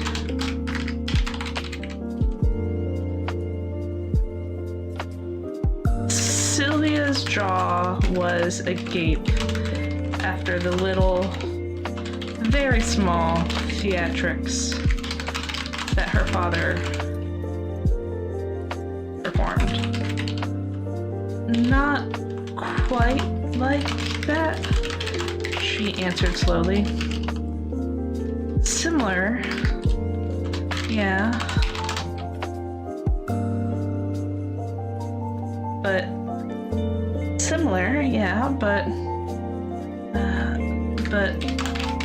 first, his name's Thomas, not Timmy. I wrote Tummy. Well, I guess that would be a combination of Timmy and Thomas, I suppose. Oh, one sec.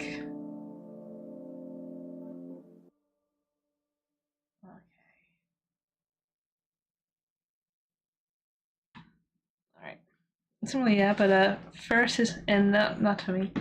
And second, she never said she loves him. I don't.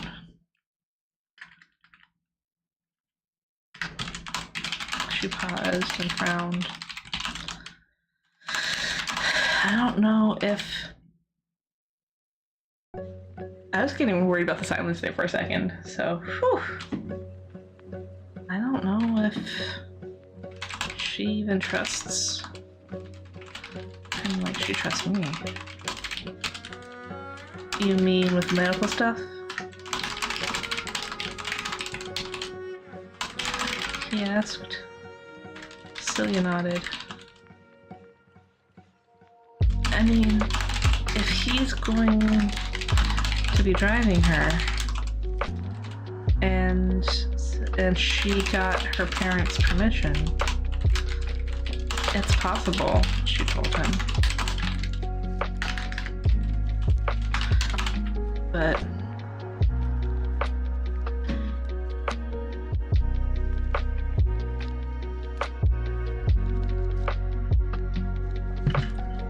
alright, guys.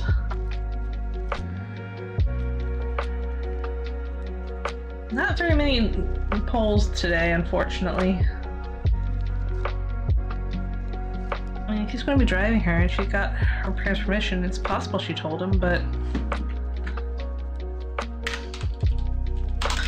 she frowned as the thought formed in her head while she was speaking it.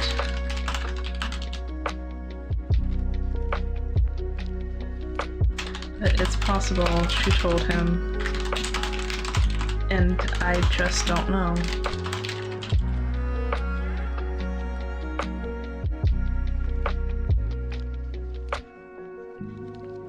Self?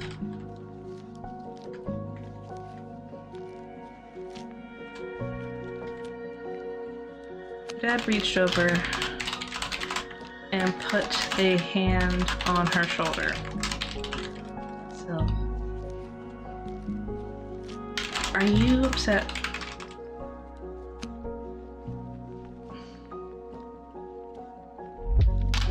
That she's doing things with him that she used to do with you? No. Celia shook her head and shrugged his hand off of her shoulder. I'm upset that she's just not sharing things with me like she used to. I mean, before he was sitting at our table, she tried to let me know. Well, that was a week ago. This week, it's like she's a new person.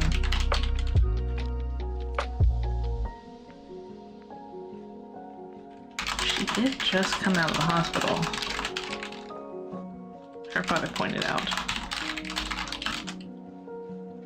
Situations like that can impact the way we make our decisions.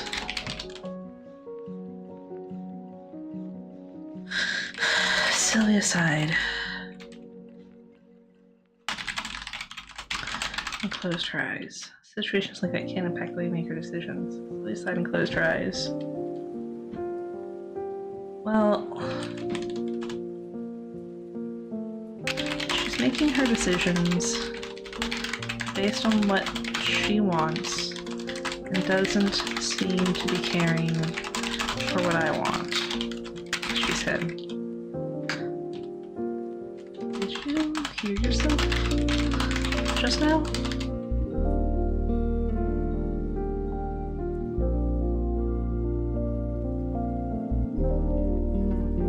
Huh? I just said she's not caring about me, Celia said, rephrasing her statement. Not quite. You said she doesn't seem to care what you want, he said, emphasizing the word want.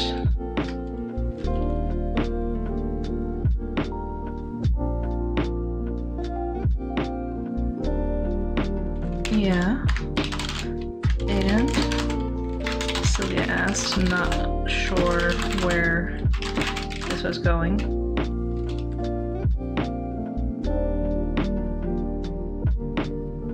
Let me reverse that. Maybe Vanessa. Let me reverse that. Do you care about what Vanessa wants? Of course. Don't you think that if I asked her if she cared about what you want, she would say the same?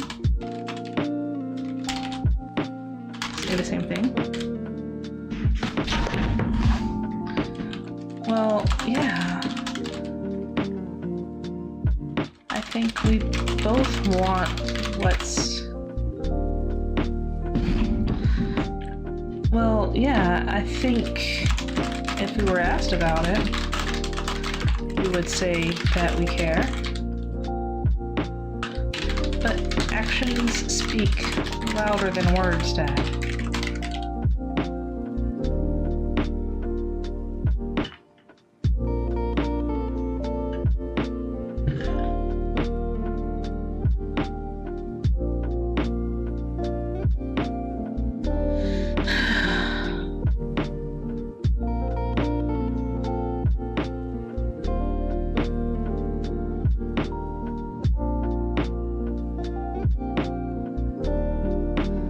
Let me ask this.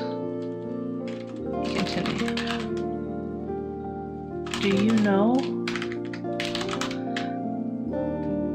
what was it that you wanted that she did not seem to care about? Keep me in the loop. Her father did his best to stifle a chuckle at that, but he did not address it. Instead, he said, okay, and what do you think it is that she wants? To be with Thomas? Did she tell you that's what she wanted? No.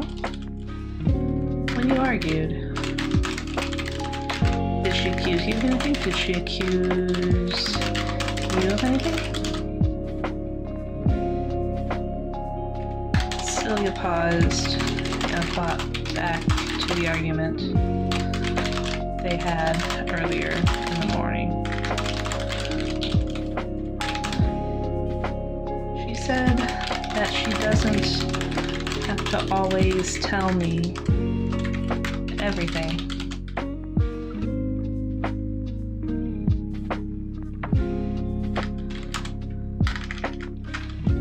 She saw her father stifle another chuckle. Okay, he continued. So, to make sure I'm understanding correctly, you're upset because she didn't tell you something that you thought you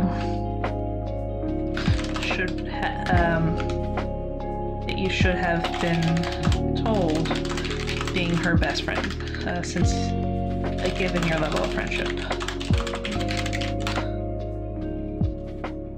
Yes. Sylvia nodded. And she said that she's upset with you because you seem to always want to because and she said that she's upset with you because she feels like she has to tell you everything as an obligation. And she said that she's upset with you because it feels like you are making her obligated to tell you everything. I don't like that's phrased, but we'll just go edit that later.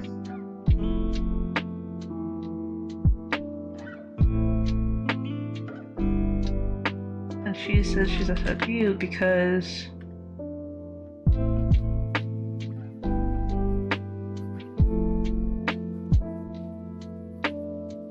you're making her obligated to tell you everything. Not quite in those words, Sylvia said, frowning. And I don't... Do you remember what it was that she said? Her father cut her off.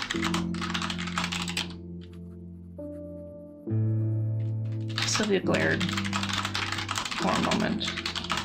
She knew what he was doing. He was trying to get her to see her friend's side.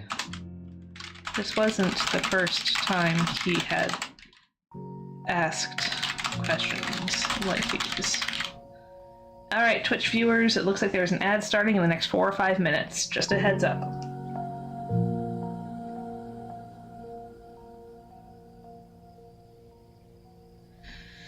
He was trying to get her to see her friend's side. This wasn't the first time he had asked questions like these.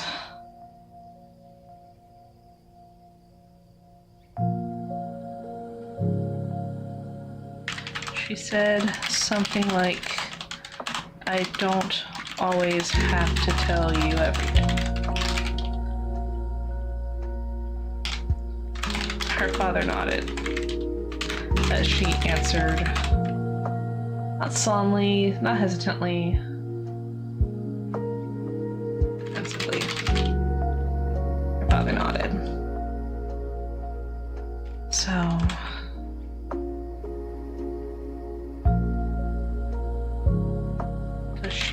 So it sounds like she wants to live her life without needing to tell you everything. But it sounds like, but on the flip side, if she doesn't tell you everything,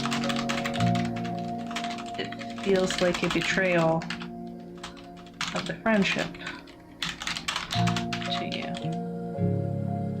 She doesn't have to tell me everything, Sylvia complained. You've got that wrong. She doesn't have to tell me everything. I just wanted to know, I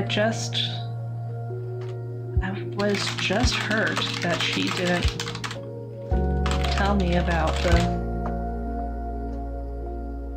change in plans.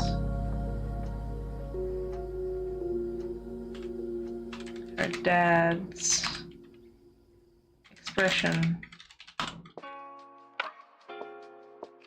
changed, his eyebrows raising and his mouth smiling somewhat. Did you tell her that? Tell her what?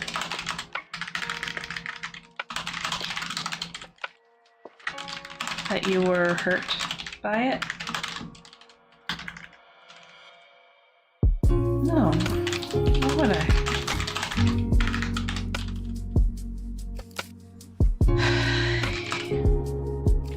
He smiled and chuckled.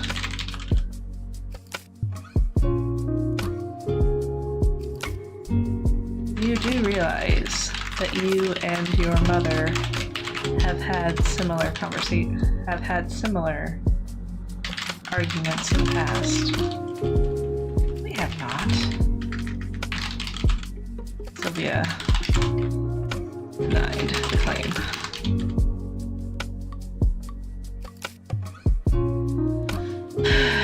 Let's see.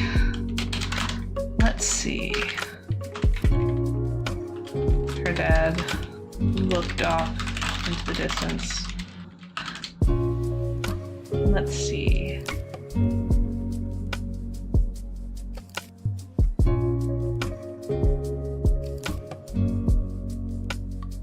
I seem to recall a question your mother posed to you at a certain 2 a.m. on a few weeks ago. On a certain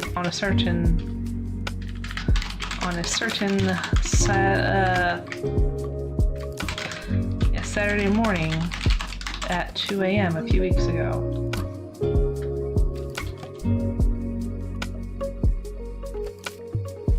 Huh? Sylvia blinked. Are you talking? Look, this conversation's taking a lot more time than I thought it would, which is fine. Are you talking about when she asked why I was up?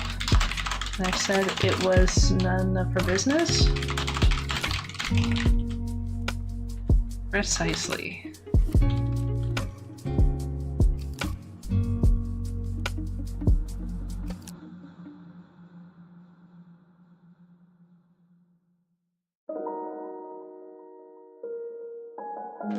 That's different. Your mother's job is to make sure you grow up happy and healthy and getting a good night of sleep. Dang it, I did it again. That's fine. Is one of those tasks. Explain. She wanted to know why you were up at 2 in the morning.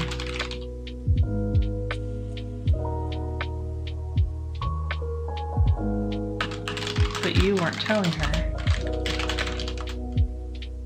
To her, that felt like a violation of your trust in her as a mother. But to you, I'm my own person, so why should I tell her? Sylvia recalled her argument the next day keenly. Maybe this will be rewritten into the main story later. This is a nice little vignette. I like it. I'm my own person, so why should I tell her? Sylvia recalled the words she used in the argument the next day keenly.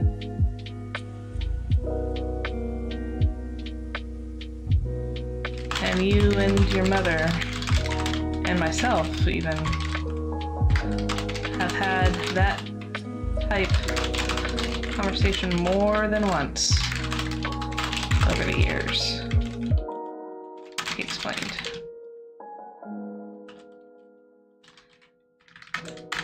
Even if it's friend to friend.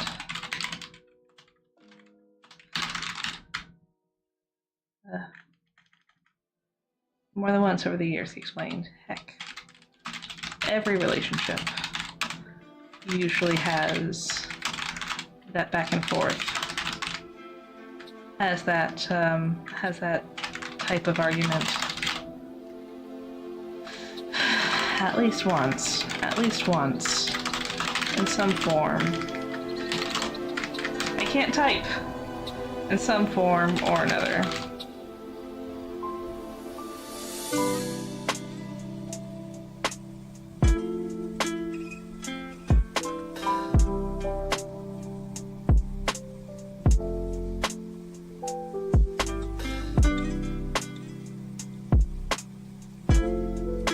At least one form or another. Your mother and I have had it once or twice ourselves, too.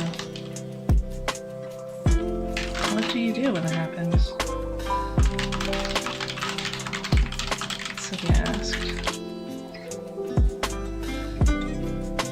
We establish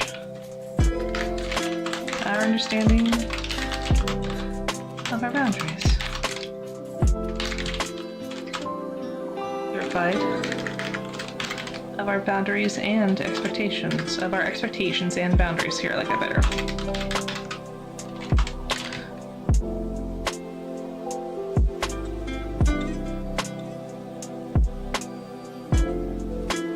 We are both our own people. But it's human to worry. When I started traveling for my last job, your mother was constantly sending me messages. He explained story time. He explained.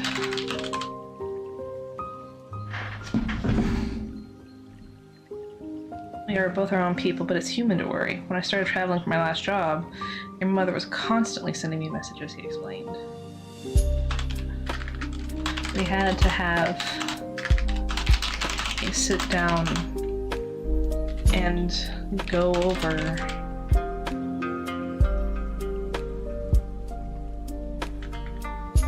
he explained. She was worried that he paused and shook his head. That's not for me to tell. Sylvia knew what he was avoiding to say. There were always rumors about traveling businessmen.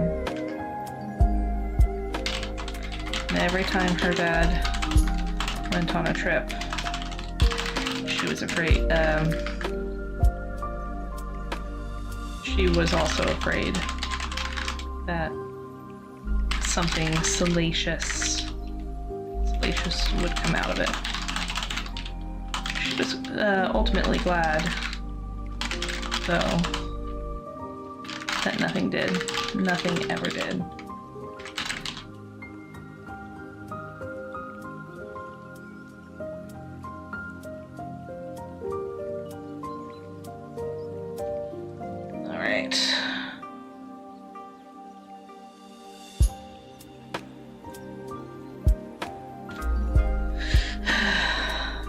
Anyway, he continued.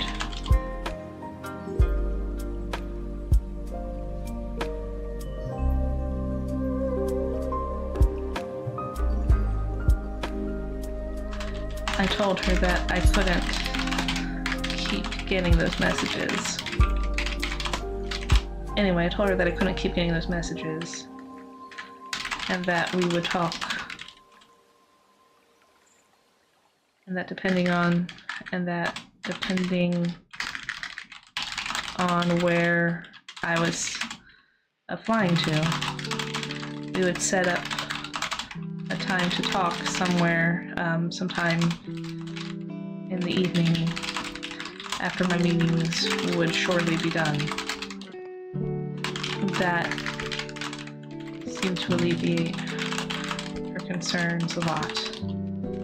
I also made the promise that if something were to ever happen that would delay or postpone a call, I would send her a message to let her know.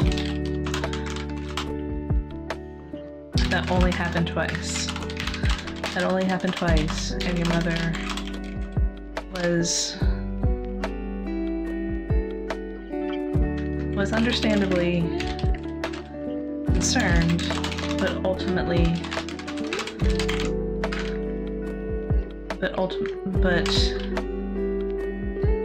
and your mother was understandably concerned, but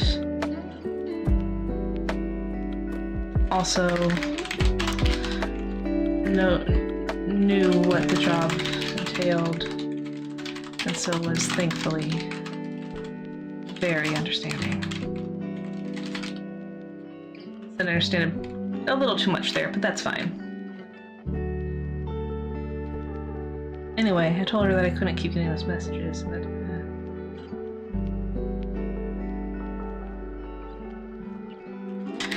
do you understand what I'm getting at? He asked. Sylvia frowned.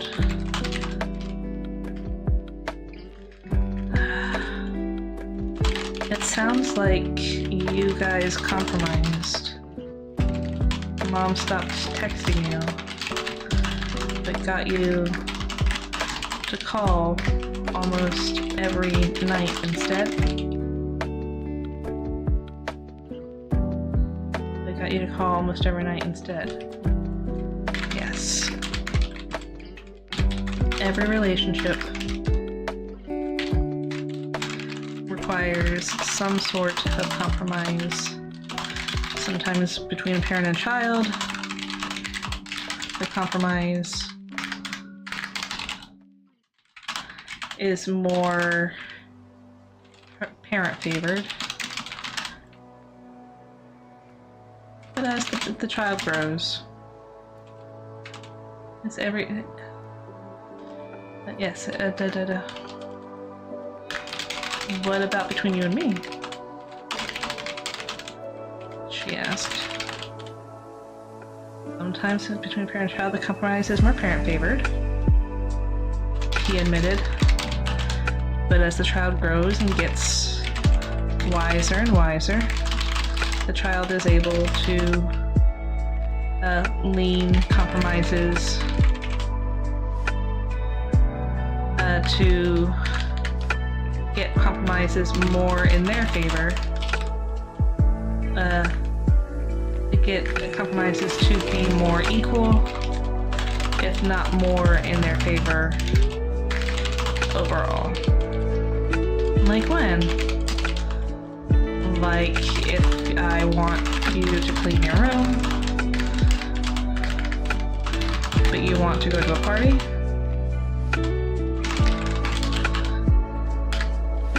Promise to pick up half now and then half after the party?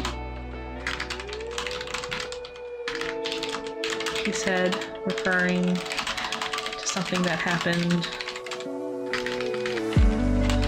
when she was in middle school. Don't underestimate how far back parents can recall. We have memories like elephants. We are elephants. We are not elephants. Ignore that part. But, yes. We have great memory. Alright, where were we? So I think the closer that we're getting to end, the more distracted I keep slipping up into. But no, we've got a little more than an hour left. Okay. Like if I want you to clean your room, but you want to go to a party, you promise to pick up half now, and then the other half. Oh, excuse me.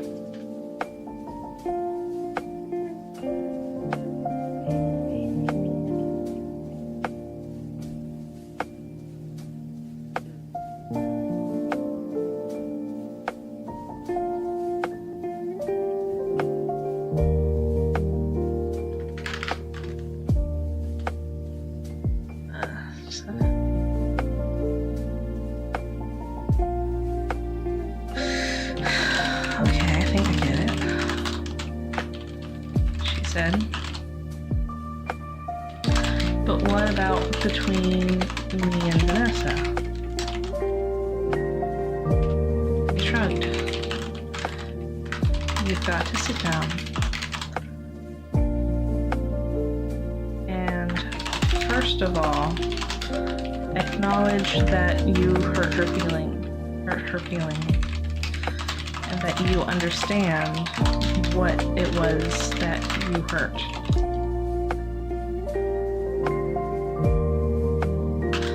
Then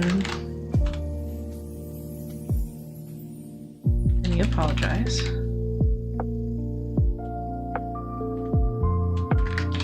And then you try to work out some sort of understanding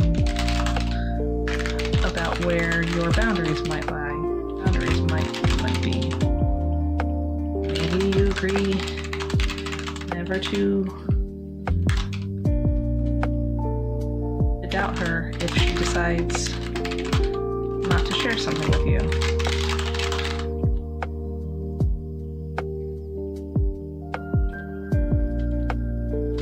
That's going to be a bit of work.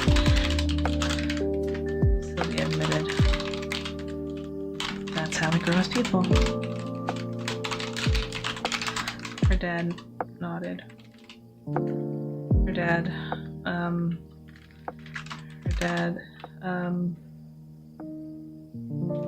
said,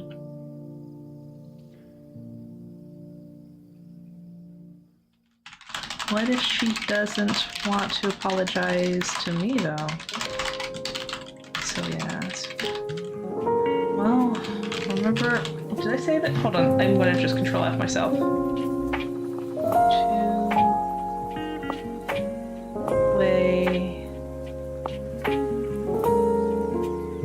Alright, so I didn't say two-way street. It looks like.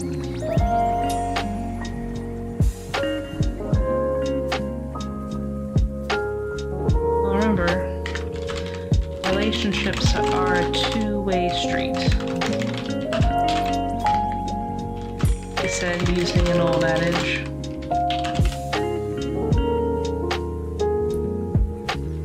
If you're ready to apologize and walk the road that she's not, then you'll just need to give her the signal and decide when she's ready. No one can make her ready before she is actually ready.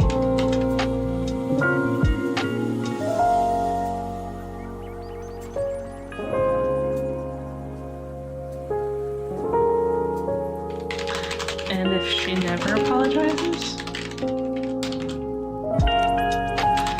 He shrugged.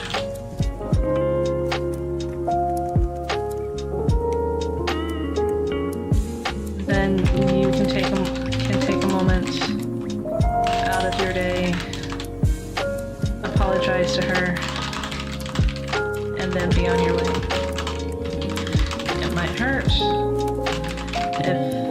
if this is something that she's truly going to end the relationship for, the friendship for. But dwelling on it will make it worse. Will make it worse.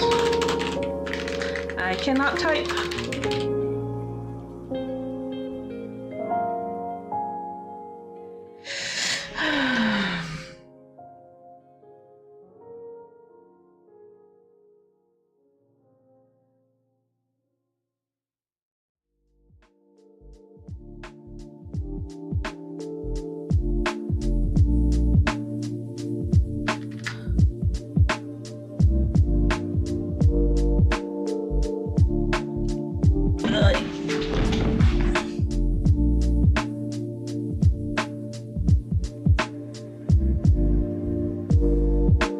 Ooh, we got a lot going on this section. Whew.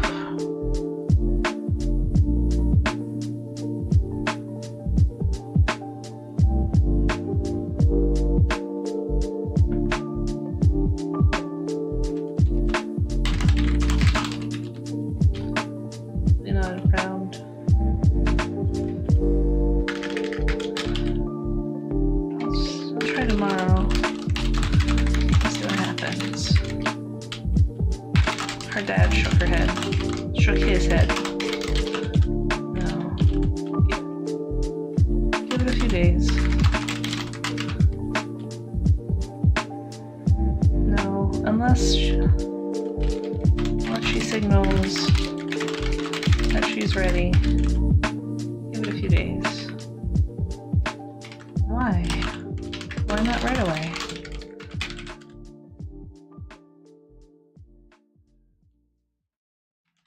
You said she wanted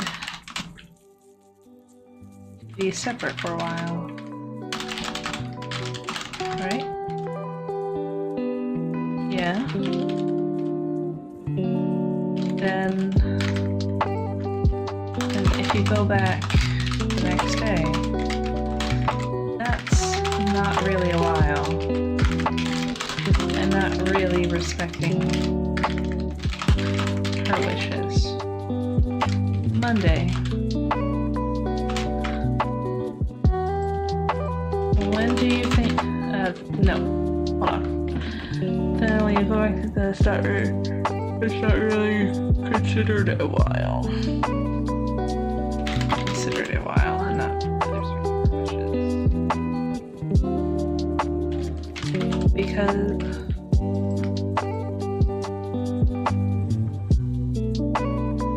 So since she's the one who said we should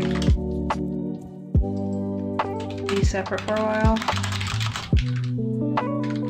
she gets to make the rules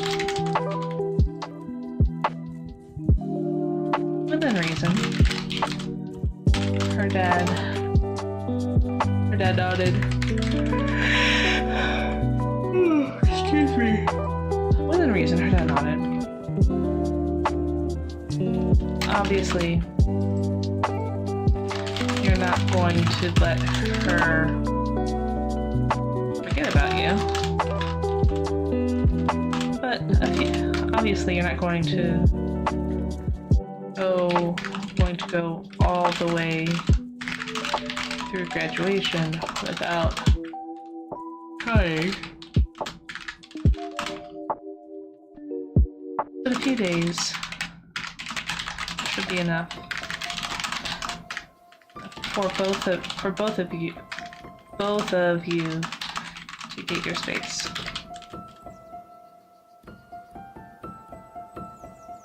Within reason, to get the space she requested, and if she wants it sooner, and she wants to reconcile sooner, and that is on her to do. What if she thinks I'm the one who should reach out?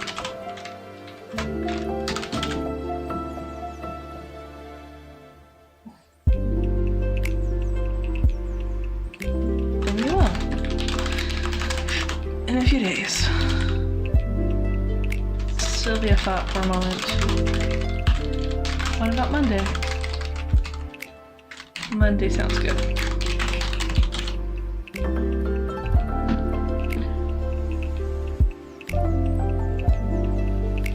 Monday sounds like a good plan. I like that better. Sounds like a good plan.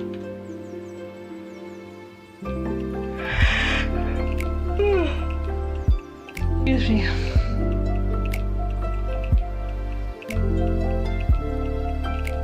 Alright, I think we are this scene is finally done. Alrighty. My eye keeps bugging me.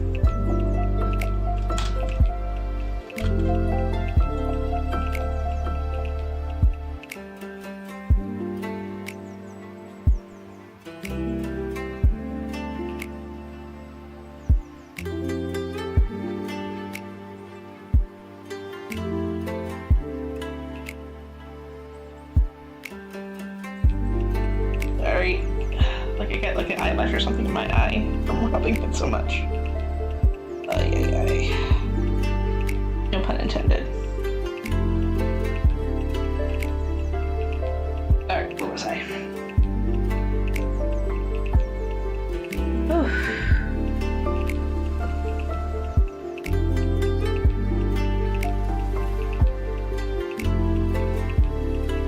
Alrighty, Monday sounds like a good plan.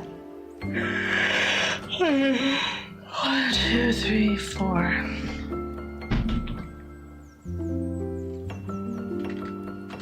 The next day went by. Excuse me 1 second. Oh, I got the error message on YouTube again. Interesting. I don't typically get that twice in a stream. Not enough video to maintain. I mean, I'm not seeing any issues. Or not receiving enough video to maintain smooth streaming. My streaming software has no issues, so I'm not sure what YouTube's problem is. It should fix itself, and like I said, there it goes. Yeah. Okay, anyway. Then the next day went by fairly similarly. The next day went by fairly quickly.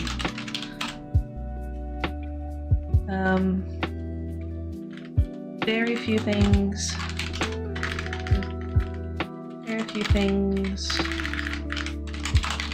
notable happened throughout the day in Sylvia's mind. Of course, Vanessa wasn't there to greet her. Instead of stopping to talk for a minute before entering the school, Sylvia went in and just prepared herself for the day, like she had done so many times in the first semester. The classes went by mostly uneventfully.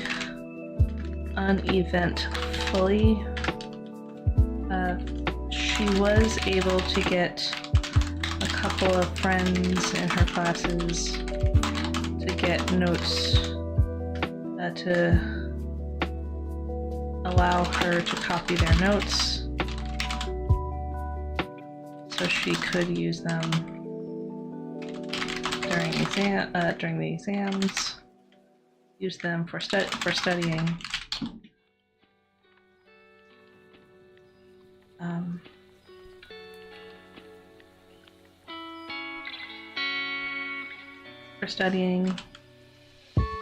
A couple required payment, and Celia, a couple required payment, not too much, just a few dollars, and Celia was happy to oblige.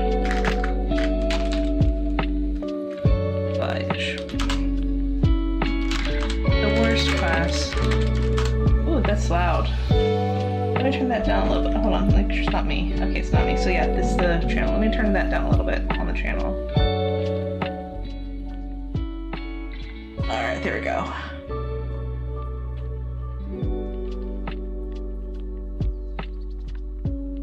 Alrighty, where was I? Oh, my eye is still bugging me. Sorry. Less than an hour left, guys. Just a heads up. And we are cutting at 6 today. A couple required payment, not too much, just a few dollars. And Sylvia was happy to oblige. The worst class was economics. Not only was Vanessa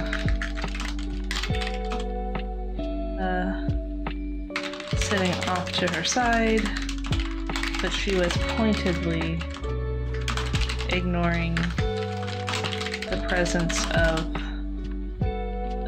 but she was pointedly ignoring Sylvia's presence.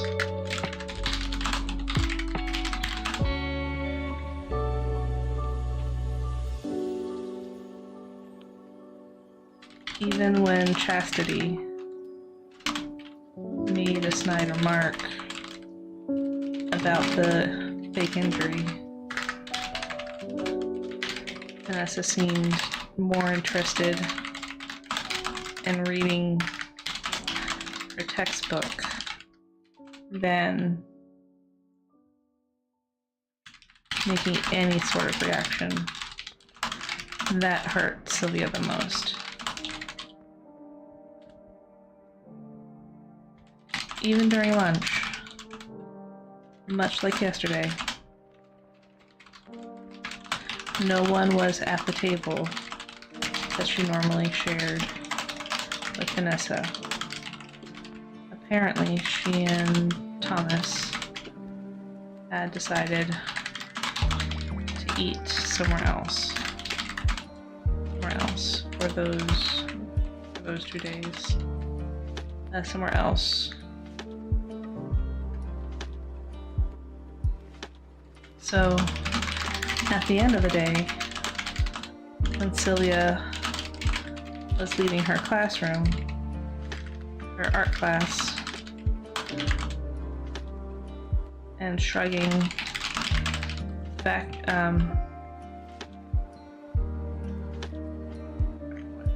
when Sylvia was leaving her art class and making her way toward her locker, she was surprised to see someone unexpected standing by her row of lockers. Are you lost? She asked him.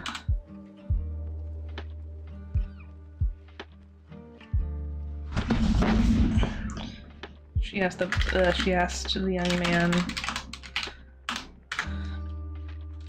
as she walked around him and settled in front of her locker so she could open it and exchange her books for the evening ahead. Thomas shook his head. No, I've been waiting for you. Ooh, is Thomas going to confess to Sylvia? No, he's not. Yeah, no viewers, so no polling. That's fine. Alright. No, I've been waiting for you. Sylvia blinked and turned to face him. Why? What happened between you and Vanessa? Obviously, she's avoiding you, but she won't tell me why.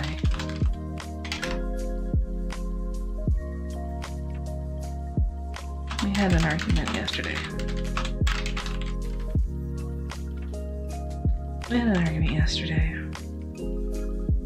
Sylvia said, the energy draining from her voice as she recalled the fight.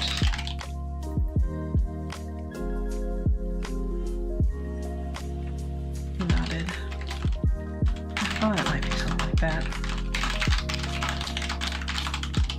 I'm sorry. Sylvia blinked. Why are you sorry? It's not your fault.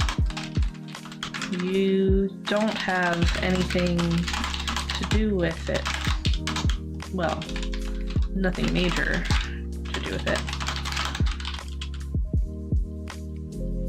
Thomas blinked in confusion. I thought you had...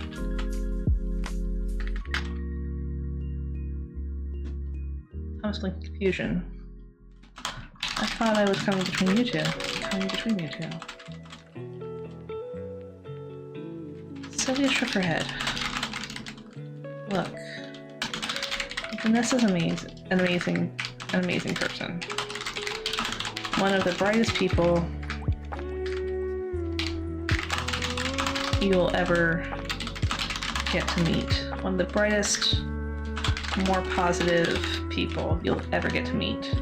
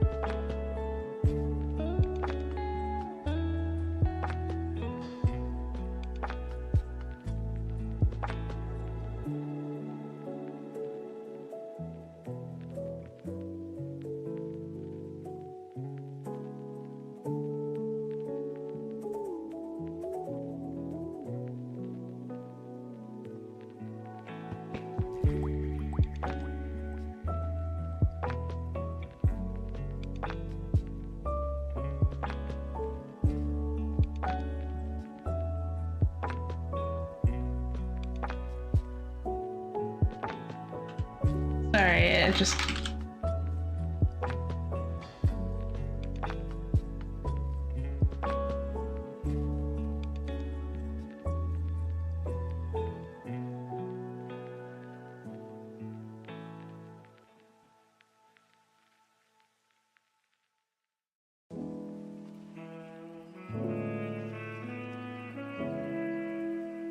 That wouldn't work.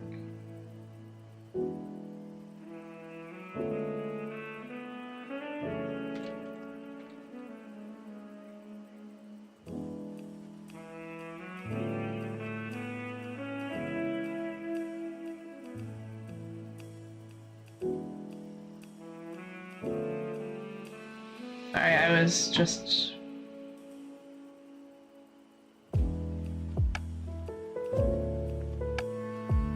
I had a brain worm that basically said, there's this name, you must look this up now, or you will forget it. Sorry. Look, Vanessa's an amazing person, one of the brightest, more positive people you'll ever get to meet. I'm legitimately legit.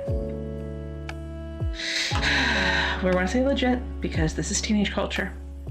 I'm legit happy that you two are together.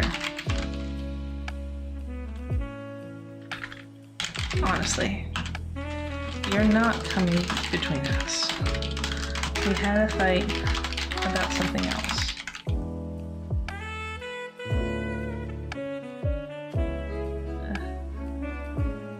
Between us, I promise.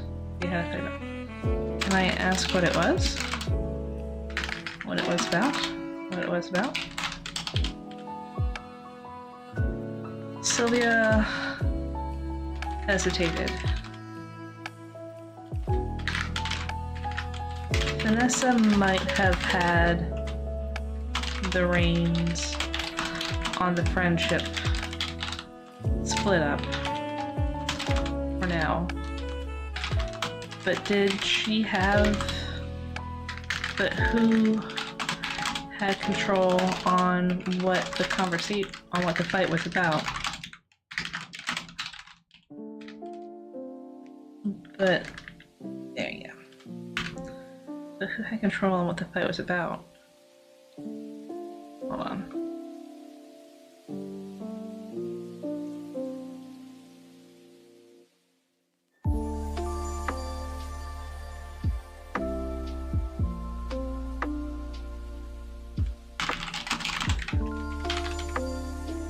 Alright.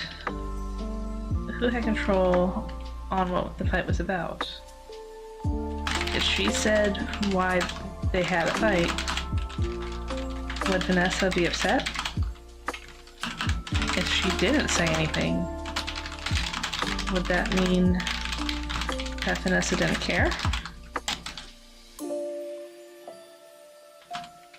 It seemed obvious to Sylvia that Vanessa wasn't telling Thomas anything.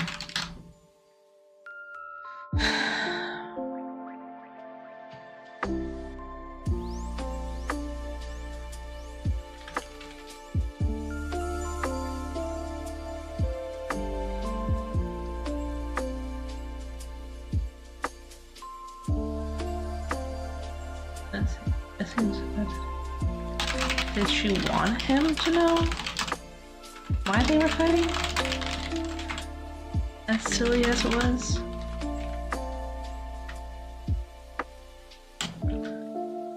Then a thought occurred to her.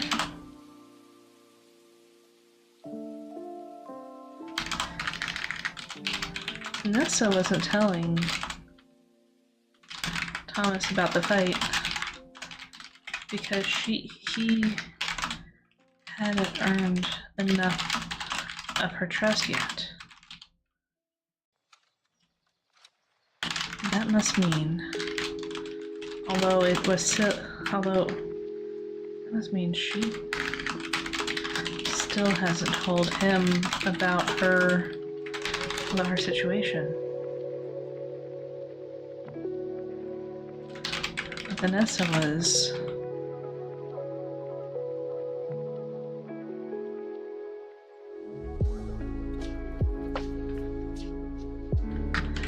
if she was planning on telling him.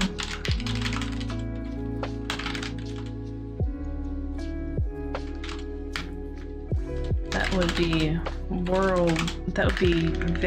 would be way more substantial of something to say than why they were fighting.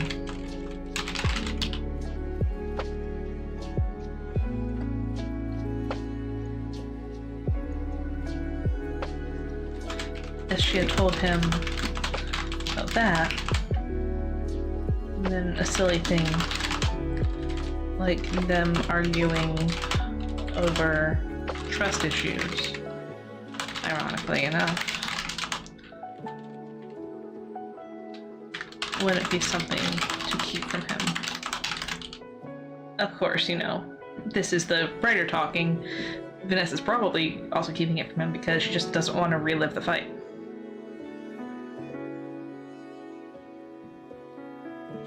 But teenagers are going to jump to conclusions. Smile spread across Sylvia's face at the recollection, at the realization. She then shook her head, and her voice took on something much warmer, but still much warmer and slightly more energetic than it had been previously.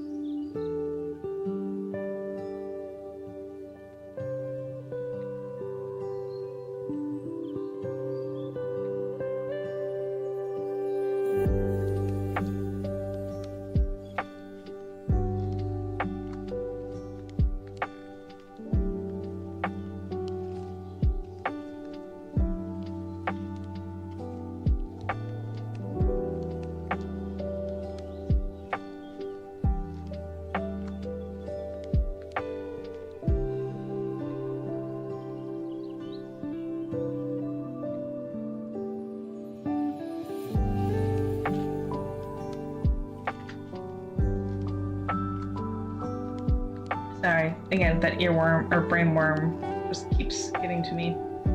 Where was I?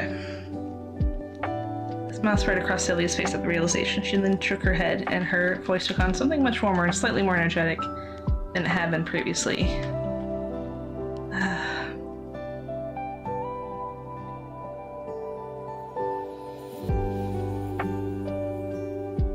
We had a fight about trust. I won't go into details.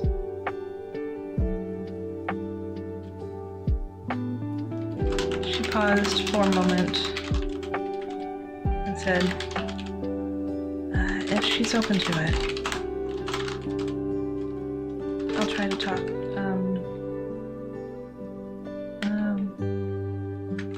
I'd like to talk with her on Monday. You don't have to pass that along. I just wanted. You don't have to pass that along. I just wanted you to know. Thomas blinked at the statement and nodded.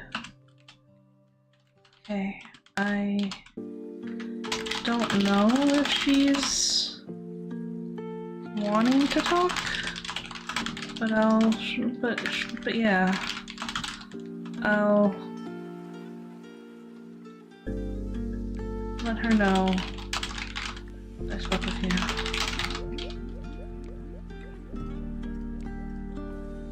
Yeah, okay, I don't know if she's wanting to talk, but yeah, let her know that I spoke with you and you didn't share either. That you might want to talk. He seemed genuinely confused at the situation. Situation other than the fact that his girlfriend and her friend were having issues.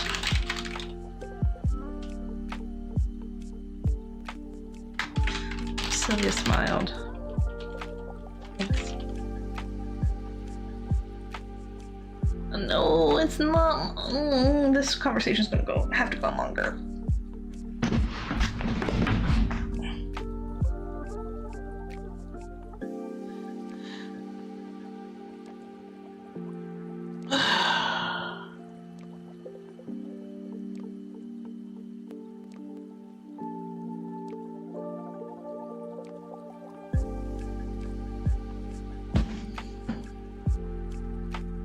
Thanks.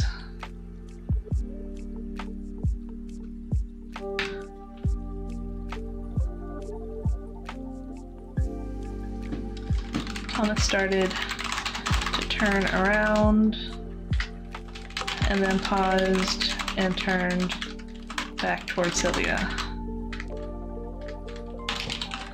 Hey. Sylvia blinked. Sylvia, who had started to resume packing, or who had started to resume her end-of-day locker ritual, looked over at him. Yeah? Looked over at him. Why did he seem to come back? I just wanted to take... Thank you. Why? Sylvia blinked. Well... This is not exactly my first girlfriend.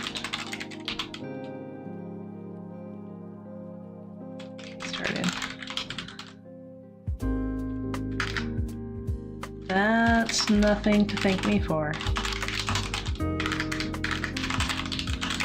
she said. He had better end that statement. He had better end that statement much differently than how he began it. So far, her impression of him is neutral.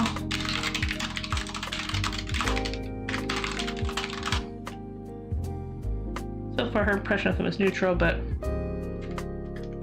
the wrong words could make that change easily.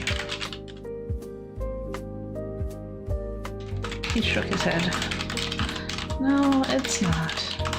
But I didn't say what I meant to.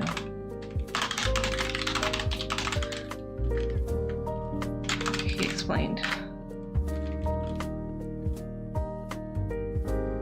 My past girlfriends have always had friends who hated me. They didn't like they were spending so much time with me. Sylvia looked down. She knew she also felt that way. She also felt that way. At least a little bit. But she also understood.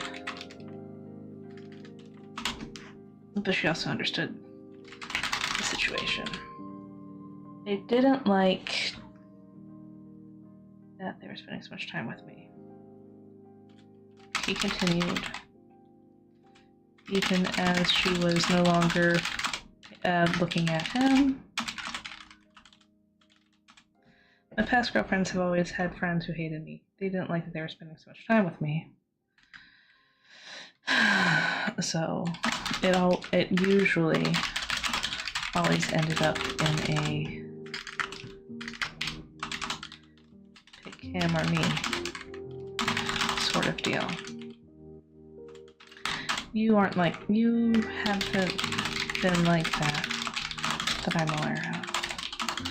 I think Vanessa would have told me if it was.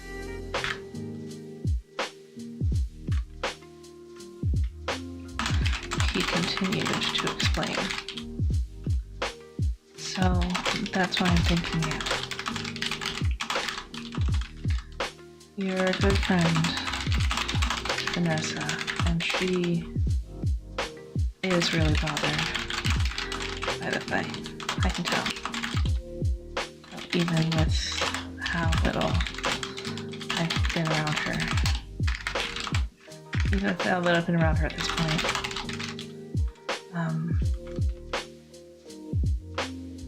But you've also been accepting of me. Too, which I do appreciate. Thanks, Sylvia. Alright.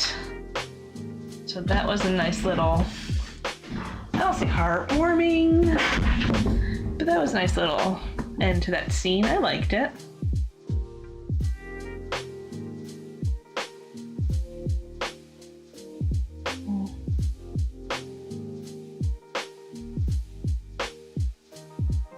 I don't know where. Oh, here, let me add this.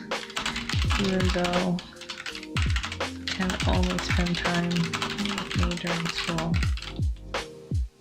I think we're in the same boat.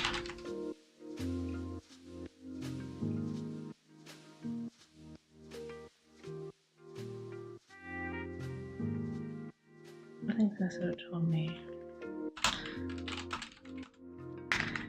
You are jealous in our time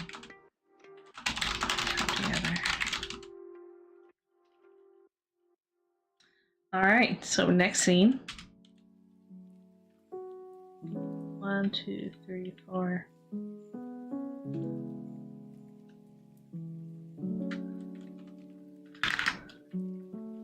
The weekend felt like one of the most boring weekends Sylvia had ever had to endure. Her best friend was not only limited on how often she could talk, but she was also on forced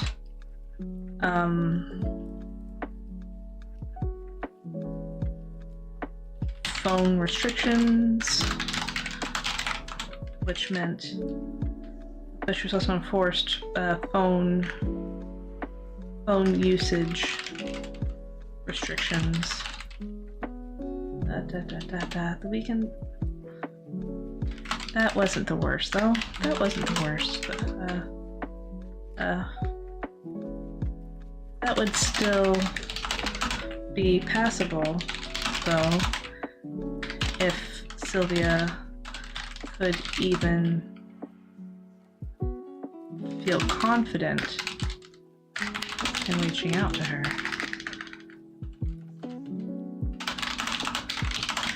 Since the fight, she had done her best, as recommended, to keep her distance and allow her friend and herself to have some time apart from one another.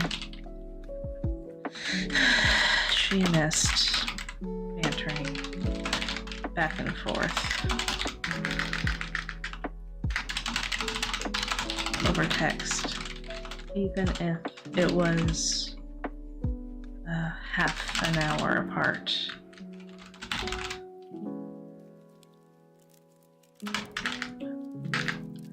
In addition to that, she couldn't distract Wow, that is definitely not how you spell couldn't. There we go. She couldn't distract herself with painting.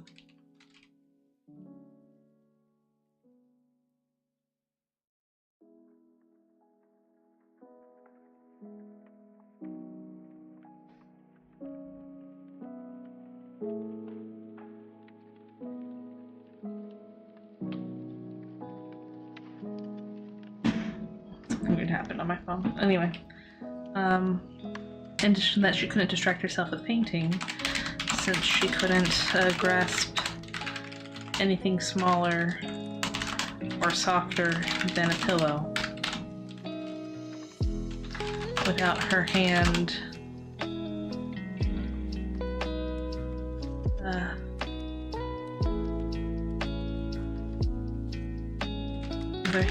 without her hand feeling like it was catching on fire.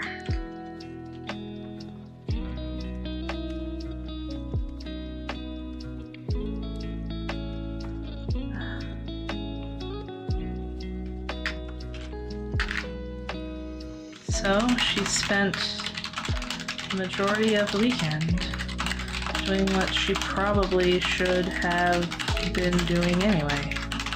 Studying for her exams and at the start of the following week. This week, the teachers pretty much guaranteed in-class reviews. This week, teachers pretty much guaranteed things, study sessions ranging from quiet study to in-class games and review lectures. So there would still be time to study. So there would still be opportunity to study even if she didn't get around to studying this weekend. But what else was there to do? Oh, excuse me. Oh, sorry, y'all. I forgot to mention, Twitch viewers, there is an ad starting in the next 2 or 3 minutes. This is your heads up.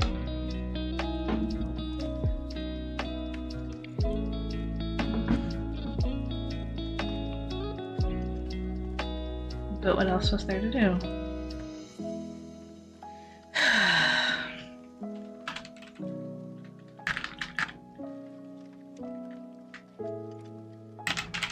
She eagerly joined her parents in the living room if either of them were out, welcoming the distraction.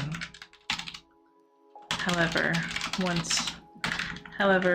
they encouraged her to prioritize.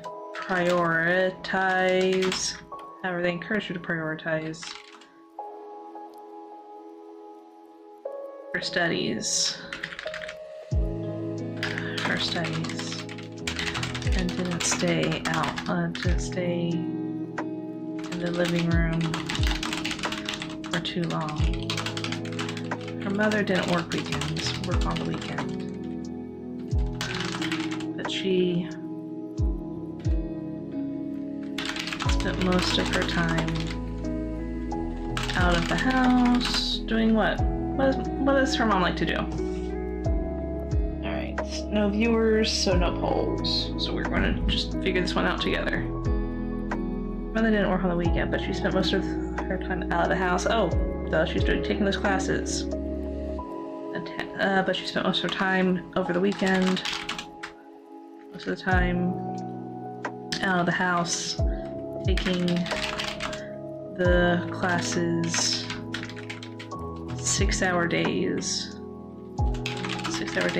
in an effort to finish the curriculum faster.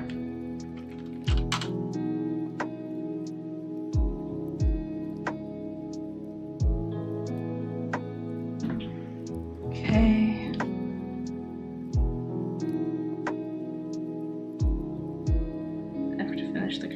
faster.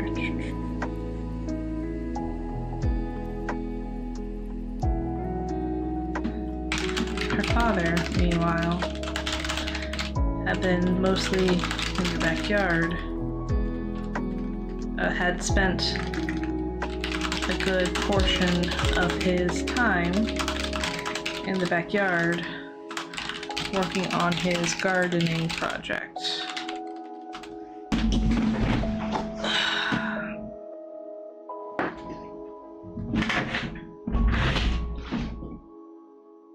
Alrighty. Working on his gardening project.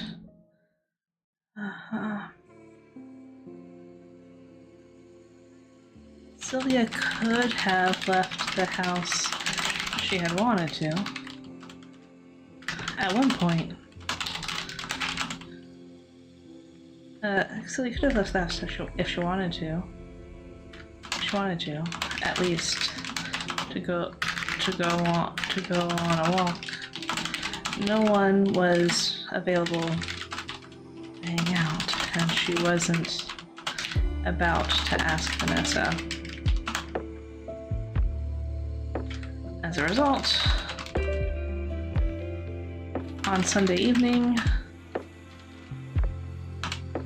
Sylvia scanned over her government notes one last time before finally closing her eyes and finally succumbing to the temptation, and she laid her head down in the middle of the textbook. I don't get it. Please let me learn by osmosis, she complained.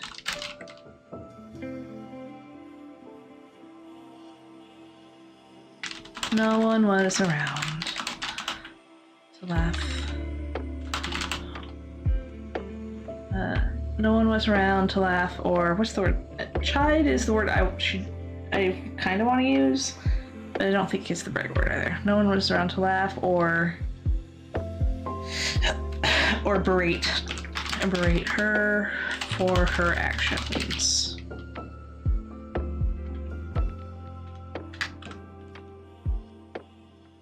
No one would berate her for her actions. Instead, she sat up, one of the pages sticking to her forehead. Excuse me. One of the pages sticking to her forehead. What's the word? Stubbornly. One of the pages stubbornly. There we go. Stubbornly sticking to her forehead in protest for a couple inches before peeling away and dropping back to the rest of the book. I'm bored and my brain can't handle anymore, she complained. She looked at the clock. It was, what time is it now? 5:40? We'll say it's 5:40. It was 5:40. Her mom's class should be ending soon. And her dad should be coming in from the garden at any moment to wash up and get started on dinner.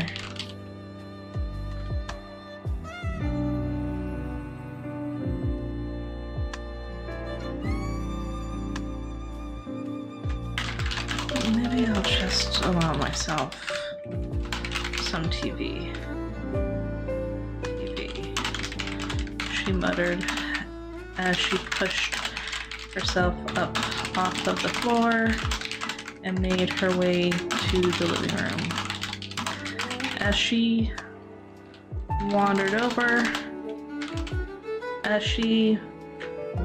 made her way over,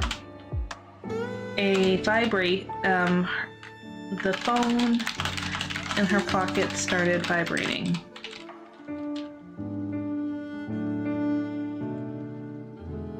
Surprised,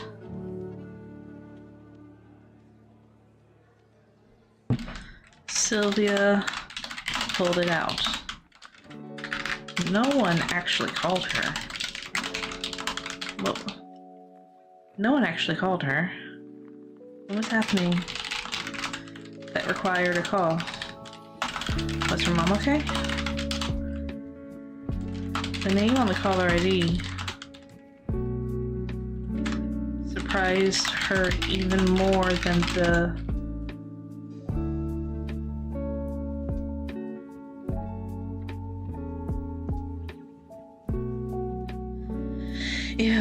phone ringing.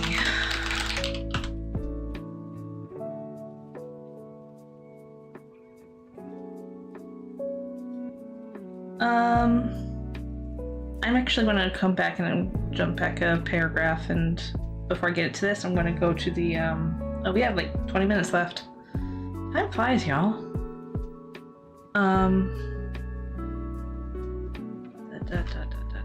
Let's go on a walk. At one point, Sylvia did go on to the community college website and at least applied for admission to the school. She couldn't enroll in any classes yet, but at least it was, she couldn't enroll in any classes yet. They were, since they were already all full, since the fall semester deadline had passed. At least it was a start.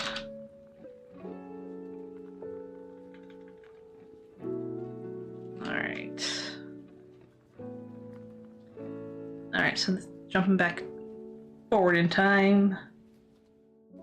Keep my eye on the clock because otherwise I might get lost. And the name on the caller ID surprised her even more than a phone ringing. She hurriedly unlocked the phone and accepted the call. Vanessa? She asked. Part of her was afraid that someone somehow managed to spoof her friend's number and was prank calling her. Sylvia?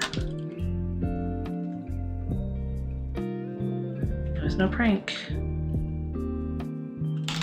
It was Vanessa's voice on the other end. This wasn't a prank. The blonde teenager almost felt her legs buckle from under her.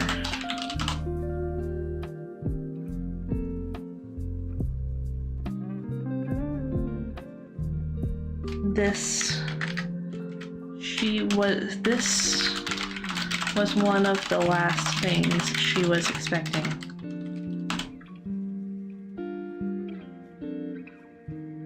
This was one of the last things she was expecting. Stumbling over to the couch, she tried to find words to reply. Sylvia, are you there? Vanessa's voice came again. Yeah, I'm here. Oh, excuse me. Yeah, I'm here. It's me.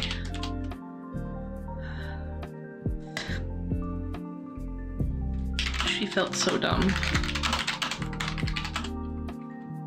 Confirming that it was her.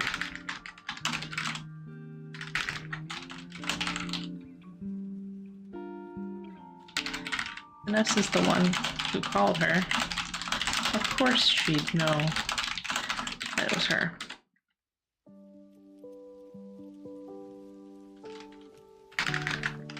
There was silence from the other side. And so now it was Sylvia's turn to ask. It was Sylvia's turn to ask. Are you there? Are you there, Vanessa? Are you there, Vanessa? It's me, your friend, Sylvia. Bonus, you guys get bonus points if you know where that's from.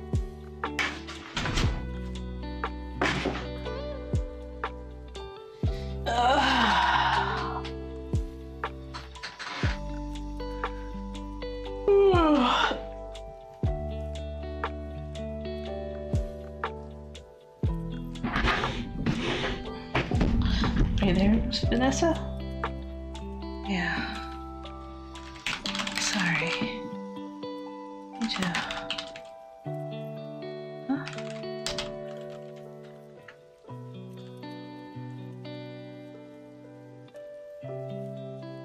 Oh, maybe. Sylvia blushed.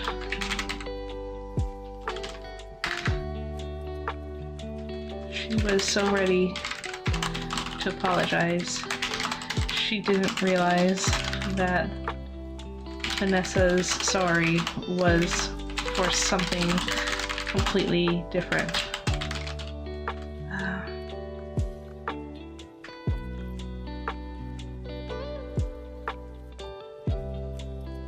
I mean,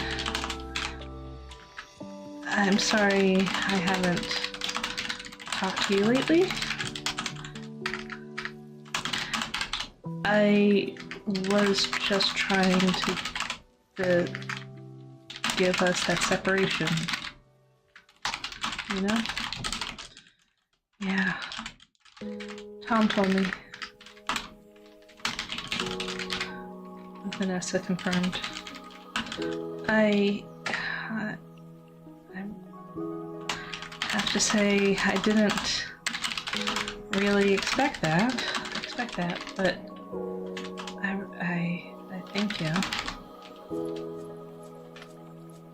I thank you for respecting. But thank you either way. You didn't expect it? That's dumb. Vanessa said. For some reason, I thought you were going to make some sort of scene about respecting. It's dumb. For some reason, I thought you were going to. For some reason, I thought you were going to slip a note in my locker or something. A note in my locker. Or something all day Friday. Wanting to talk. Honestly, I kind of did. Sylvia admitted.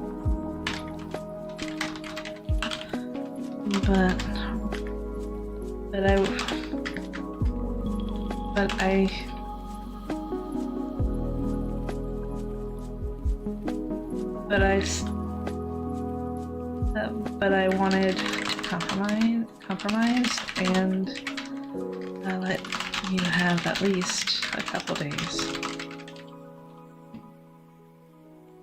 without me. She chuckled.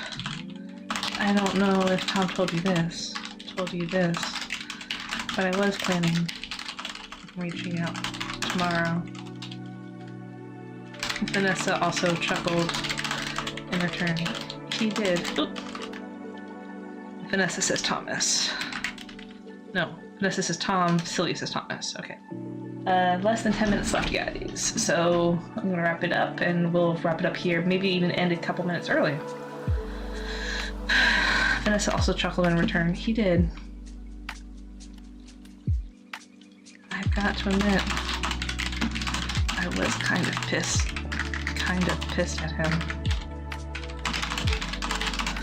for talking to you when I told him I didn't want to talk to him about why I was avoiding you.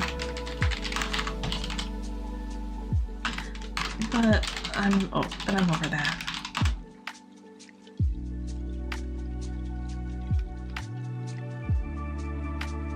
And then I kept thinking about talking to you on Monday, and then I decided I didn't want to win anymore.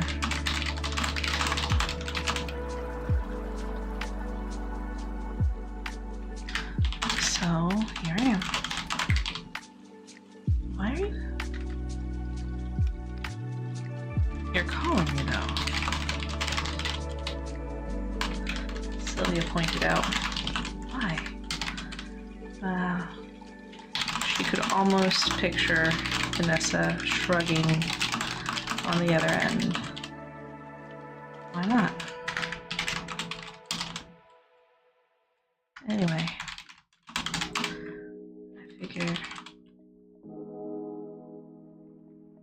I figured if I'd sent you a text, I'd probably chicken out and ignore the...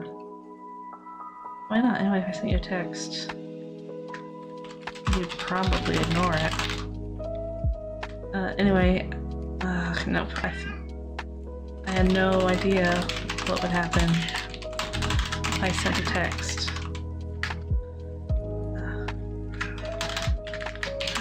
If you were going to ignore it, or if I might have a mood swing, something, and get mad at you before you reply. I don't know. Mood swing. You know. Oh.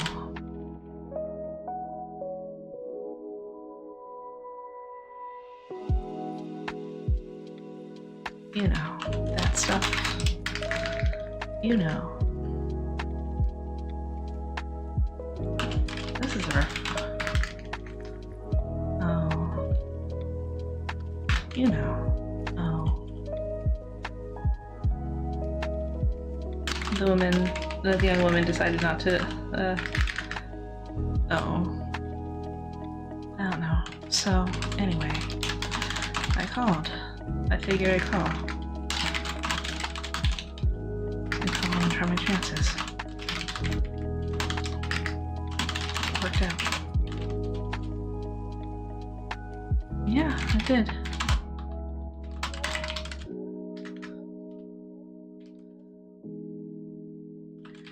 What about your parents?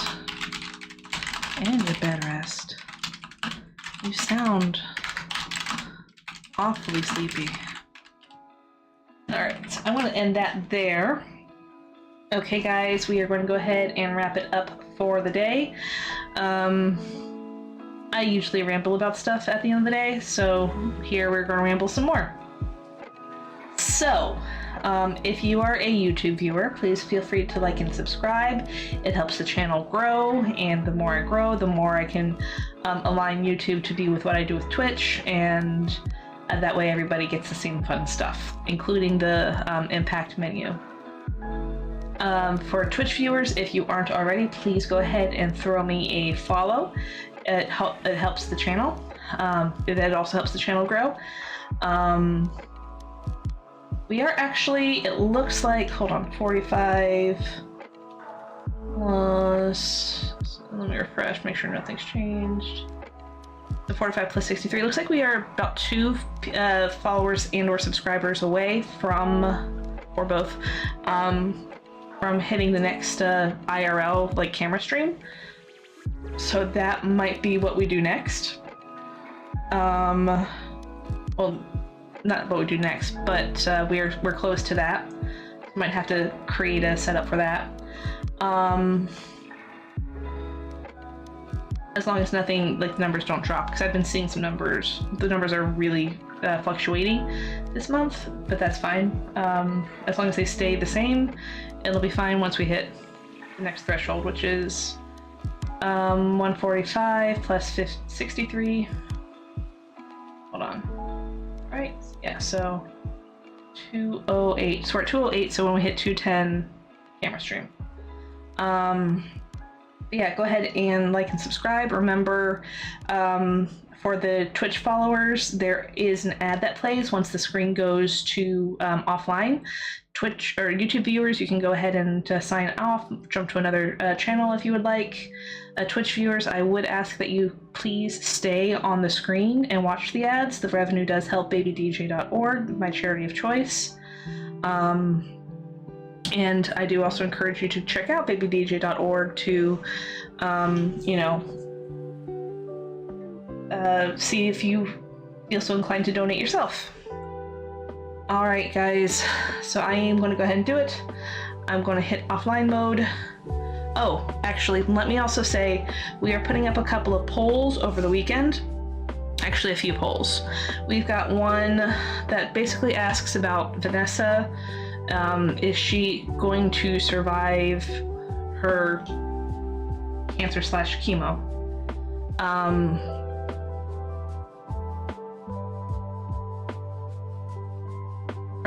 Well, first, I guess the question is Vanessa going to have a happy ending or a sad ending in this book? And then we already have one vote for sad ending, so I'm just keeping that in mind. We're going to have another poll about vernacular. Basically, do you say shit or shoot? Do you say the clean version of curse words or the full version of curse words if you're not around anybody? And then we're going to do an impact vote as well. These polls will be up until I start streaming on Tuesday. I may or may not get some writing done, so these poll results will not impact anything until I start writing. All right. No pun intended. I'm going to go ahead and go offline now. Thank you all so much for joining, and I will be back Tuesday, bright and early. Well, sometime in the day. Okay, I've tripped over my words enough today. Bye.